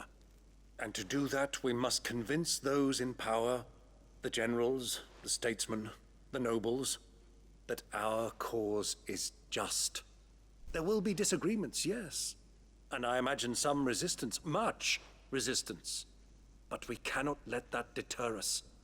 If we show them the path, show them that we walk it ourselves, then I am confident they will follow. The fate of the world lies in my nephew's hands, but the well-being of her people lies in ours. And we must not squander the chance that Clive has given us. Uncle Byron, Now, with that settled, let's move on to the signing of the Accord. For what great moment in history hasn't been accompanied by a little ceremony?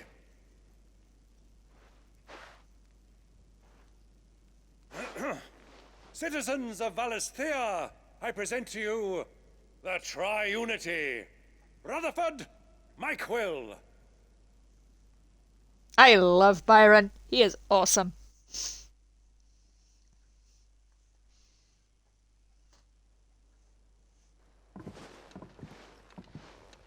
Well, my boy, the stage is set. That it is. This is the role you were born for. Now I ask only that you trust in the talents of your supporting cast.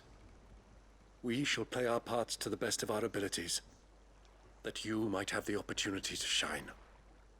The realm needs its Sir Crandall, and there is no better Crandall than you, Clive. I want you to keep this signed accord as proof of our faith in you. I will. Thank you, Uncle.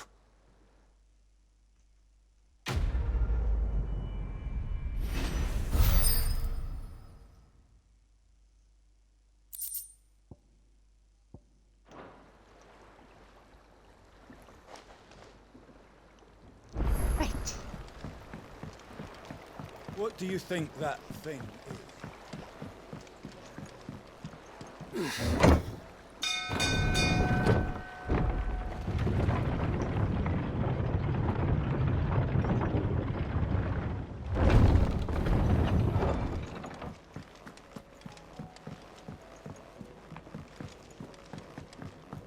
Oh, not another chef one. Oh, no, it's Cav. Okay. You alright?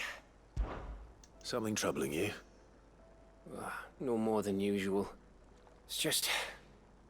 Edda's baby will be coming soon, and I wanted to make something for it. I'm sure she'd like that. Back in the north, families would always make gifts when a bairn was on the way. Yeah, let the little tykes know they were welcome in their new homes, like. So, what's the problem? Well, the problem is that Edda's due any day now, and I don't know if I'll be ready in time. Is there anything I can do to help? You know, there just might be. All right then. What exactly are we making? A good luck charm. But not just any good luck charm. Not just any. Of course not. One made from the feather of a silver chocobo. There's naught lucky in all the realm, or so we used to say back home anyway. Thing is, they're hard to come by. Had Otto and Karen check with their suppliers, but nothing. I'd try and track one down myself, only... Only the big day is fast approaching. And that's all you need, a feather. That or the bird whose arse it's attached to, aye.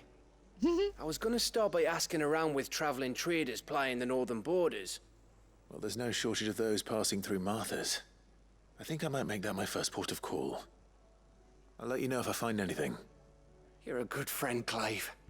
I won't forget this. I mean, it still may not be done by in time.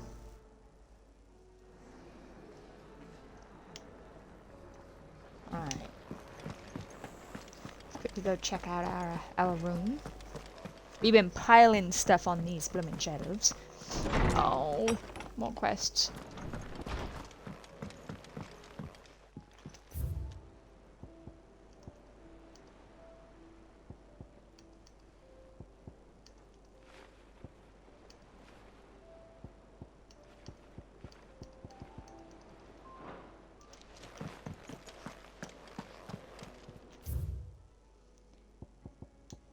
Oh.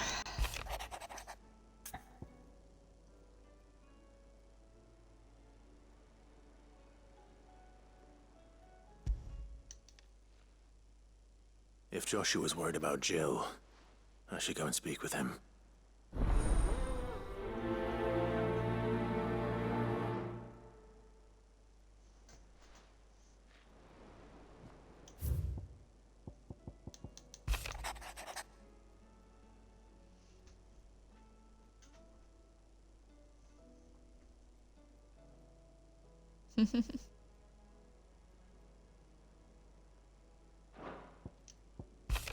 Ah.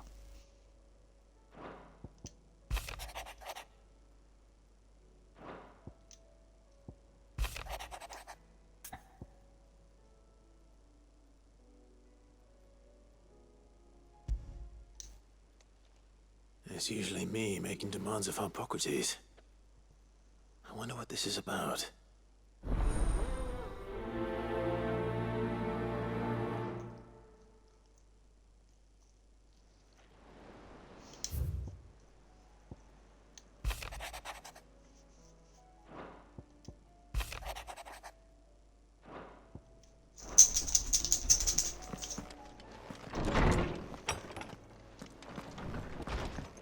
Speak to Hippocrates first, since we gotta head out that way anyway. Might as well speak to Dion and all at the same time.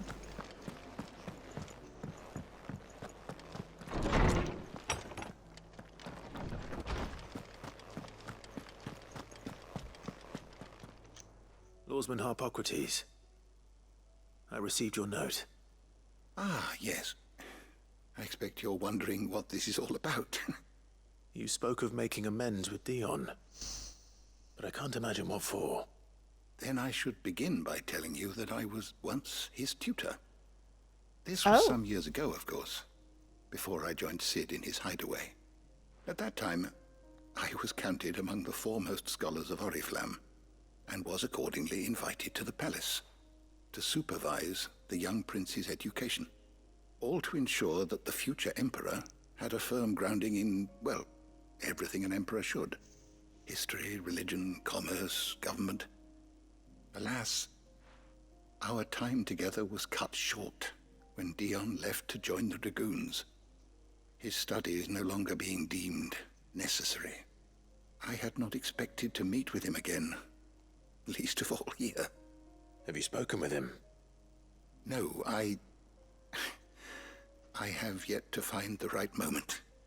His Highness always seems so preoccupied, especially when alone. I would not wish to disturb his ruminations with idle words of greeting. Not when I know he dwells upon the evil Ultima had him commit in the Dominion. The guilt weighs heavily on him, I know. But as you say, that was Ultima's doing. Surely you can't blame yourself. When I first met him, it was not guilt, but his people's expectations that weighed heavily upon him. And I did nothing to ease that burden. He bore it alone, until the day he could not bear it any longer.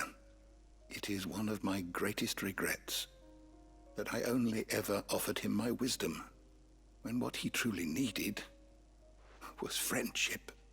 The blame for Dion's transgressions lies not only on his shoulders, but on mine. I see. I'm ready to help you in any way that I can. Then I beg that you bring me a wild wyvern tail. Apothecaries across the ages agree that even to glimpse such a flower is to be granted inner solace. Fabulists and fraudsters all, of course. But there is oft a seed of truth to be found, where even the most outlandish opinions align. Well, it can't hurt to try. Where can I find this flower? And how will I know it? You have seen cultivated wyvern tails before, I trust.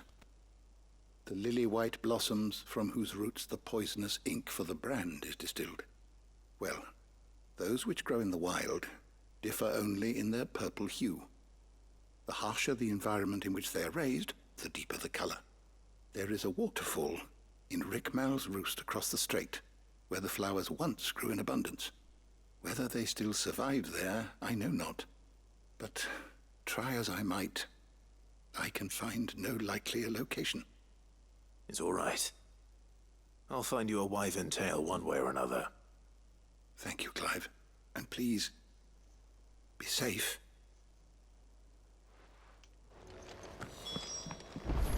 Oh, wait, let's give them all our knowledge stuff first. I was wondering when next you'd visit. I don't believe you've read this particular chapter before. If you have a question for me, I should be happy to answer it.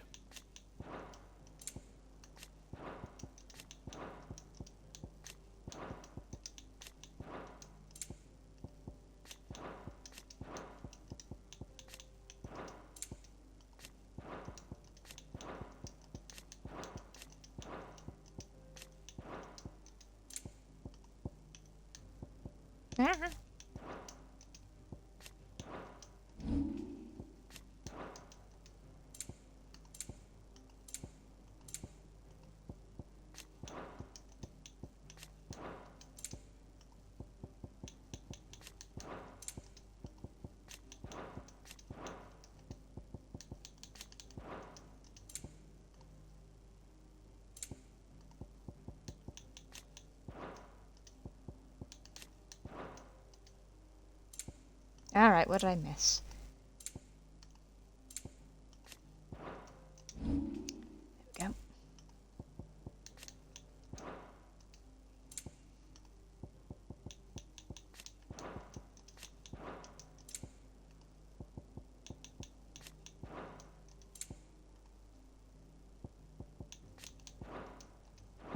The door to the shelves shall ever be open.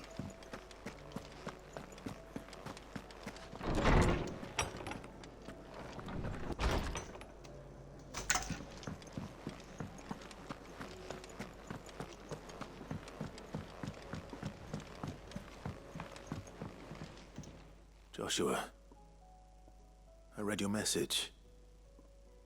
You're right. Jill is different. I don't think I'd realized how different, but since we returned from Drake's spine, I've felt it more and more.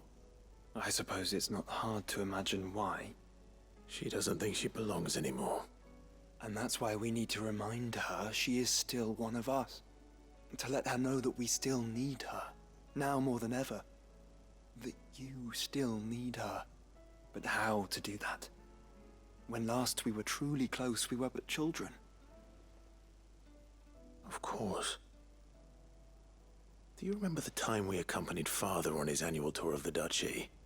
And Jill and I broke from the procession to ride up Man's Hill. To see the snow daisies, I remember. It was the first time Father had allowed us to join him. And when he realized you were missing, he had the entire retinue down to the pot boys combing the countryside. In the rain. A thunderstorm forced us to take refuge in a grove of oaks before we'd even made it halfway there. It was the Lord Commander who finally found us, and needless to say, he was none too pleased. Then it seems you and Jill have unfinished business. What do you say? Man's Hill. It's not that far. Oh, true. Though I suspect it is also much changed. Little in southern Rosaria remains as it was when we were children. You're saying I should go and scout the area for bandits? I'm saying we should first go and see if there are actually still any snow daisies left. What would you do without me, Clive? Mm-hmm.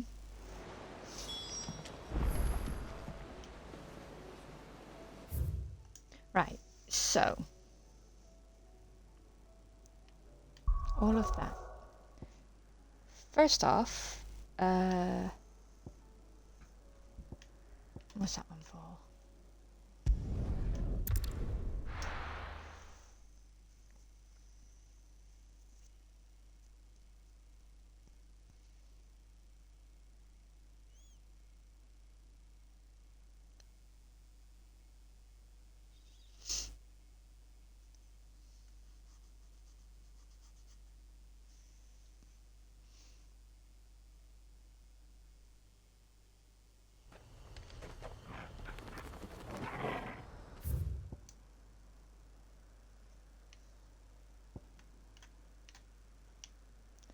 So we go come out here to the left.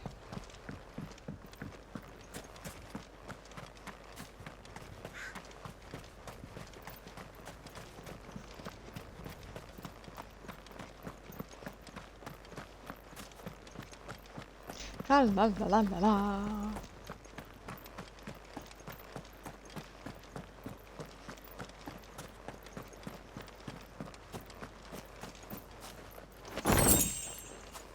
Kick it.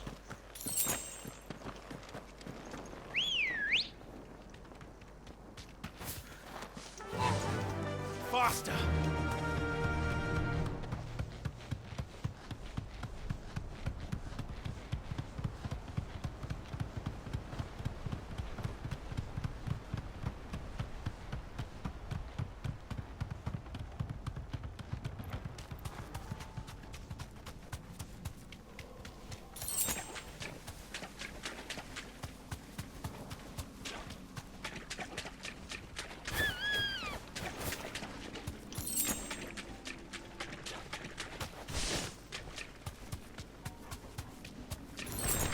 This won't be easy. No, I am not See, fighting the this place has been trifles. flooded twice over.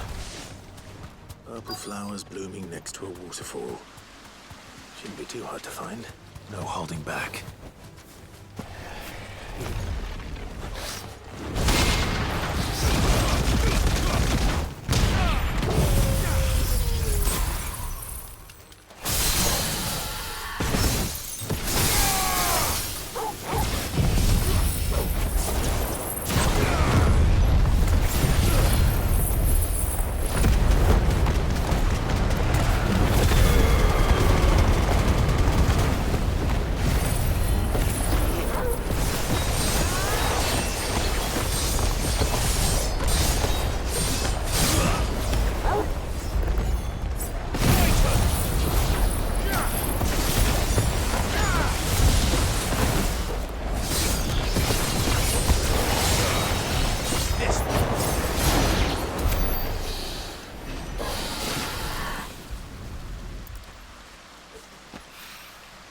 Here they are. Might as well pick enough for a bunch, I suppose. Right, back to what I was doing. There we go.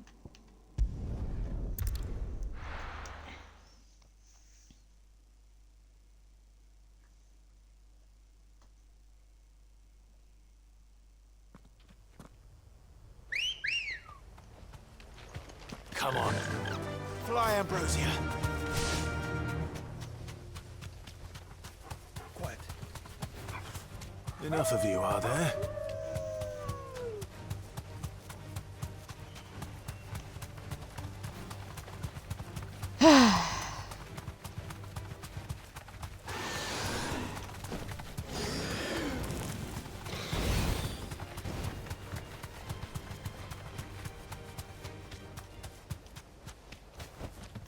Back to the stables, girl.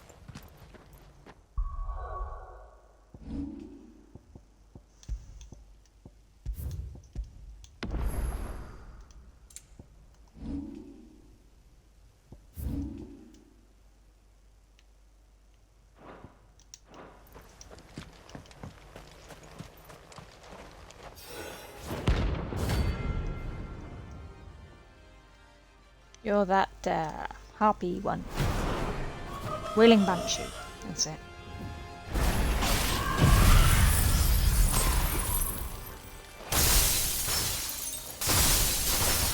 Roman's madness lives on.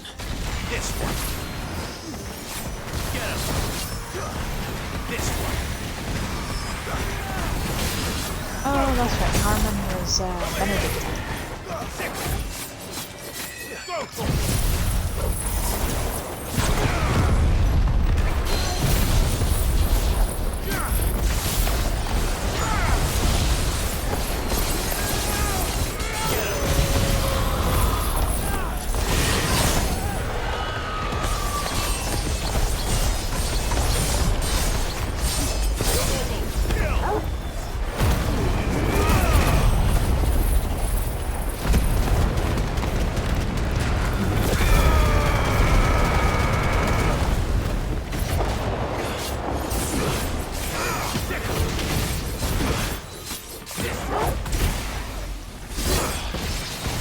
Darn it, nearly got up to 5.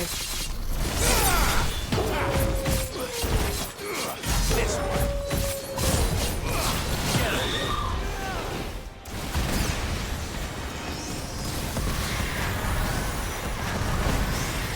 This one.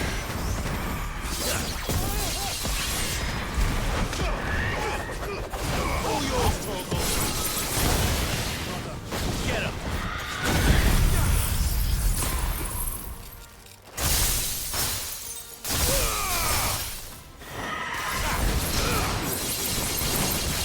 This one.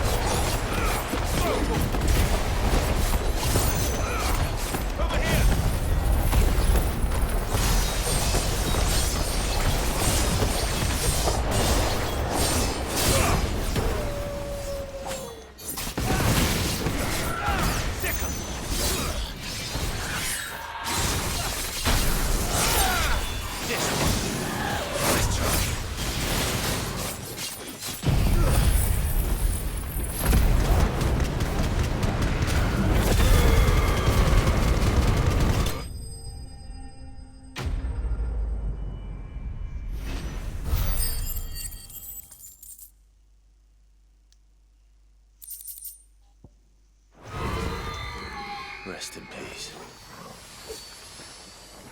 Well, that's done that then.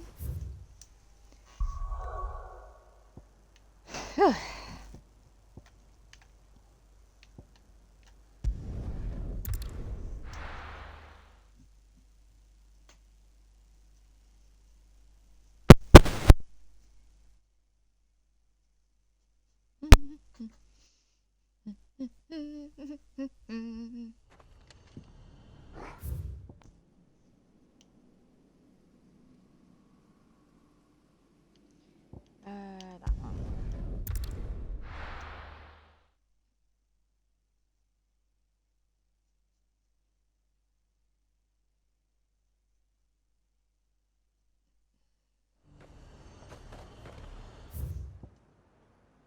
Alright, I gotta go. And now might I help the garrison today?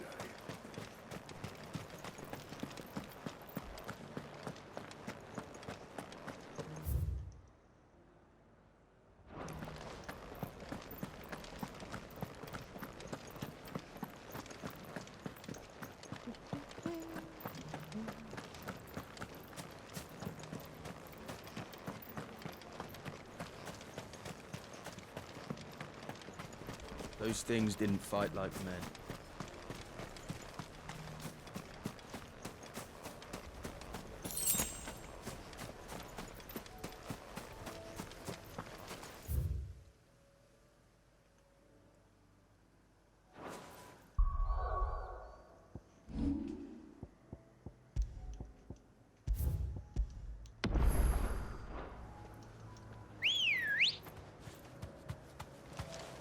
Good girl.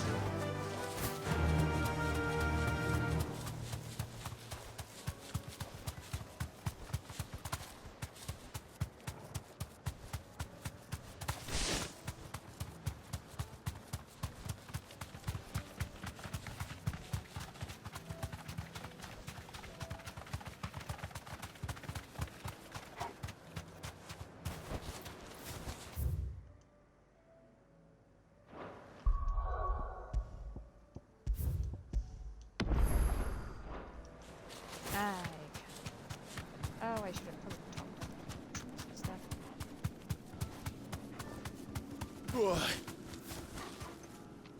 Thanks, girl.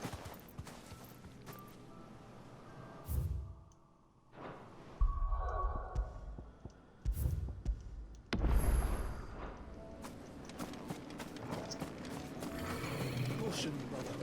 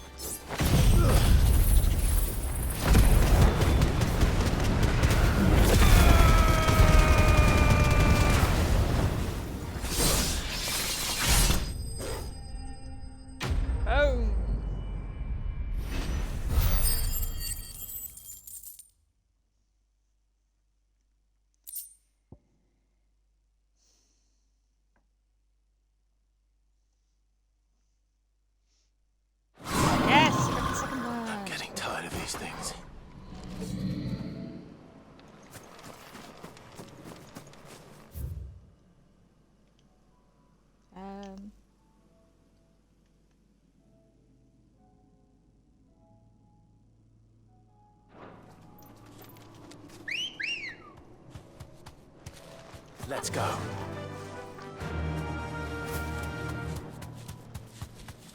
I just jumped down.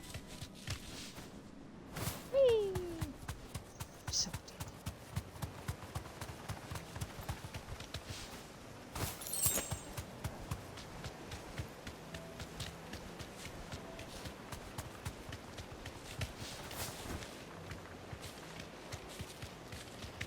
Oh, come on.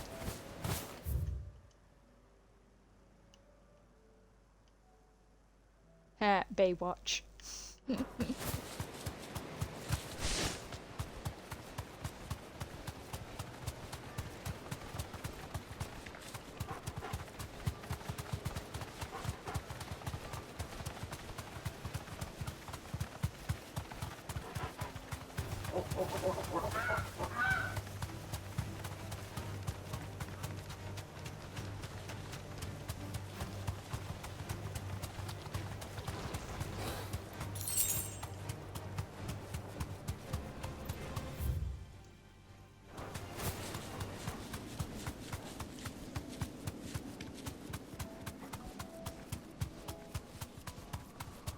This is the place, I think, where that fella had the kid, and I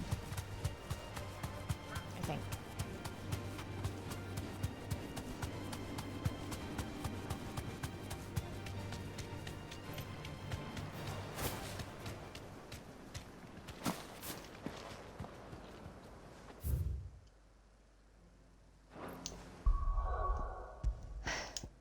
Going in with bugger all potions, but let's do this.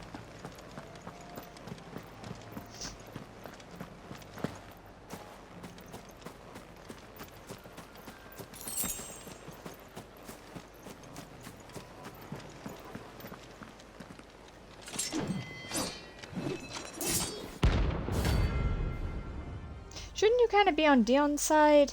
You're a dragoon.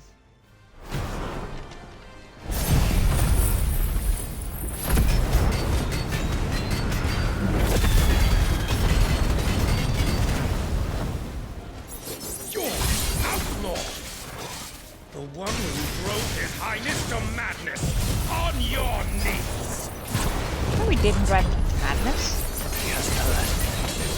He doesn't look like he's willing to listen.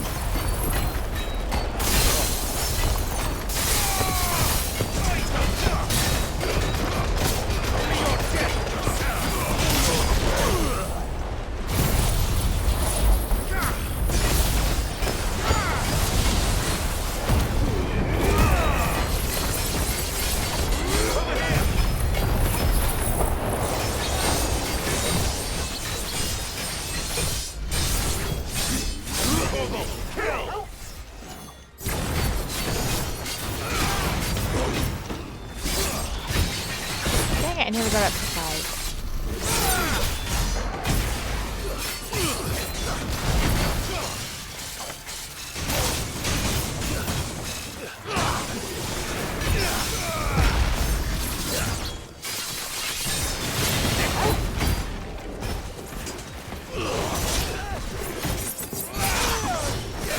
Ow.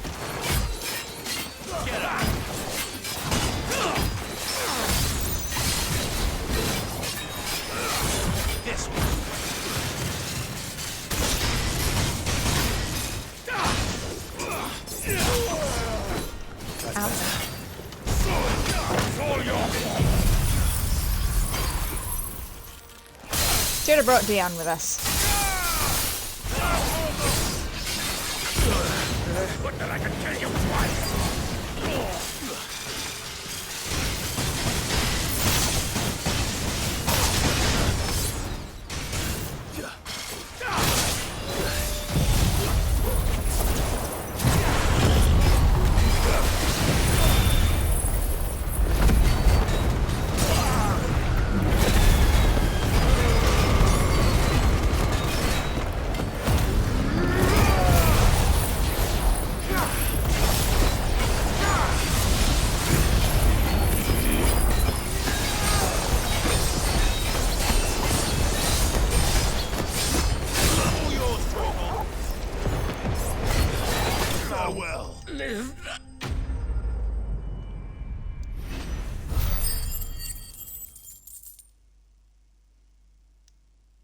I cleared the hump board apparently.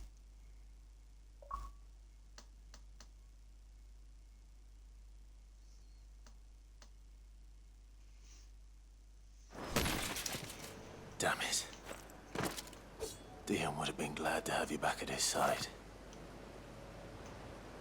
Oh yeah, you woulda. Right, where is it going?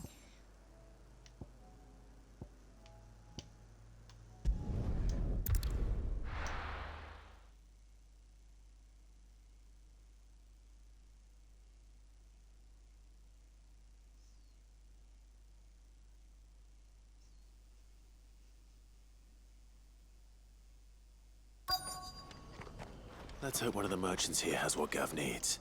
Excuse me. I'm looking for something. Oh, well, then I'm your man. A silver chocobo feather. Oh, or maybe not. Though you're not the first to mention the bird around here. There was a man stopped by the rest not long ago claiming he was attacked by a silver chocobo. Near some gutted hall not far from Eastpool. Most took him for a braggart and a liar, but who knows? Perhaps there was some truth to his tale. We'll see. Thank you. A hovel near Eastpool. We've got a few rooms going spare now. You want a bed for the night? You speak to Martha.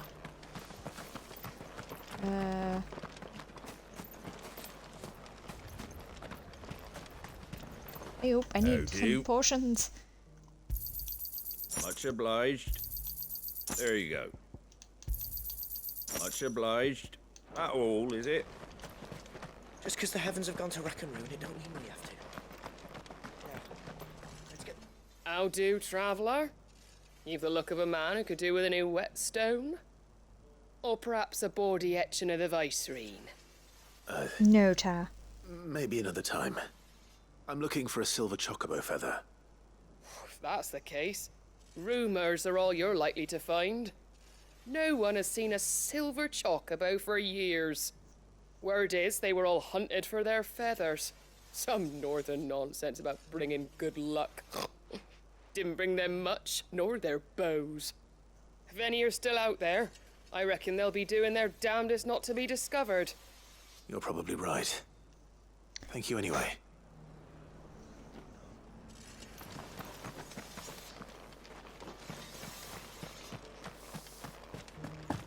It doesn't still hurt, does it? Oh, 1,000 Akashic jars couldn't hurt me.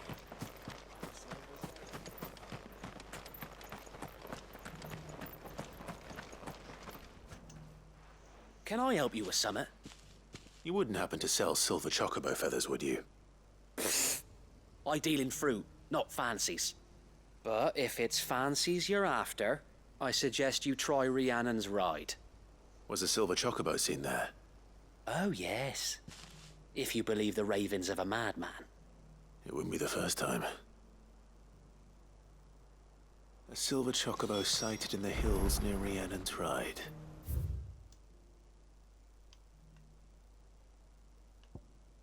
Alright, if I go here, take a right.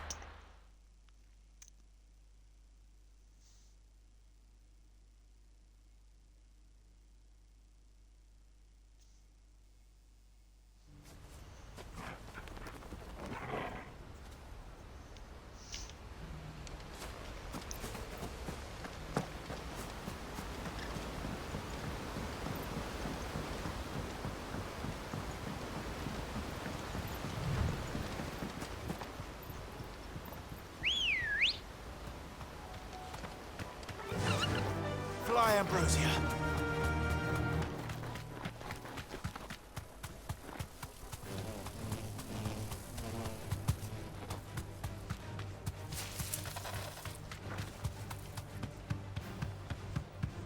Can't the chocobos swim at least? They could in 15.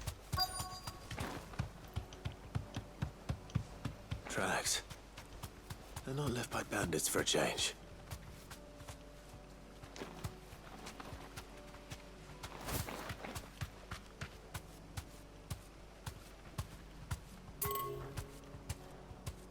Oh, guess I went out of range.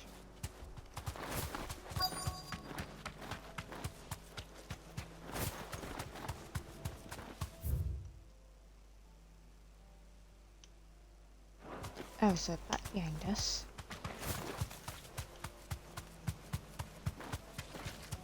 This way. Get down there.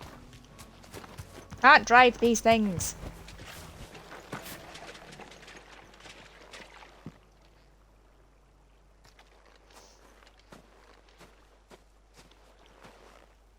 More tracks. And these look fresh. The chocobo was here. And recently. Perhaps it still is.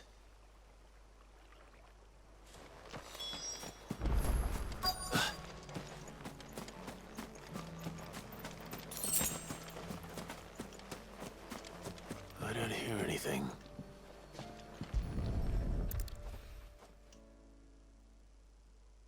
Well, I'll be damned.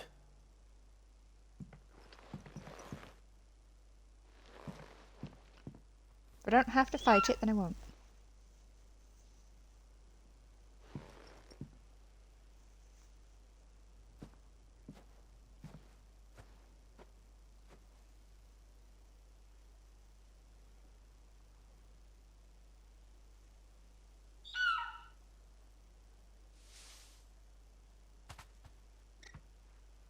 It's all right. I'm not going to hurt you. Just borrowing a feather for my friend. But like, alright. Thank you. Let's get this back to Gav before they change their minds.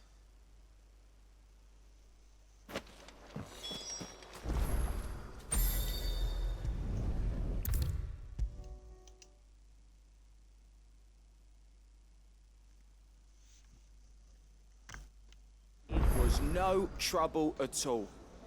Still, I appreciate it.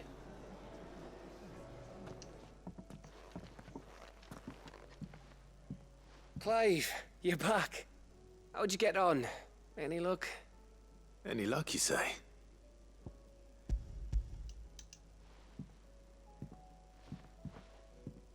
Crystals crack. Is this what I think it is? Where in the hell did you find it? It's a long story.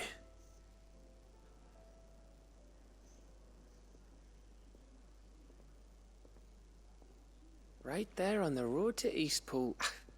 Who'd have thought it? Everything up there's been abandoned for years. The empty cabin made for the perfect shelter.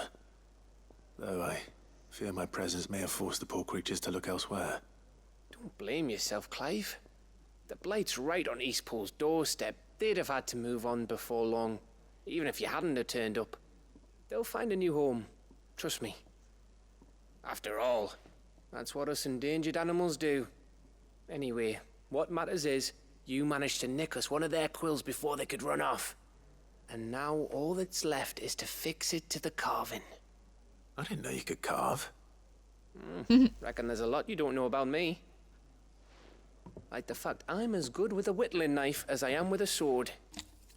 And that bone Ember gave me's a dream to work with. What did you say it was from again? An Avis? But it weren't your Avis, Sid. I slew one of my own at last. So all those long nights in the pit finally bore fruit. I'm proud of you, Ember. Don't speak too soon. I ain't done my trial yet. There we go.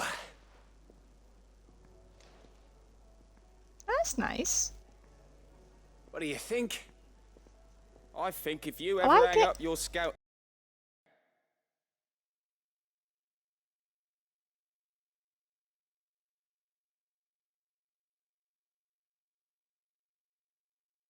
you'll be able to make an honest living. Oh, will I? I should go and see if Ed is awake. Give it my best. You can give it to yourself. Come on.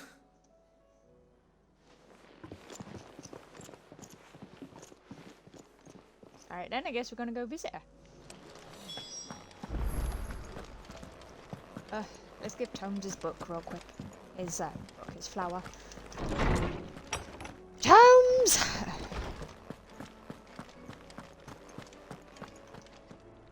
Oarsman, I found the flowers you were looking for. You did? I think I did.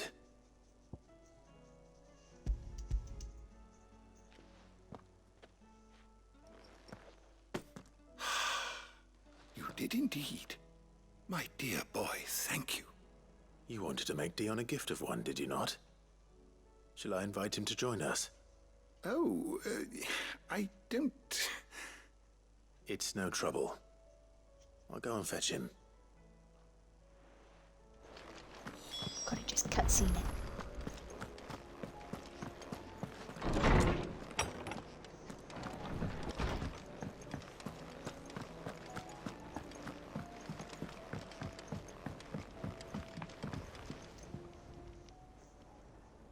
Your Highness, would you do me the honor of accompanying me? No. It is time, then. No. Only to the shelves. Our lawsman has something he'd like to give you. Master Harpocrates?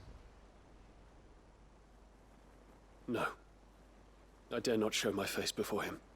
Don't make me go get something else. Not after everything I have done.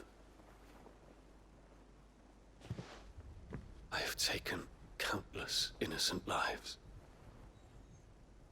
And ruined countless more. All because I was weak. I have sworn to atone for my crimes or die in the attempt. But were I to meet with him again, and see in his eyes what I have become, I fear that my resolve might falter. Then that is all the more reason to do it. Test your resolve. Prove to yourself, and to him, how strong it truly is.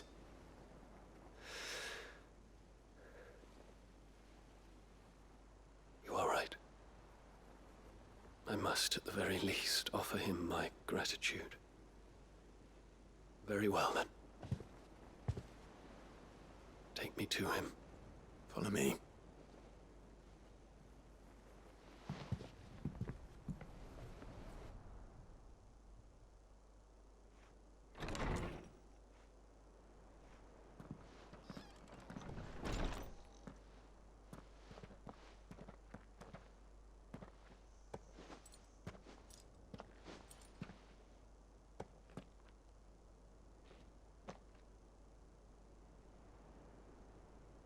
Even now, I hesitate to approach him. What must he think of me?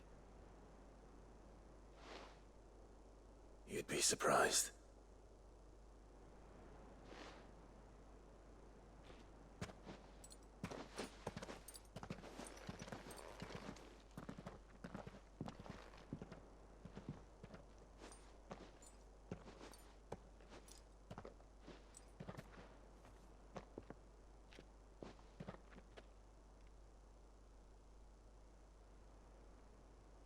Master Harpocrates, pray, accept my apologies for leaving your tutelage before my studies were complete. Your lessons opened my mind to a world quite unlike the one I had imagined from within the gilded confines of the palace. And I shall be forever grateful for the efforts you made to enlighten me. Lift up your head, Your Highness. The deeds of youth require no apology. That you took the time to visit me says much about the man you have become. Now, there is something I would like to show you.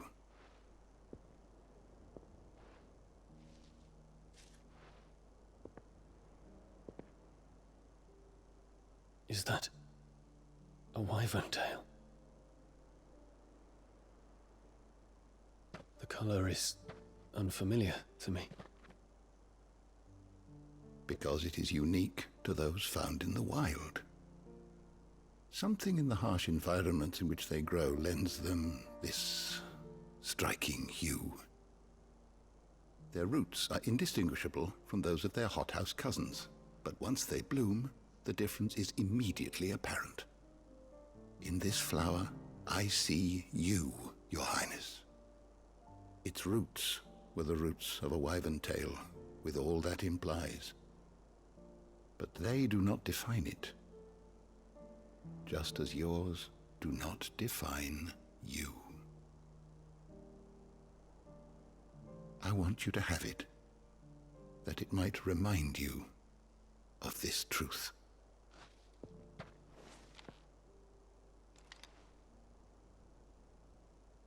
Master Harpocrates, I would ask of you a service. Keep your gift until I have fulfilled my duty to the realm, for only then shall I be deserving of it.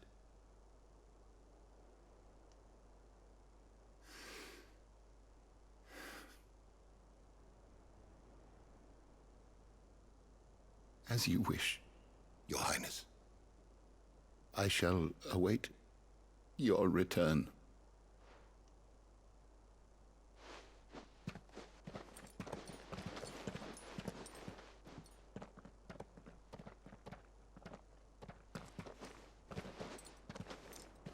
Our roots do not define us. No wonder my stepmother didn't like him. For reuniting me with memories I had thought long lost. Technically, this makes us stepbrothers. I shall not forget this. Our mom married his dad.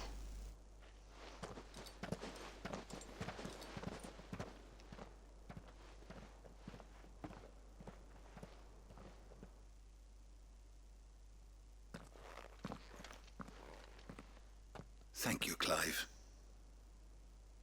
Were it not for you, I fear I might never have found the right moment to speak with him. Not to mention the wyvern tales. I shall plant their seeds, that I might not disappoint His Highness upon his return. I hope the soil in the hideaway is to their liking. Why, these flowers bloomed in the bleak, black wastes of Waloed. I'm sure Nigel's yard will suit them to a T.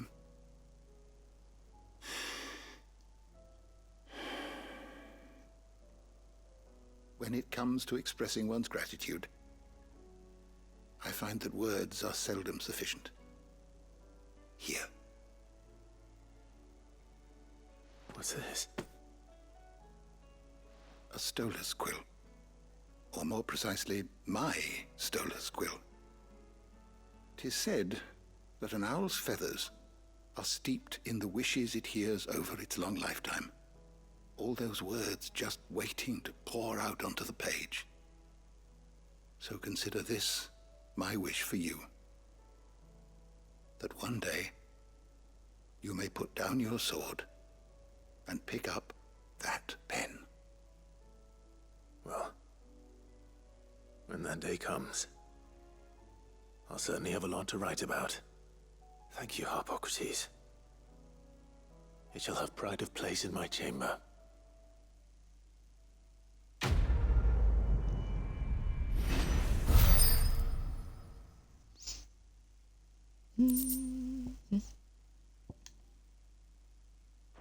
Cool.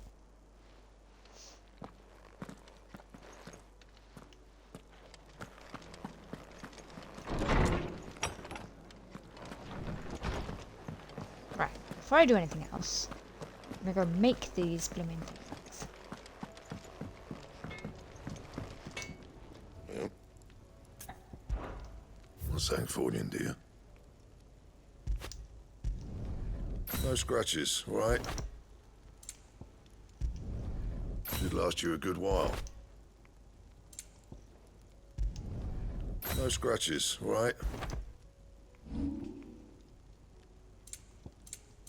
Anything else? No.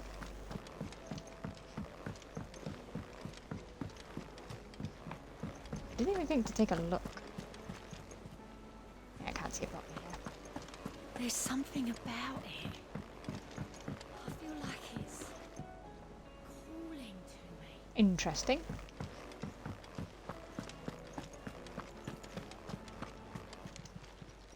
How may I help you today, Clive? Come to claim your just desserts? You earned this. Best of luck out there, Sid.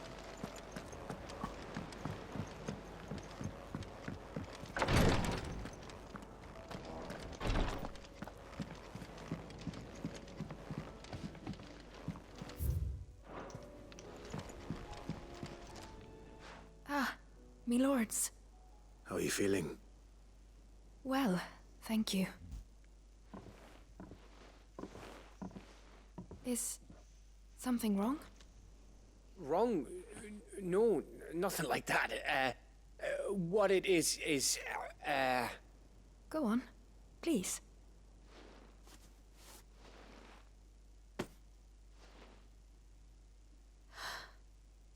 It's beautiful. Did you make it? We did. It's from all of us here at the Hideaway. Your new family, like. It's a good luck charm. We may come up north when a band's on the way.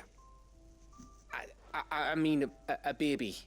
To let him know that they're part of the family too. Oh, I hope you like it. I don't know what to say. I thank you, my lords, for everything. If there's anything you need, just let us know. I will. Clive, fancy a swift off? I'm thirsty. I could be convinced. Leave her to her stuff, like.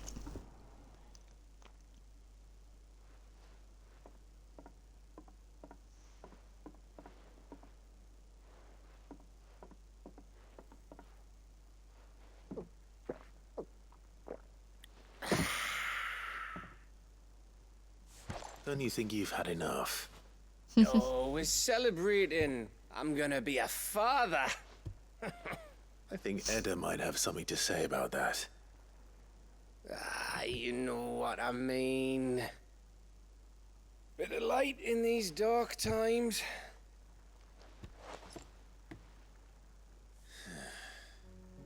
Wasn't long after me 10th name day, my mum told us she was with child again.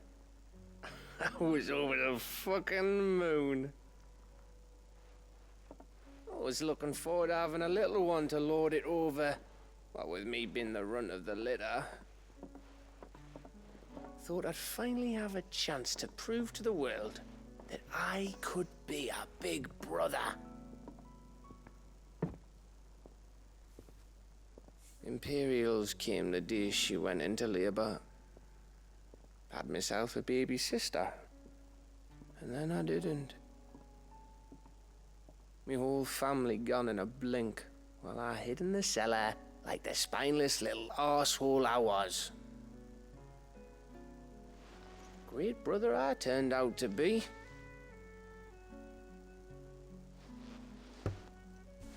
I'll never be a leader.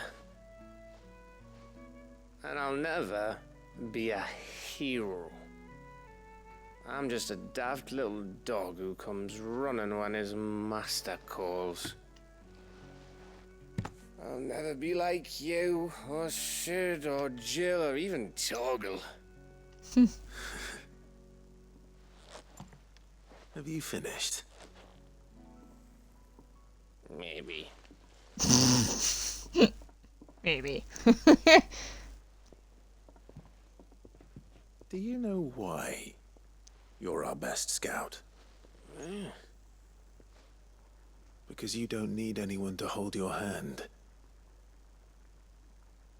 Without your resourcefulness, your courage, your determination, I don't know where we'd be.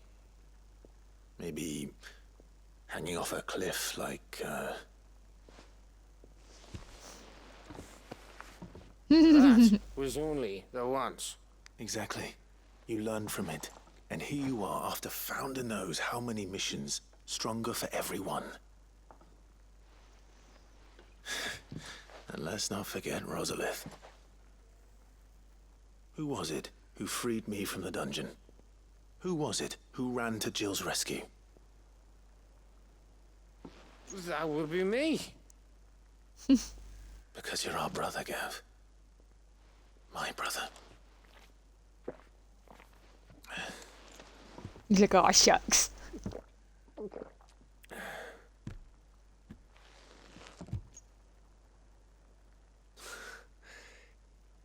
Your brother.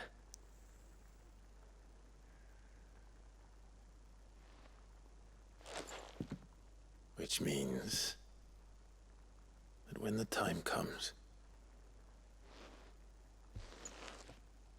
I get your room. And your sword.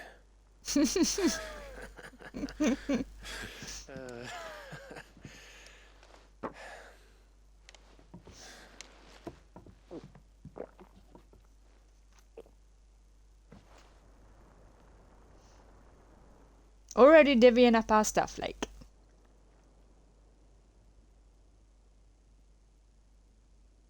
I may have had one too many. you may have had 10 too many. I said I was thirsty. Might need to throw it all up now. Anyway, after I walk this off.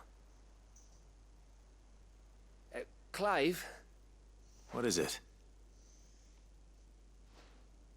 Thanks for, you know. I know.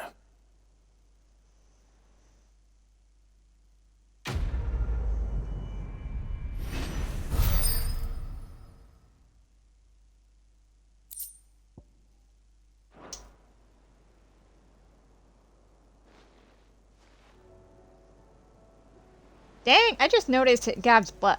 He has a tight butt. Do you think they'll come back? Right, we got all that. So now we just got this one little one left. And then we're done with all the side quests. Finally.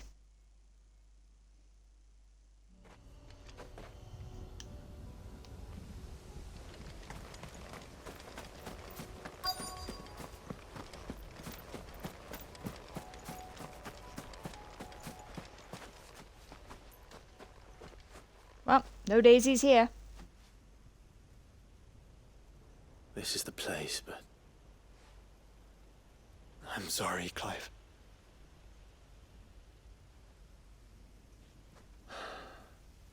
There's nowhere been spared. What do we do now? We keep looking. Man's Hill cannot be the only place where snow daisies grow. Perhaps, but it's the only place I know of. Knew of. Then why not ask someone who might know of another? Someone in the backyard. Oh my god. To the hideaway, then. I was literally just there. Ugh. Not even gonna give me a fast travel. Oh my god. I was literally just here.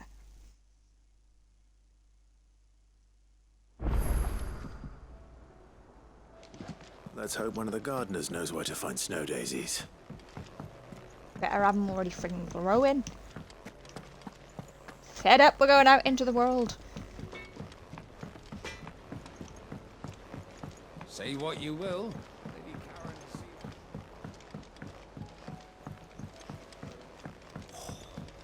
This should tide us over until the new moon.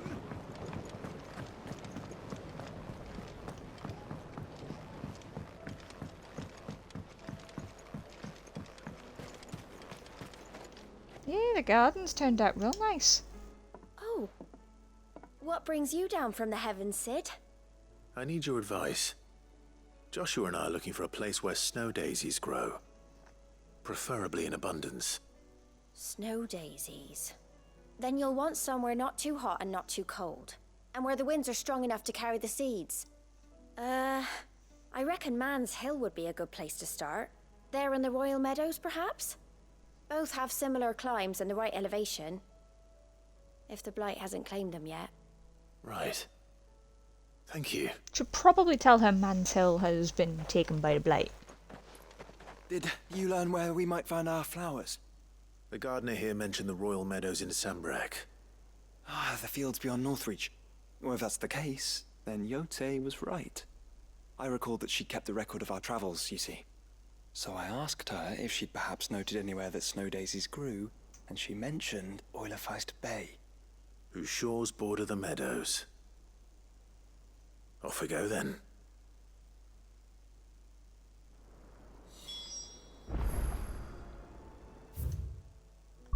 All this just to make sure Jill is happy.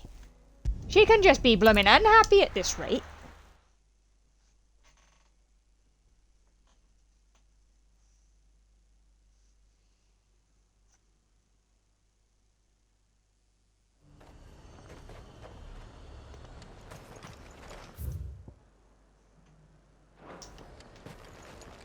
Wait, so where am I going?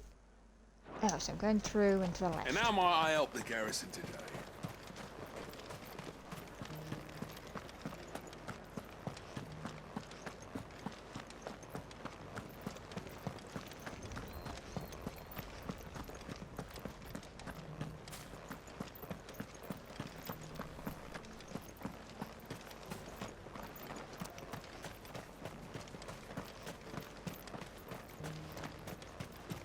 Those things didn't fight like men.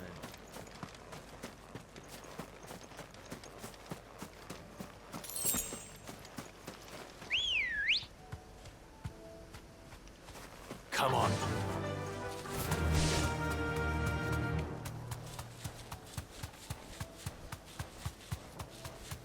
I find Joshua can go bring Meadows are Jill. Yeah. vast.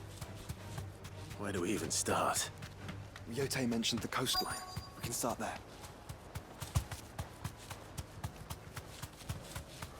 Well, that looks like it.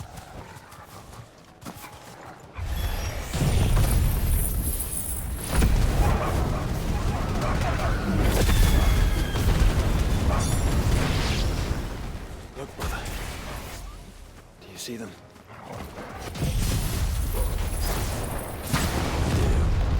Flowers and our friends.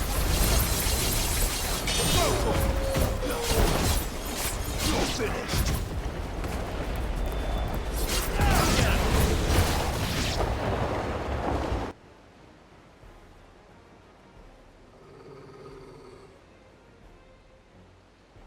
What do you see, boy?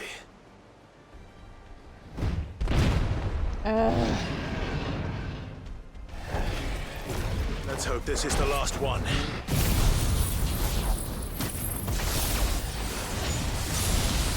Only one way to find out.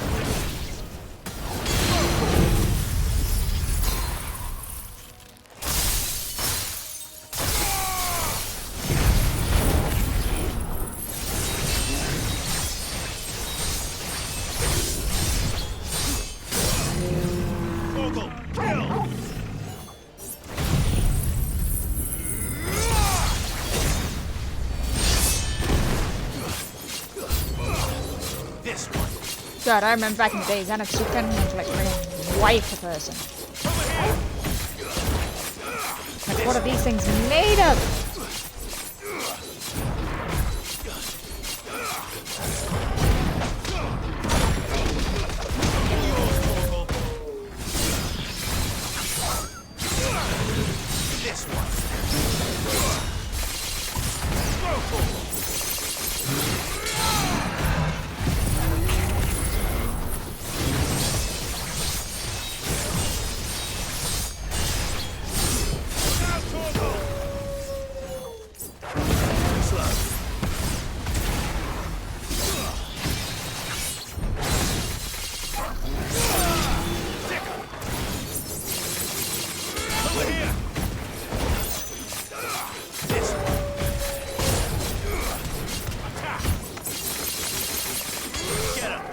It's over.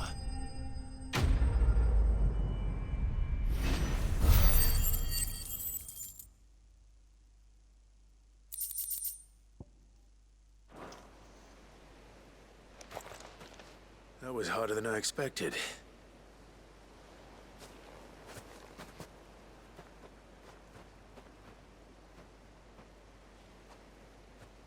found her. It was worth it. They're beautiful. Do you think Jill will like them? She'll love them. Come on. Let's go. You better cutscene this, because I am not walking all the way back here.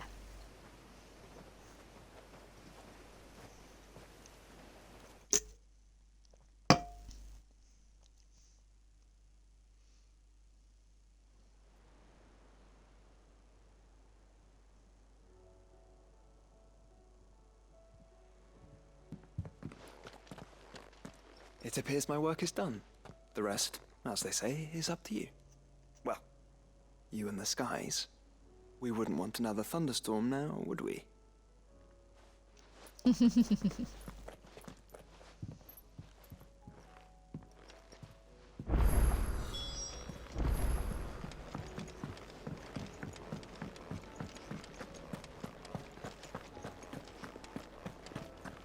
Yeah, even if it was a thunderstorm, we'd still go there.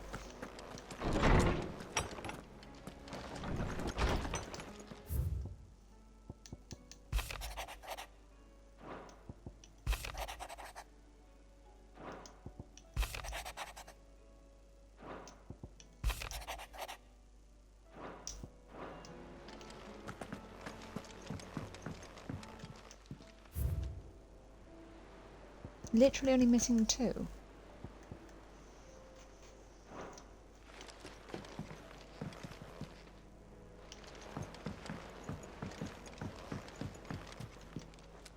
Jill, there's something I'd like to show you. There is?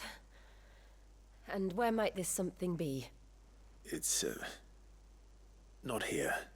Now, I know this is sudden, but how would you fancy a trip to Oriflamme? She'd be like, what?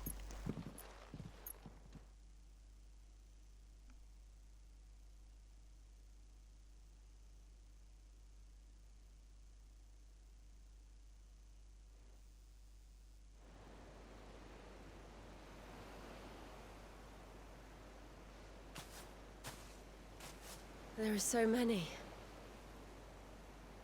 This is what you wanted to show me.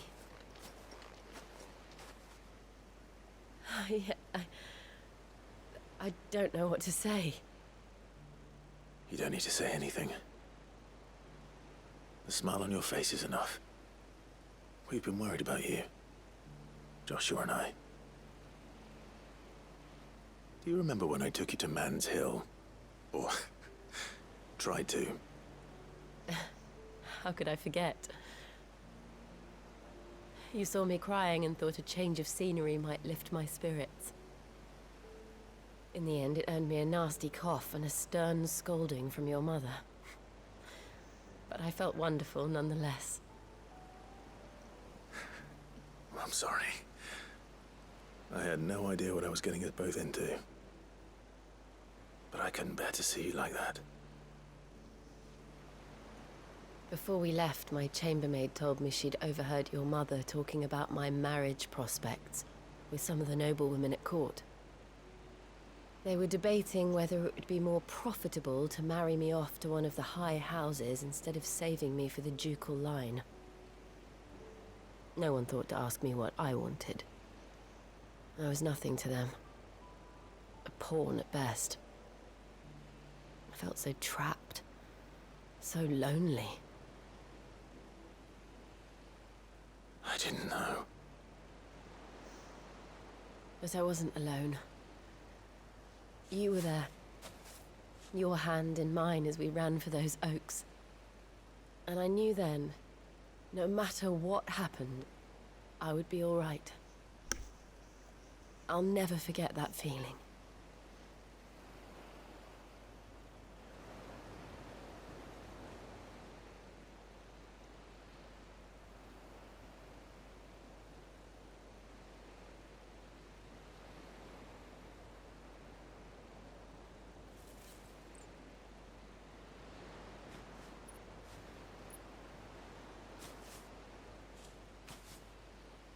Before we broke camp, the morning after the storm, do you know what I did? No? What? I slipped away from my governess to climb the Tor. And from there I saw a sea of petals, all reaching for the sun. And I realized that no matter how terrible the night, dawn would always come.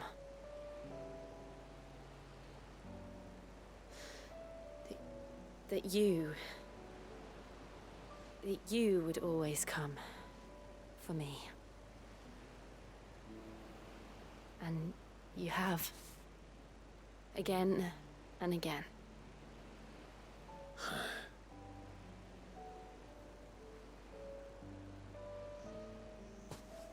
Where do you see us? When all this is over? Isn't that meant to be the woman's line? I don't know.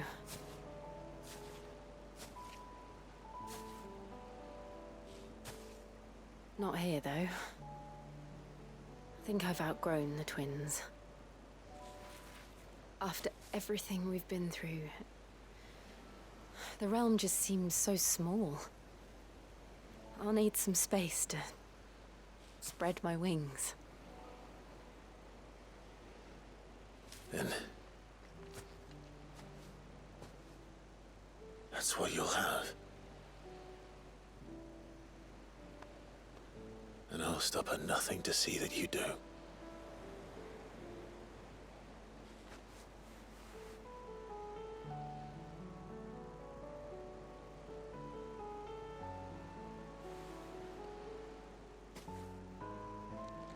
I never was much good at garlands, but it'll have to do. I'll treasure it forever. Thank you, Clive. For this, the flowers, for everything. It's exactly what I needed. You are my treasure.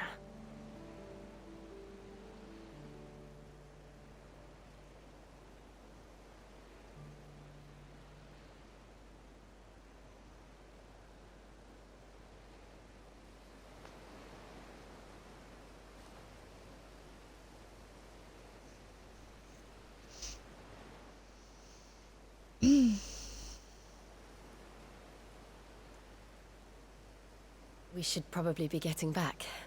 I expect the others are wondering where we are. You're right. There's still much to do. And we'll do it together.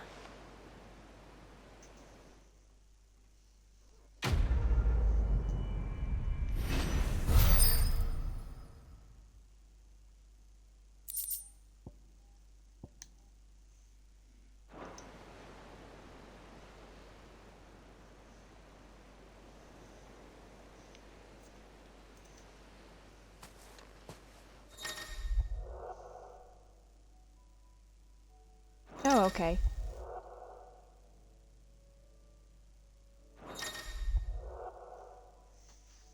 Ah!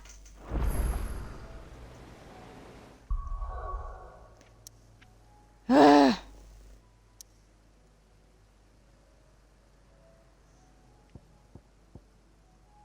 Why? Why are they giving me more stuff?